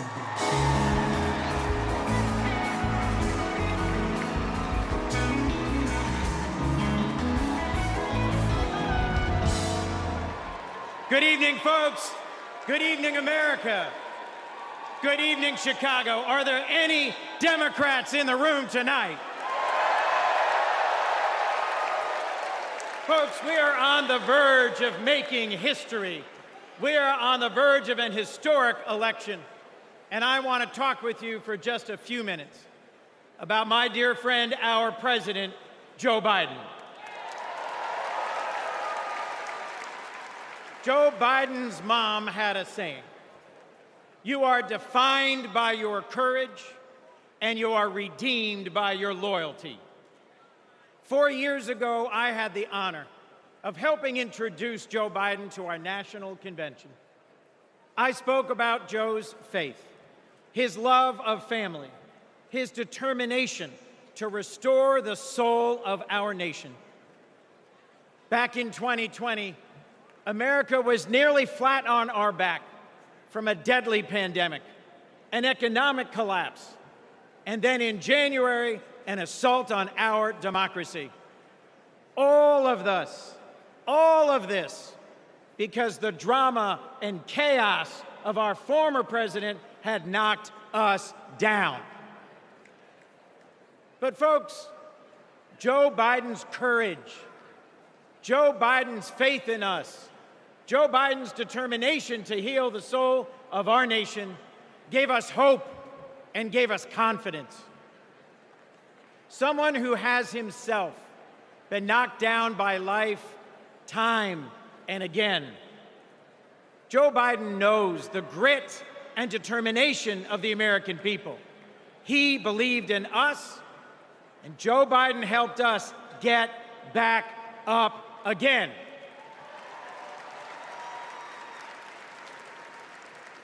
Using the incredible skills he developed in many years in the U.S. Senate, Joe got passed and signed into law the most consequential legislation of any president in 60 years, helping our veterans, advancing gun safety, cutting prescription drug prices, fighting climate change, rebuilding bridges and broadband, bringing manufacturing back to America.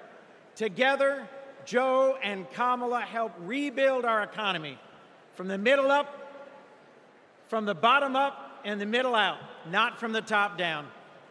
And they made our families safer and our country stronger at home and abroad. Today, we are so much better off because they believed in us, in our democracy. And our incredible First Lady, Jill Biden, our incredible First Lady, Jill Biden, our incredible First Lady, Jill Biden, was at Joe's side every step of the way, fighting for education, advancing the cancer moonshot, determined to improve women's health care, honoring military families. Joe and Jill, together, you have done so much for us, and there's so much more you will do and we can do together. Mr. President, thank you for elevating a great leader in Kamala Harris.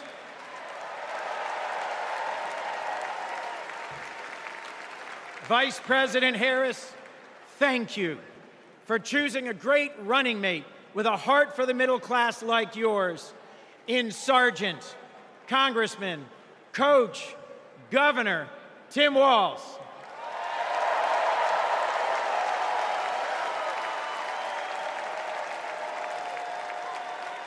I have hope. Do you? I have hope. Do you? I have hope. Do you? And it is in no small part because of Joe Biden. I have never known a more compassionate man than Joe Biden. I have never known a man who has taken from his own loss and his own faith and delivered so much for the future of so many others. Mr. President, you were my senator as a Delawarean. You are my president as an American, and you will always be my friend. On behalf of our nation, Joe, for your courage in fighting for our democracy, we thank you.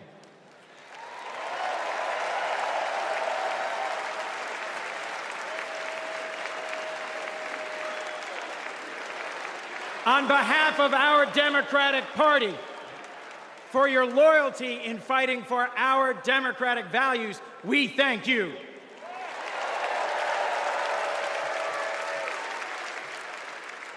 And on behalf of Delaware, thank you, Joe, and God bless you. We love you. We love Joe. We love Joe. We love Joe. We love Joe.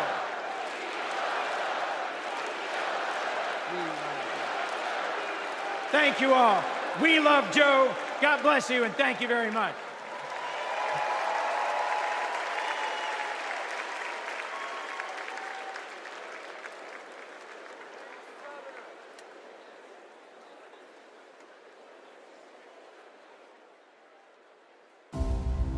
Hi, I'm Vivian Weirwell, and I am a 4th grade student at Kristen McAuliffe. I've been bouncing around all week excited for this moment, and last night I could barely sleep. I remember the day that we heard that President Biden had won, and the whole neighborhood started celebrating. So when I heard you were coming, I really wanted to meet you.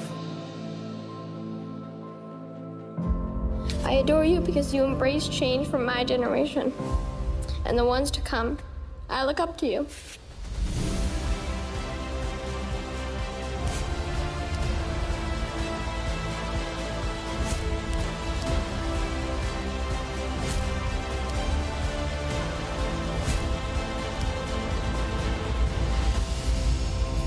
Now it is my honor to introduce our First Lady, Dr. Jill Biden.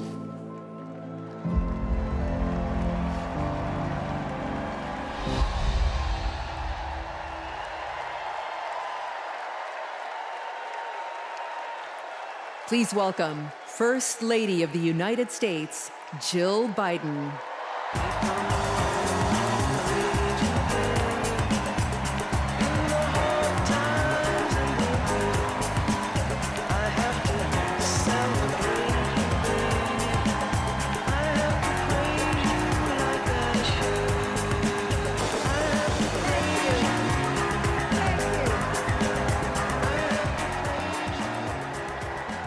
Thank you.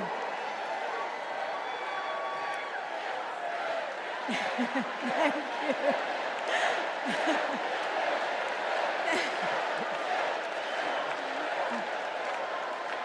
Thank you.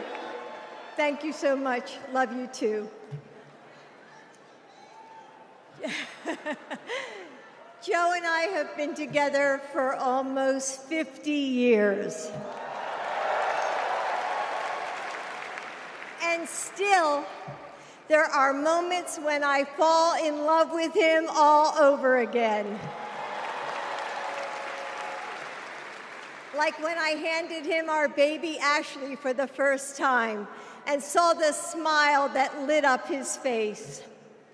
Or on nights after an exhausting day working in the Senate, when he would read one more bedtime story just because the kids asked. When he stops on a rope line because he sees someone grieving who needs to know that everything is going to be all right one day. Or to encourage that child with a stutter to find the confidence she needs. Those moments when I'm reminded of all he's accomplished in the name of something bigger than himself. Receiving the Medal of Freedom with humility.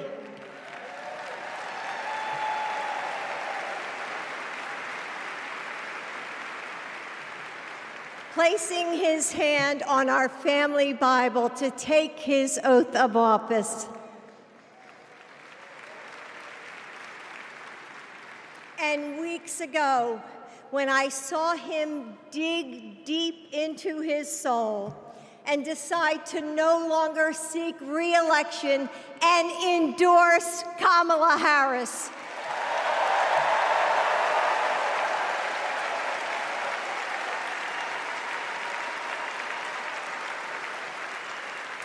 With faith and conviction, Joe knows that our nation's strength doesn't come from intimidation or cruelty.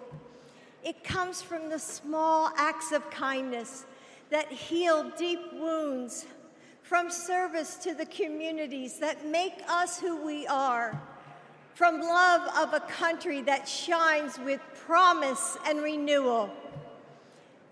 Kamala Harris knows that too.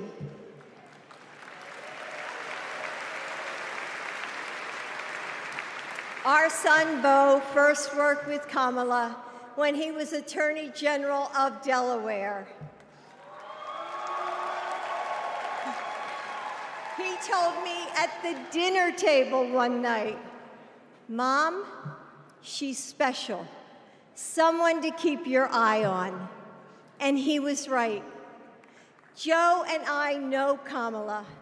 We have seen her courage, her determination, and her leadership up close. Kamala and Tim, you will win.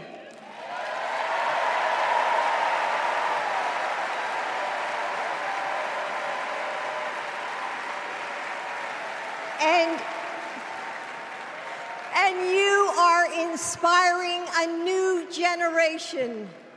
We are all a part of something bigger than ourselves, and we are stronger than we know. The future of our country is in the hands of those in this room and all of you watching at home. It's going to take all of us, and we can't afford to lose.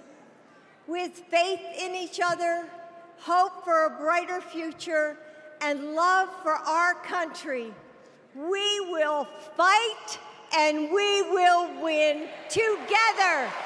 Thank you. Thank you.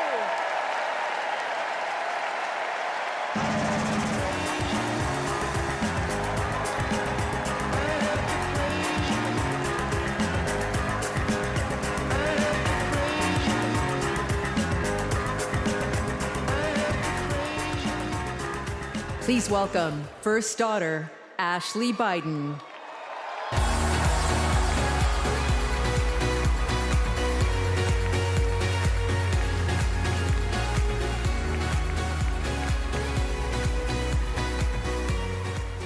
Good evening.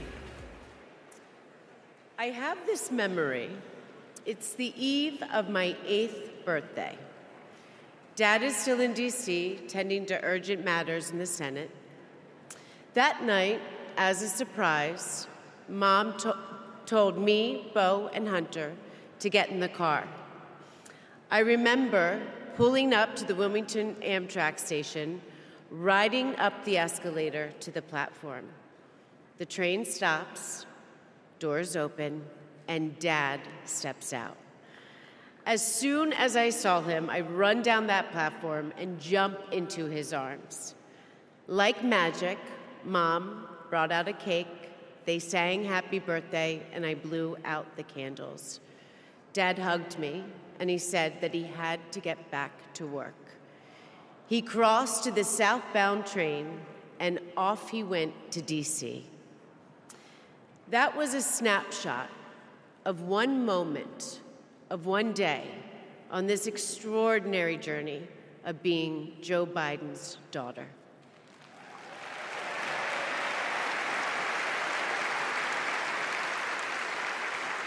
Joe Biden is the OG girl dad.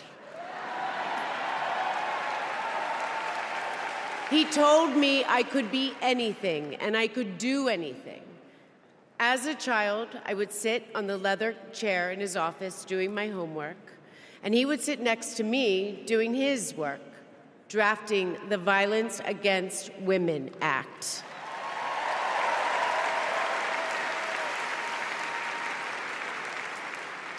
And he wasn't just a girl dad. I could see that he valued and trusted women.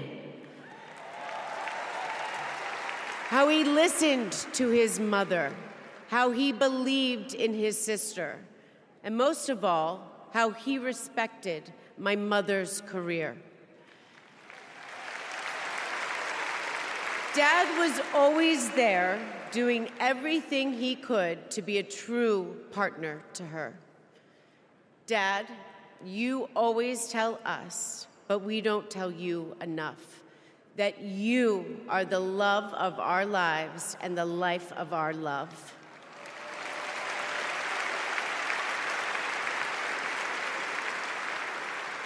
I had my wedding reception in my parents' backyard. At the time, my dad was vice president. But he was also that dad who literally set up the entire reception. He was riding around in his John Deere four-wheeler, fixing the place settings, arranging the plants, and by the way, he was very emotional. I thought that I would be a mess, but he was the one crying, and I was the one who had to comfort him.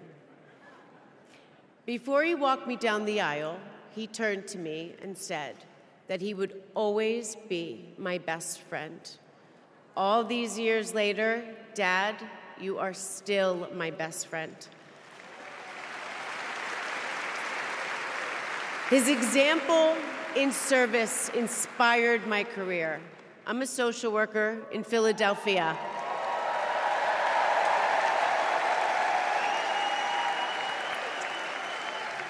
I support formerly incarcerated women as they heal from past trauma and they reclaim their lives. Dad always told me that I was no better than anybody else and nobody was better than me. He taught me that everyone deserves a fair shot and that we shouldn't leave anyone behind. That's what you learn from a fighter who has been underestimated his entire life. When I look at Dad, I see grace, strength, and humility. I see one of the most consequential leaders ever in history.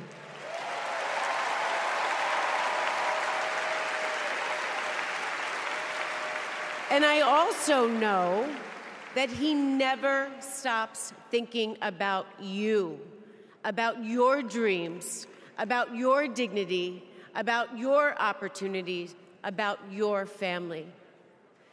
Dad knows that family is everything. When Hunter and I lost our brother Beau to cancer in 2015, the grief and the pain felt like it might never end. Dad had the capacity to step out of his own pain and absorb ours. And I know that Beau is here with us tonight, as he is always with us.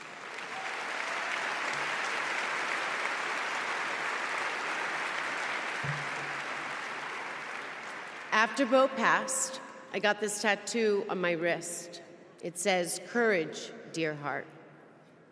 a reminder to myself to keep going, to get back up, like my dad has always done. He has taught me that a courageous heart is a miraculous thing. A courageous heart can heal a family. A courageous heart can heal a nation, and maybe even the world.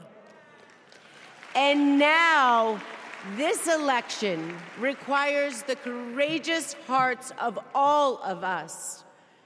In 2020, my dad selected Kamala Harris to beat Donald Trump. And he knows in 2024, she will beat Donald Trump again.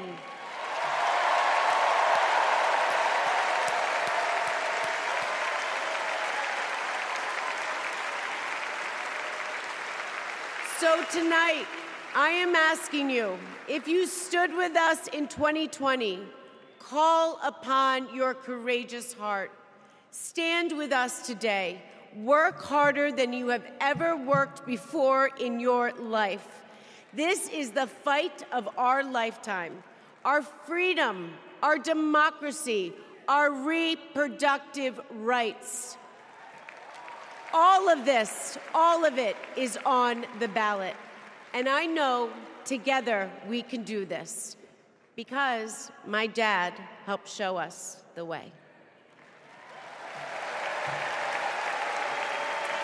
And now, I would like to introduce my father, your 46th President of the United States, Joe Biden.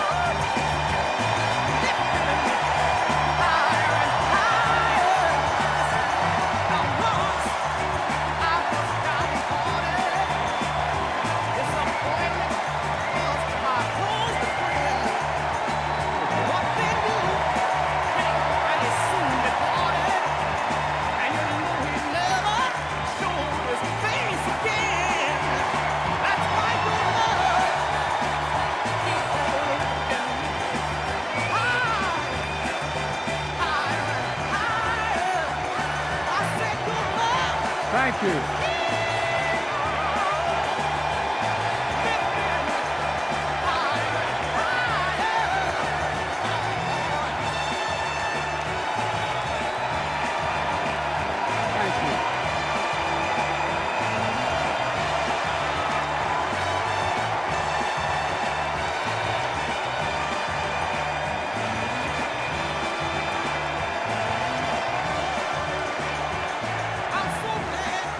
Thank you, thank you, thank you.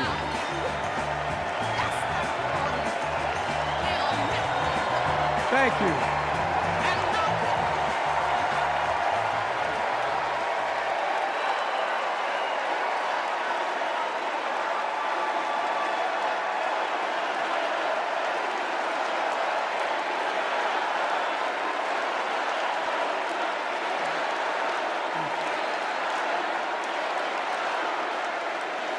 Thank you, thank you, thank you.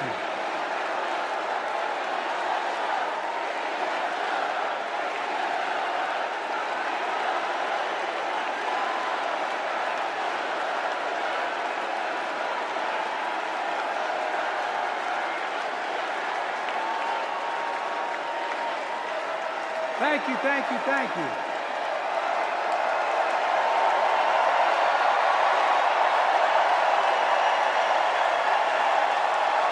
Thank you.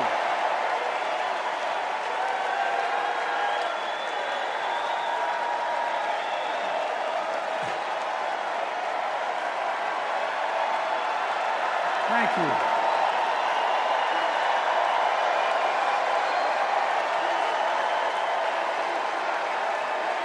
Thank you. I love you.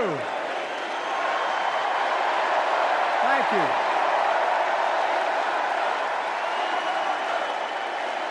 Thank you, thank you, thank you.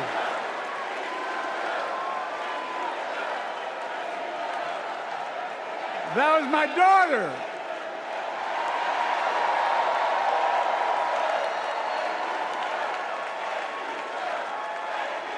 Thank you.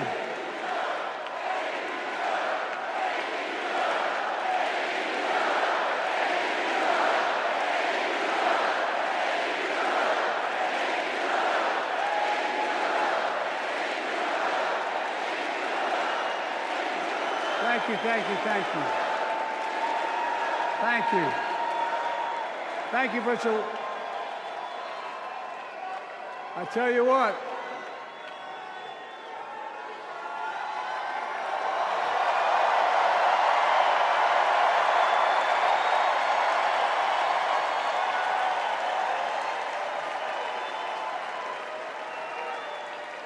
To my dearest daughter, Ashley, God love you, you're incredible. Thank you for that introduction and for being my courageous heart, along with Hunter and our entire family, and especially our rock, Jill.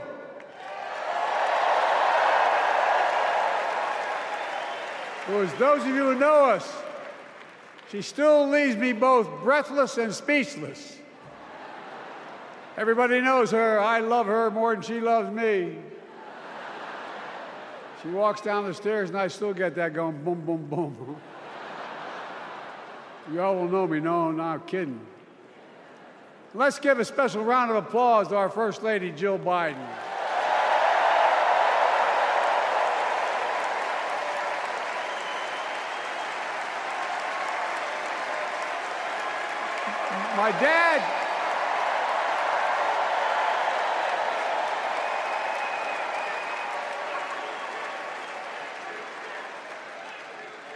My dad used to have an expression, for real. He'd say, Joey, family is the beginning, the middle, and the end. And I love you all. Folks. And America, I love you.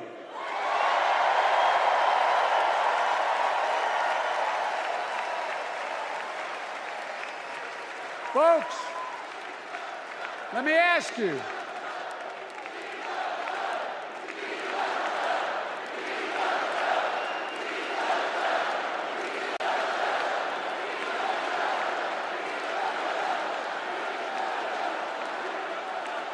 Let me ask you, are you ready to vote for freedom?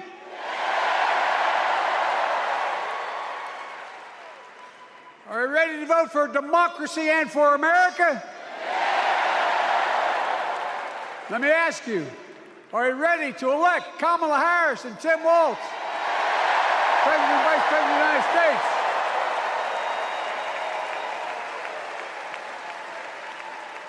My fellow Democrats, my fellow Americans, nearly 4 years ago, in winter, on the steps of the Capitol, on a cold January day, I raised my right hand and I swore an oath to you and to God to preserve, protect, and defend the Constitution and to faithfully execute the office of the President of the United States.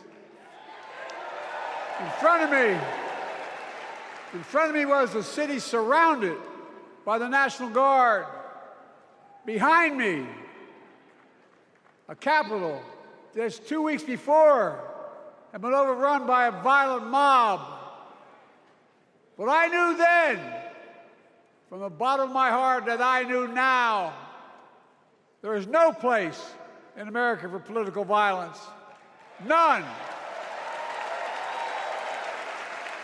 You cannot say you love your country only when you win.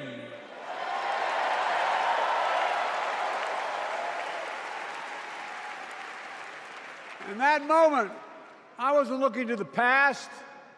I was looking to the future.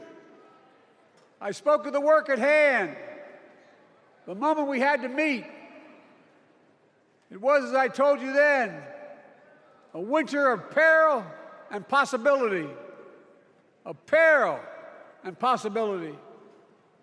We're in the grip of a once-in-a-century pandemic, historic joblessness, a call for racial justice long overdue, clear and present threats to our very democracy. Thank you.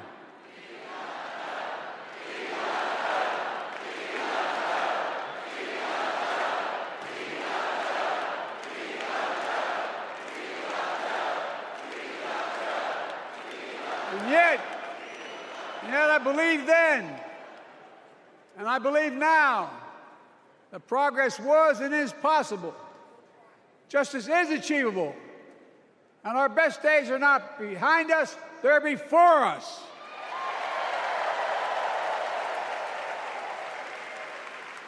Now it's summer. The winter has passed, and with a grateful heart, I stand before you now on this August night to report that democracy has prevailed. Democracy has delivered. And now democracy must be preserved.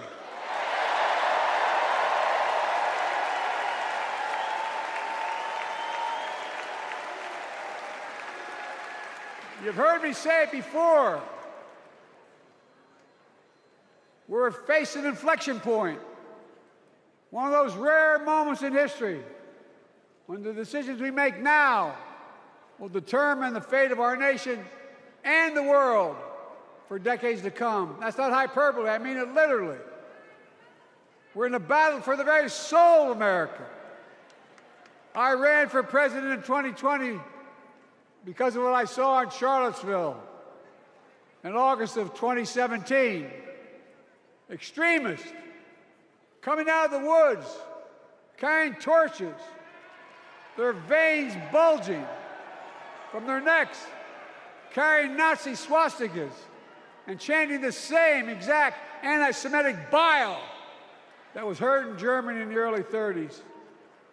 Neo-Nazis, white supremacists, and the Ku Klux Klan, so emboldened by a president then in the White House that they saw as an ally.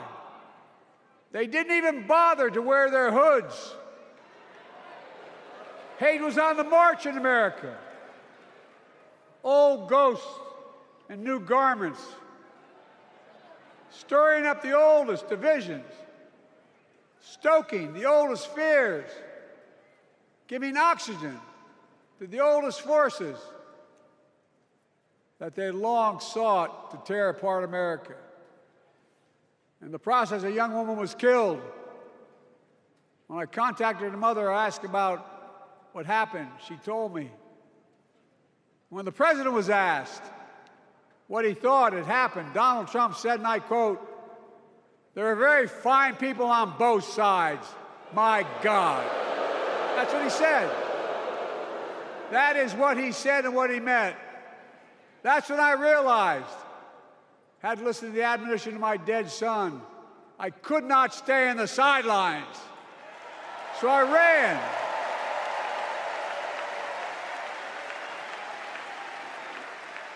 Because I had no intention of running again. I just lost part of my soul. But I ran with a deep conviction. In America, I know and believe in an America where honesty, dignity, decency still matter. An America where everyone has a fair shot and hate has no safe harbor.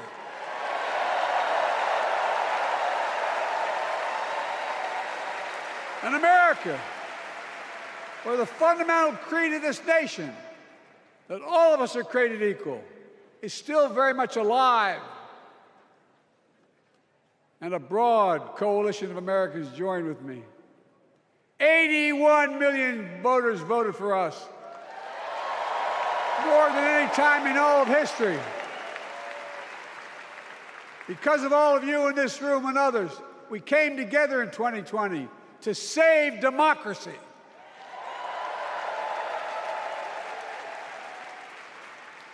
As your president, I've been determined to keep America moving forward, not going back, to stand against hate and violence in all its forms, to be a nation where we not only live with but thrive on diversity, demonizing no one, leaving no one behind, and becoming the nation that we profess to be. I also ran to rebuild the backbone of America, the middle class.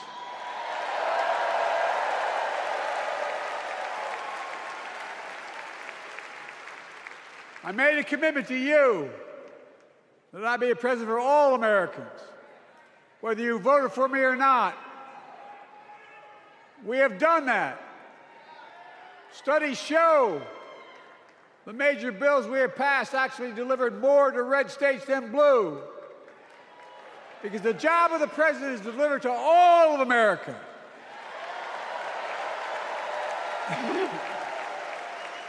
And because of you, and I'm not exaggerating, because of you, we've had one of the most extraordinary 4 years of progress ever, period. When I say we, I mean Kamala and me. Just think about it. COVID no longer controls our lives. We've gone from economic crisis to the strongest economy in the entire world. Record 16 million new jobs. Record small business growth. Record high stock market. Record high 401ks. Wages up and inflation down, way down, and continuing to go down.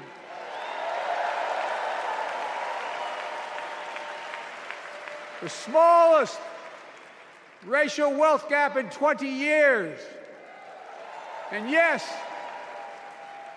we both know we have more to do, but we're moving in the right direction. More Americans have peace of mind that comes from having health insurance. More Americans have health insurance today than ever before in American history.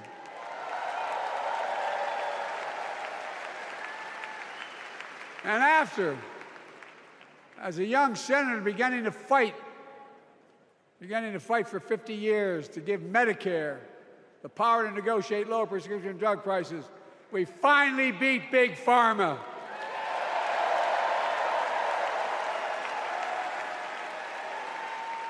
And guess who cast the tie-breaking vote?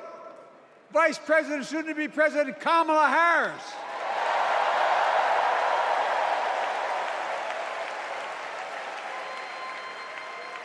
And now it's the law of the land.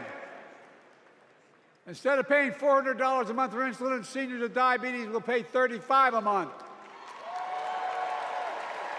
The law we passed already includes, starting in January, every senior's total prescription cost can be capped at $2,000 no matter how expensive the drugs they have. And what we don't focus on, and our Republican friends don't seem to understand, our reforms don't just save seniors money, they save the American taxpayers money. You know what we just passed saves? It saved $160 billion over the next decade. That's not hyperbole. It's because Medicare no longer has to pay those exorbitant prices to the Big Pharma. But look, well, thank you, Kamala, too. Look,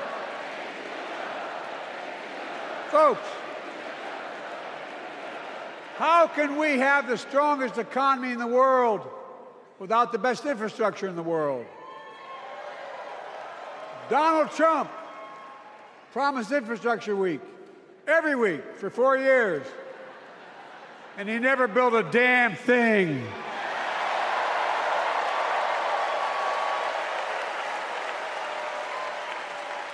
But now, because of what Kamala and I have done, remember we were told we couldn't get it done. Remember when we came into office, we couldn't get anything passed? But right now, we're giving America an infrastructure decade, not week. We're modernizing our roads, our bridges, our ports, our airports, our trains, our buses. We're removing every lead pipe from schools and homes so every child can drink clean water. We're providing affordable high-speed internet for every American, no matter where they live, not unlike what Roosevelt did with electricity. And so much more. We are uniting the country. We're growing our economy. We're improving our quality of life. And we're building a better America.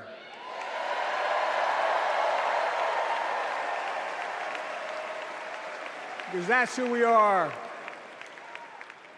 How can we be the strongest nation in the world without leading the world in science and technology? After years of importing 90% of our semiconductor chips from abroad, which America invented those chips, our Chips and Science Act meant that private companies from around the world are now investing literally tens of billions of dollars to build new chip factories right here in America.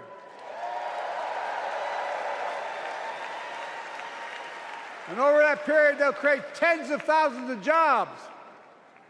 And many of those jobs in the so-called fabs, the buildings that make the chips, that's being constructed now. And guess what?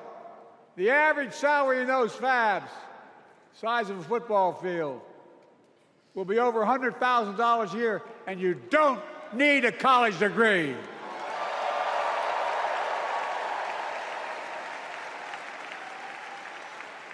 Because of you and so many electeds out there, American manufacturing is back. Where the hell to say we wouldn't lead the world in manufacturing? 800,000 new manufacturing jobs.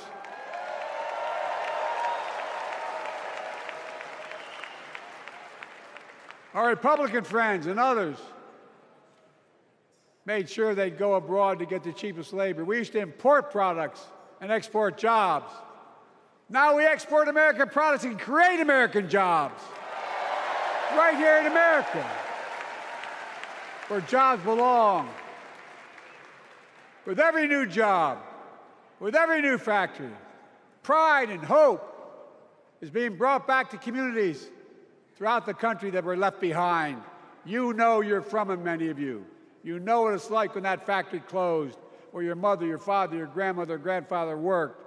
And now you're back, providing once again, proving that Wall Street didn't build America, the middle class built America, and unions built the middle class.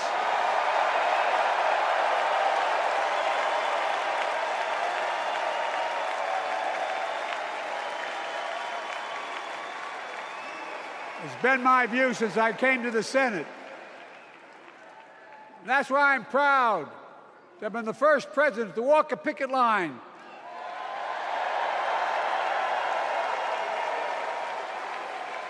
and be labeled the most pro-union president in history, and I accept it.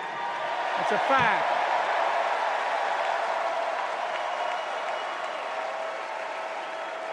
Because when unions do well, we all do well.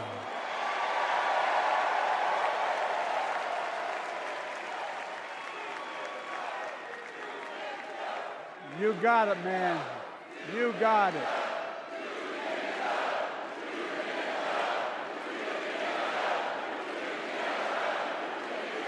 I agree. I'm proud. Look, remember we told we couldn't get anything done because we couldn't get anything done in the Congress? Well, with your support, we passed the most significant climate law in the history of mankind.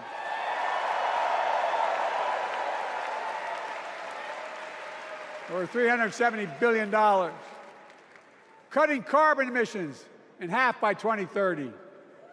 Launching a climate corps, similar to AmeriCorps and Peace Corps, creating tens of thousands of jobs for young people of the future who are going to make sure this continues. creating hundreds of thousands of jobs in clean energy for American workers, including the IBEW installing 500,000 charging stations all across America. And in the process, reducing carbon emissions. And we're seeing it. We're seeing to it that the first beneficiaries of environmental initiatives are those fence-line communities that have been smothered by the legacy of pollution. Louisiana and Delaware, Route 9, all the factories, all those chemical factories are right next to the poorest neighborhoods. They're the ones we're going to bring back.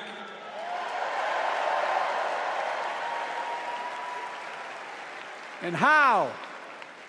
How can we be the greatest nation in the world without the best education system in the world? Donald Trump and the Republican friends, they not only can't think, they can't read very well. Seriously, think about it. Look at their Project 2025. They want to do away with the Department of Education. Well, during the pandemic, Kamala and I helped states and cities get back their schools back open. And we gave public school teachers a raise.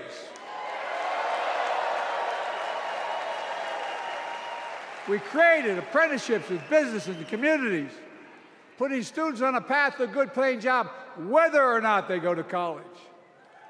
And by the way, we're making college a hell of a lot more affordable. Increasing Pell Grants by $900. Over $15 billion to HBCUs. Minority service engines, including Hispanic institutions and tribal colleges. We kept our commitment to provide more student relief than ever by lifting the burden of helping millions of families so they could get married, start a family, buy a home, and begin to build family wealth and contribute to the community and grow our economy. It's not costing us, it's creating more wealth. We've fundamentally transformed how our economy grows, from the middle out and the bottom up instead of the top down. You know, my dad used to say there wasn't a whole hell of a lot to drop down on my kitchen table at the end of the month.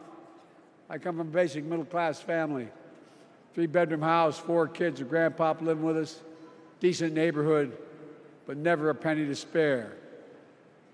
And look, that top-down notion never worked.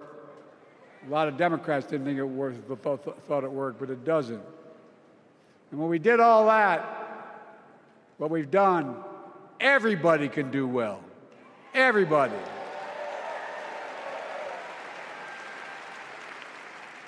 Donald Trump calls America a failing nation. No, I'm serious. But think about this. Think about this. He publicly says to the whole world, I'm going to say something outrageous. I know more foreign leaders by their first names and know them well than anybody alive. Just because I'm so damn old. But I'm not joking. Think of the message he sends around the world when he talks about America being a failing nation. He says we're losing. He's the loser. He's dead wrong.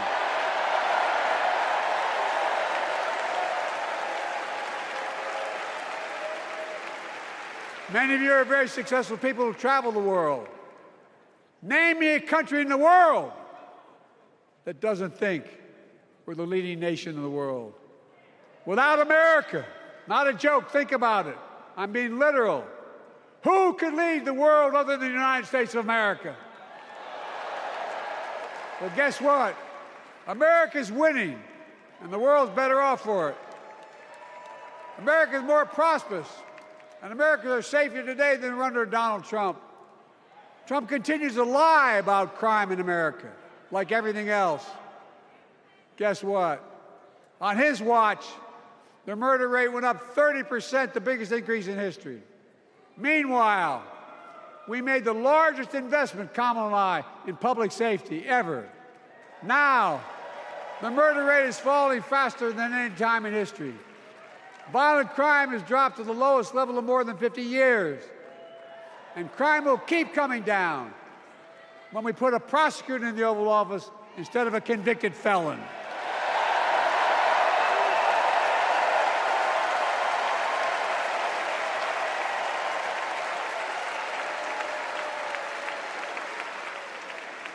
And folks, the distinguished senator from the C Senator from California and I passed the first ban on assault weapons. And guess what? It worked. If we care about public safety, we need to prevent gun violence. And what makes me ashamed when I travel the world, which I do, more children in America are killed by a gunshot than any other cause in the United States. More die from a bullet than cancer, accidents, or anything else in the United States of America. My God. That's why Kamala and I are proud. We beat the NRA when we passed the first major bipartisan gun safety law in 30 years.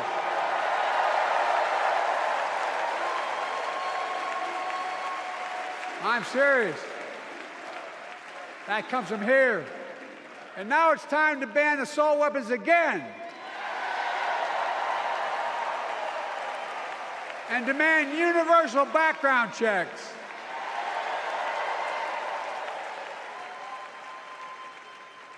It's hard. I never thought I'd stand before a crowd of Democrats and refer to a president as a liar so many times. No, I'm not trying to be funny. It's sad. Trump continues to lie about the border. Here's what he won't tell you. Trump killed the strongest bipartisan border deal in the history of the United States that we negotiated with the Senate Republicans. It took 4 weeks.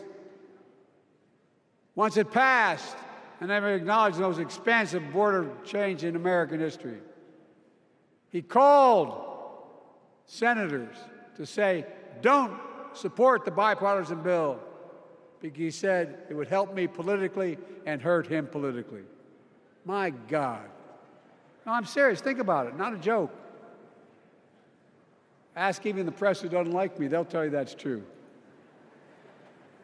Typically, Trump, once again, putting himself first and America last.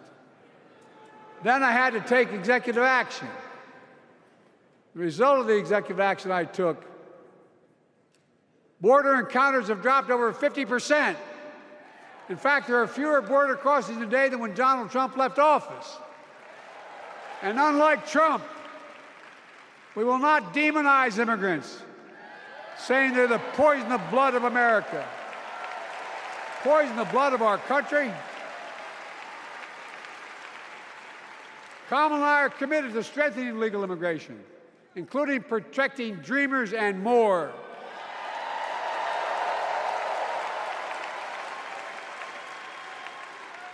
And here's what else I believe in. Protecting your freedom to vote, your freedom to love who you love.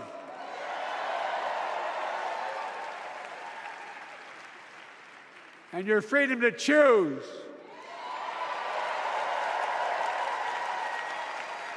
In its decision overturning Roe v. Wade, as you heard earlier tonight, the United States Supreme Court majority wrote the following, quote, women are not without electoral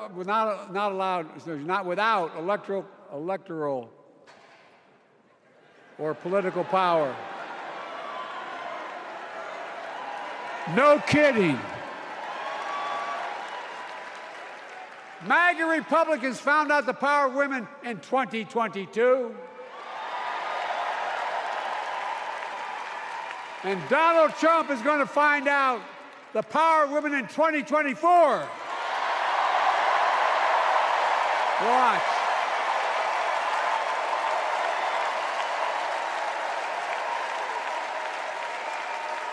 And where Trump And as mega Republican right-wingers seek to erase history, we Democrats continue to write history and make more history. I'm proud to have kept my commitment to appoint the first black woman to the United States Supreme Court.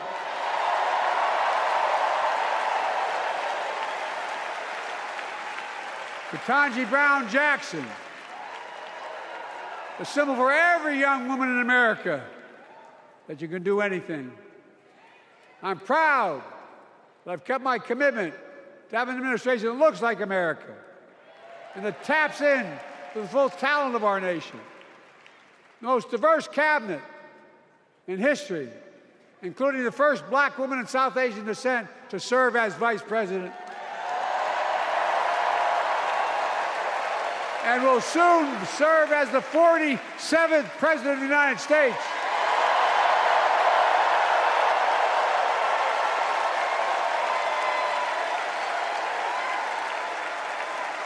She is good. Look. Thank you, Kamala.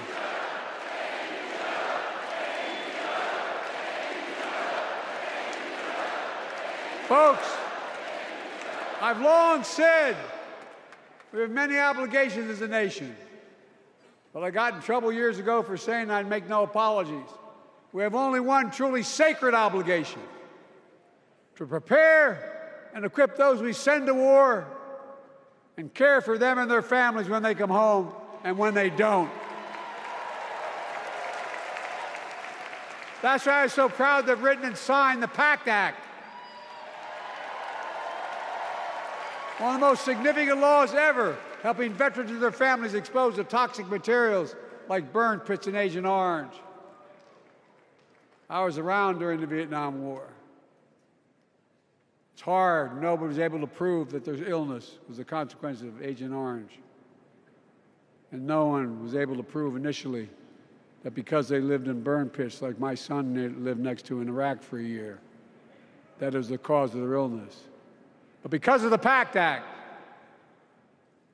a surviving spouse with 2 children is now eligible for a stipend of about $3,000 a month.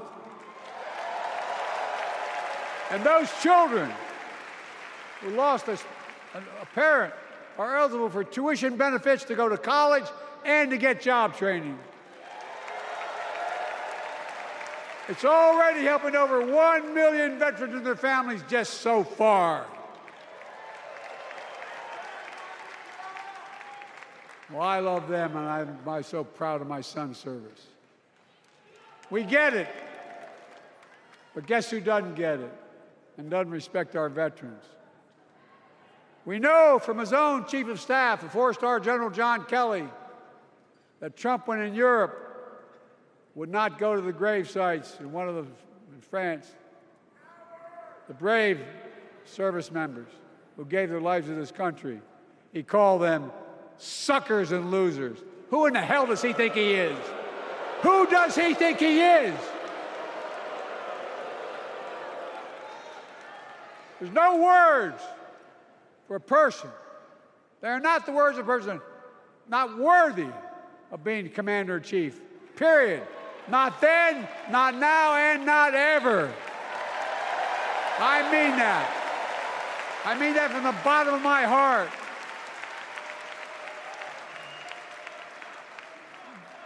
Just as no commander-in-chief should ever bow down to a dictator, the way Trump bows down to Putin. I never have, and I promise you, Kamala Harris will never do it. Will never bow down. When Trump left office, Europe and NATO was in tatters. Not a joke. America First doctrine changed our whole image in the world. Well, they gave the hours, about 190 hours sum total, leaving my counterparts or heads of state in Europe to strengthen NATO. We did. We united Europe like it hadn't been united for years, adding Finland and Sweden to NATO. 10 days before he died, Henry Kissinger called.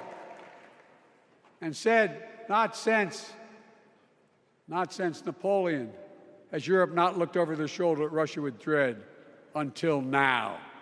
Until now. Well, guess what? Putin thought he'd take Kyiv in 3 days. 3 years later, Ukraine is still free.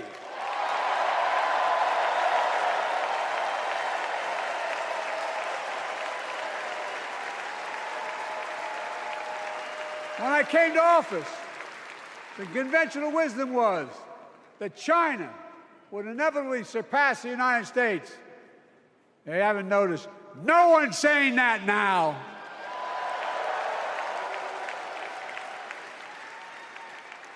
And we'll keep working to bring hostages home and end the war in Gaza and bring peace and security to the Middle East.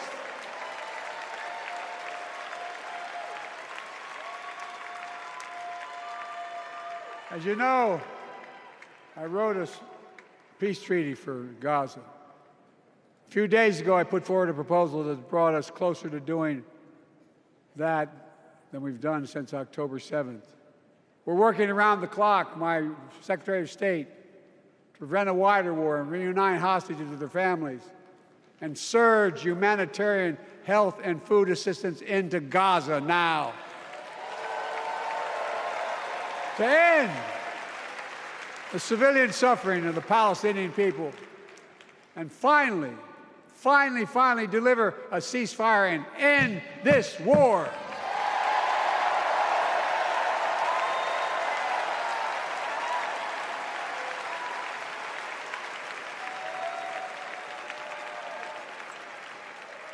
Those protesters out in the street, they have a point.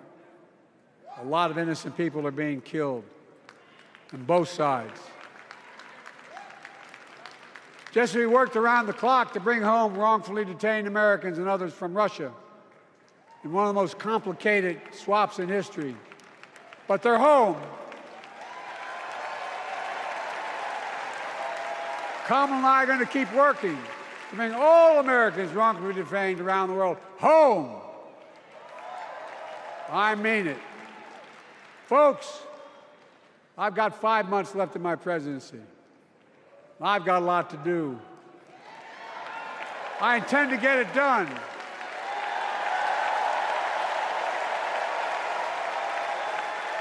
It's been the honor of my lifetime to serve as your president. I love the job, but I love my country more. I love my country more. And all this talk about how I'm angry at all those people who said I should step down, that's not true.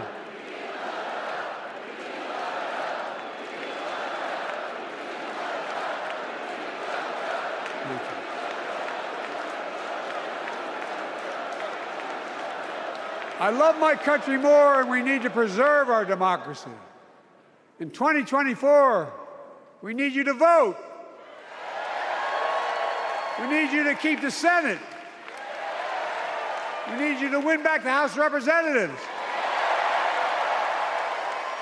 And above all, we need you to beat Donald Trump.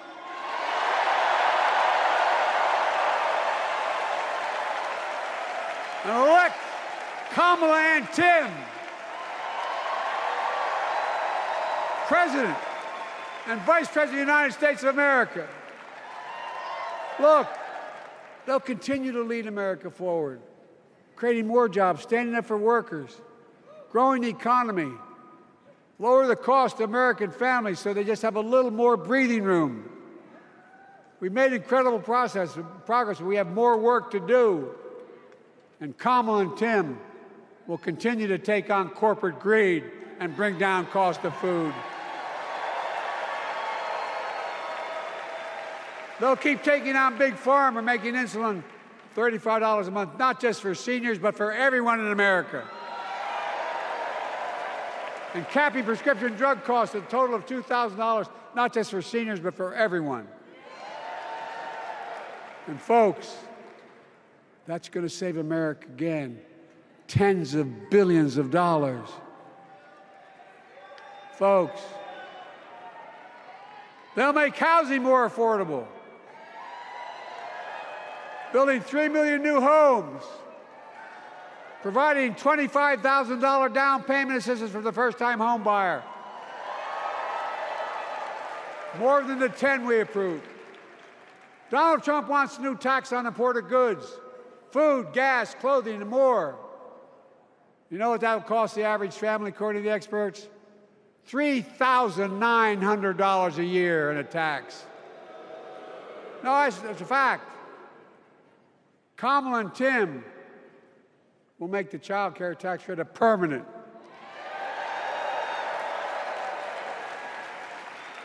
Lifting millions of children out of poverty and helping millions of families get ahead. But you know what Trump has? He created the largest debt any president had in 4 years with his $2 trillion tax cut for the wealthy. Well, Trump has a new plan. He wants to provide a $5 billion tax cut for corporations and the very wealthy. Read it. Put us further in debt. And folks, you know we have 1,000 billionaires in America. You know what their average tax rate they pay? 8.2%. If we just increased their taxes we proposed to 25%, which isn't the highest tax rate even, it would raise $500 billion new dollars over 10 years. They'd still be very wealthy. Look, Kamala and Tim are going to make them pay their fair share. They'll protect Social Security and Medicare. Trump wants to cut Social Security and Medicare. Kamala and Tim will protect your freedom. They'll protect your your right to vote. They'll protect your civil rights. And you know Trump will do everything to ban abortion nationwide. Oh, he will. You know Kamala and Tim will do everything they possibly can. That's why you have to elect a Senate and a House to restore Roe v. Wade.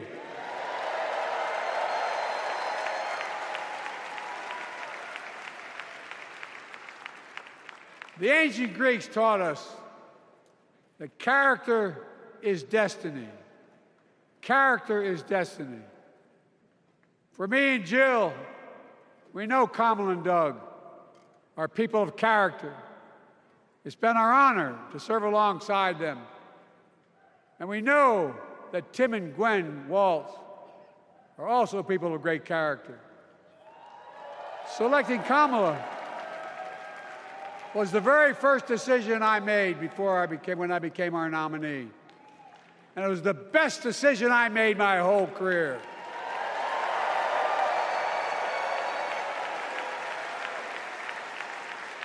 We've not only gotten to know each other, we've become close friends. She's tough, she's experienced, and she has enormous integrity, enormous integrity. Her story represents the best American story. And like many of our best presidents, she was also vice president. That's a joke.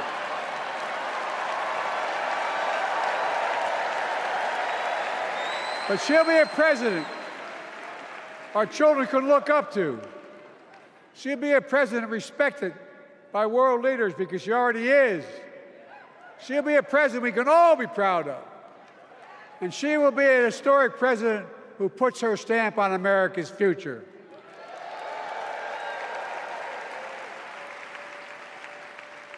This will be the first presidential election since January 6th. On that day, we almost lost everything about who we are as a country. And that threat, this is not hyperbole, that threat is still very much alive. Donald Trump says he will refuse to accept the election result if he loses again. Think about that. He means it. Think about that. He's promising a bloodbath if he loses, in his words. And that he'll be a dictator on day one, in his own words. By the way, this sucker means it. No, I'm not joking. Think about it. Anybody else said that in the past, you'd think he was crazy. He is crazy, but you'd think it was an exaggeration, but he means it. We can't let that happen. Folks, all of us carry a special obligation. Independents, Republicans, Democrats. We saved democracy in 2020, and now we must save it again in 2024.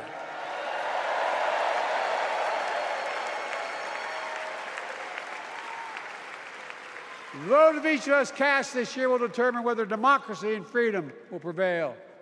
It's that simple. It's that serious. And the power is literally in your hands. History is in your hands. Not hyperbole. It's in your hands. America's future is in your hands. Let me close with this. Nowhere else in the world could a kid with a stutter and modest beginnings in Scranton, Pennsylvania, and Claymont, Delaware, grow up to sit behind the resolute desk in the Oval Office. That's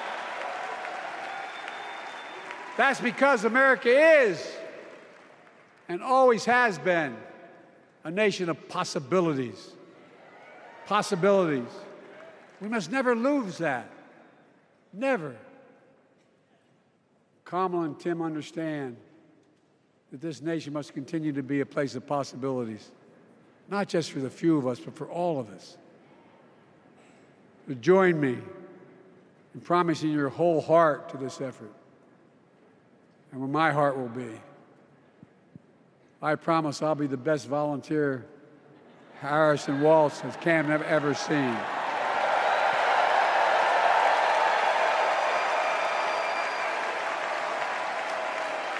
Each of us has a part in the American story.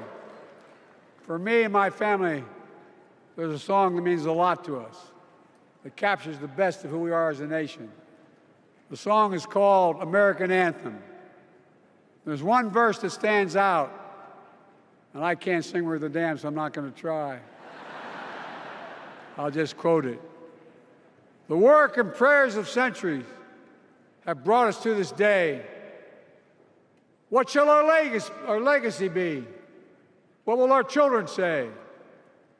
Let me know in my heart, when my days are through, America, America, I gave my best to you.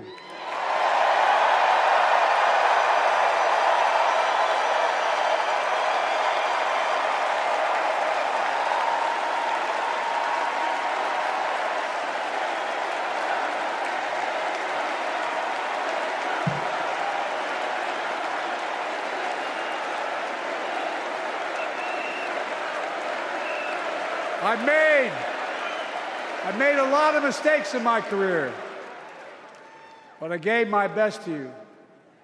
For 50 years, like many of you, I've given my heart and soul to our nation. And I've been blessed a million times in return with the support of the American people.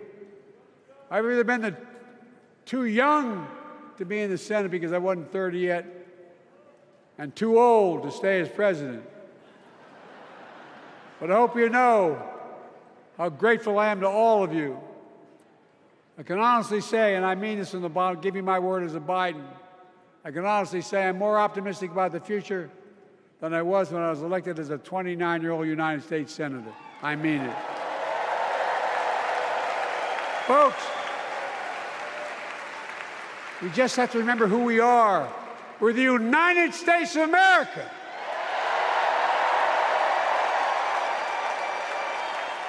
And there's nothing we cannot do when we do it together.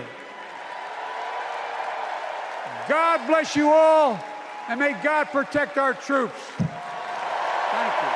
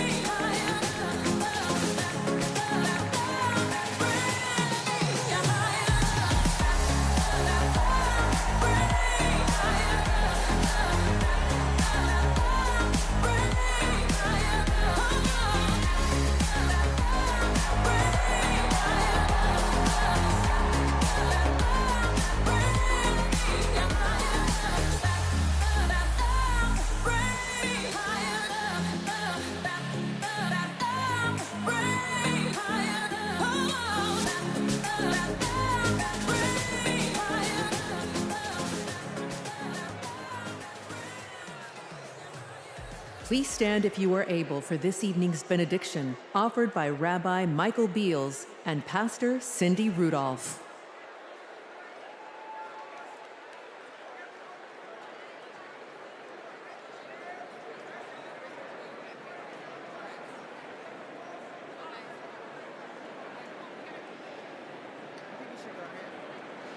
Tonight's convention theme, for the people, hint at the inclusive, bridge-building messages and policies the Democratic Party will require to succeed not only in November, but long after that.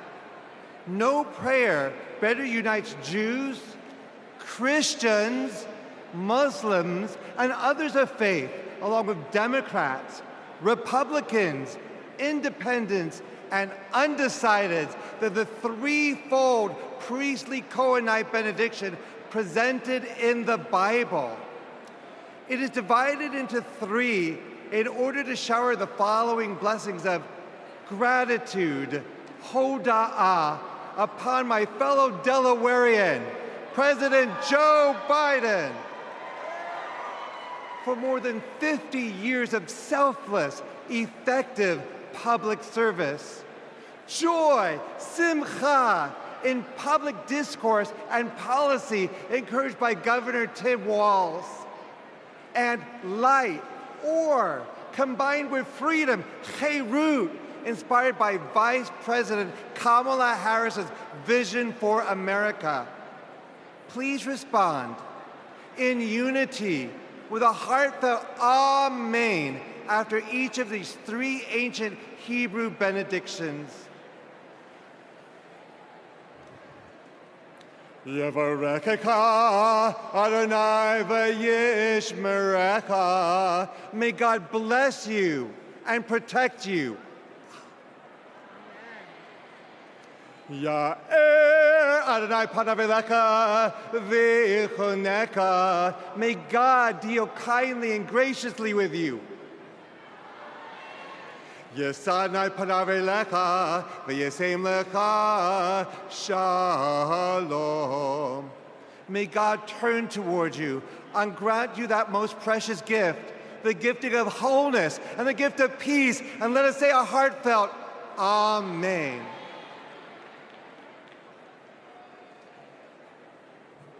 Most gracious, kind, and loving God, we thank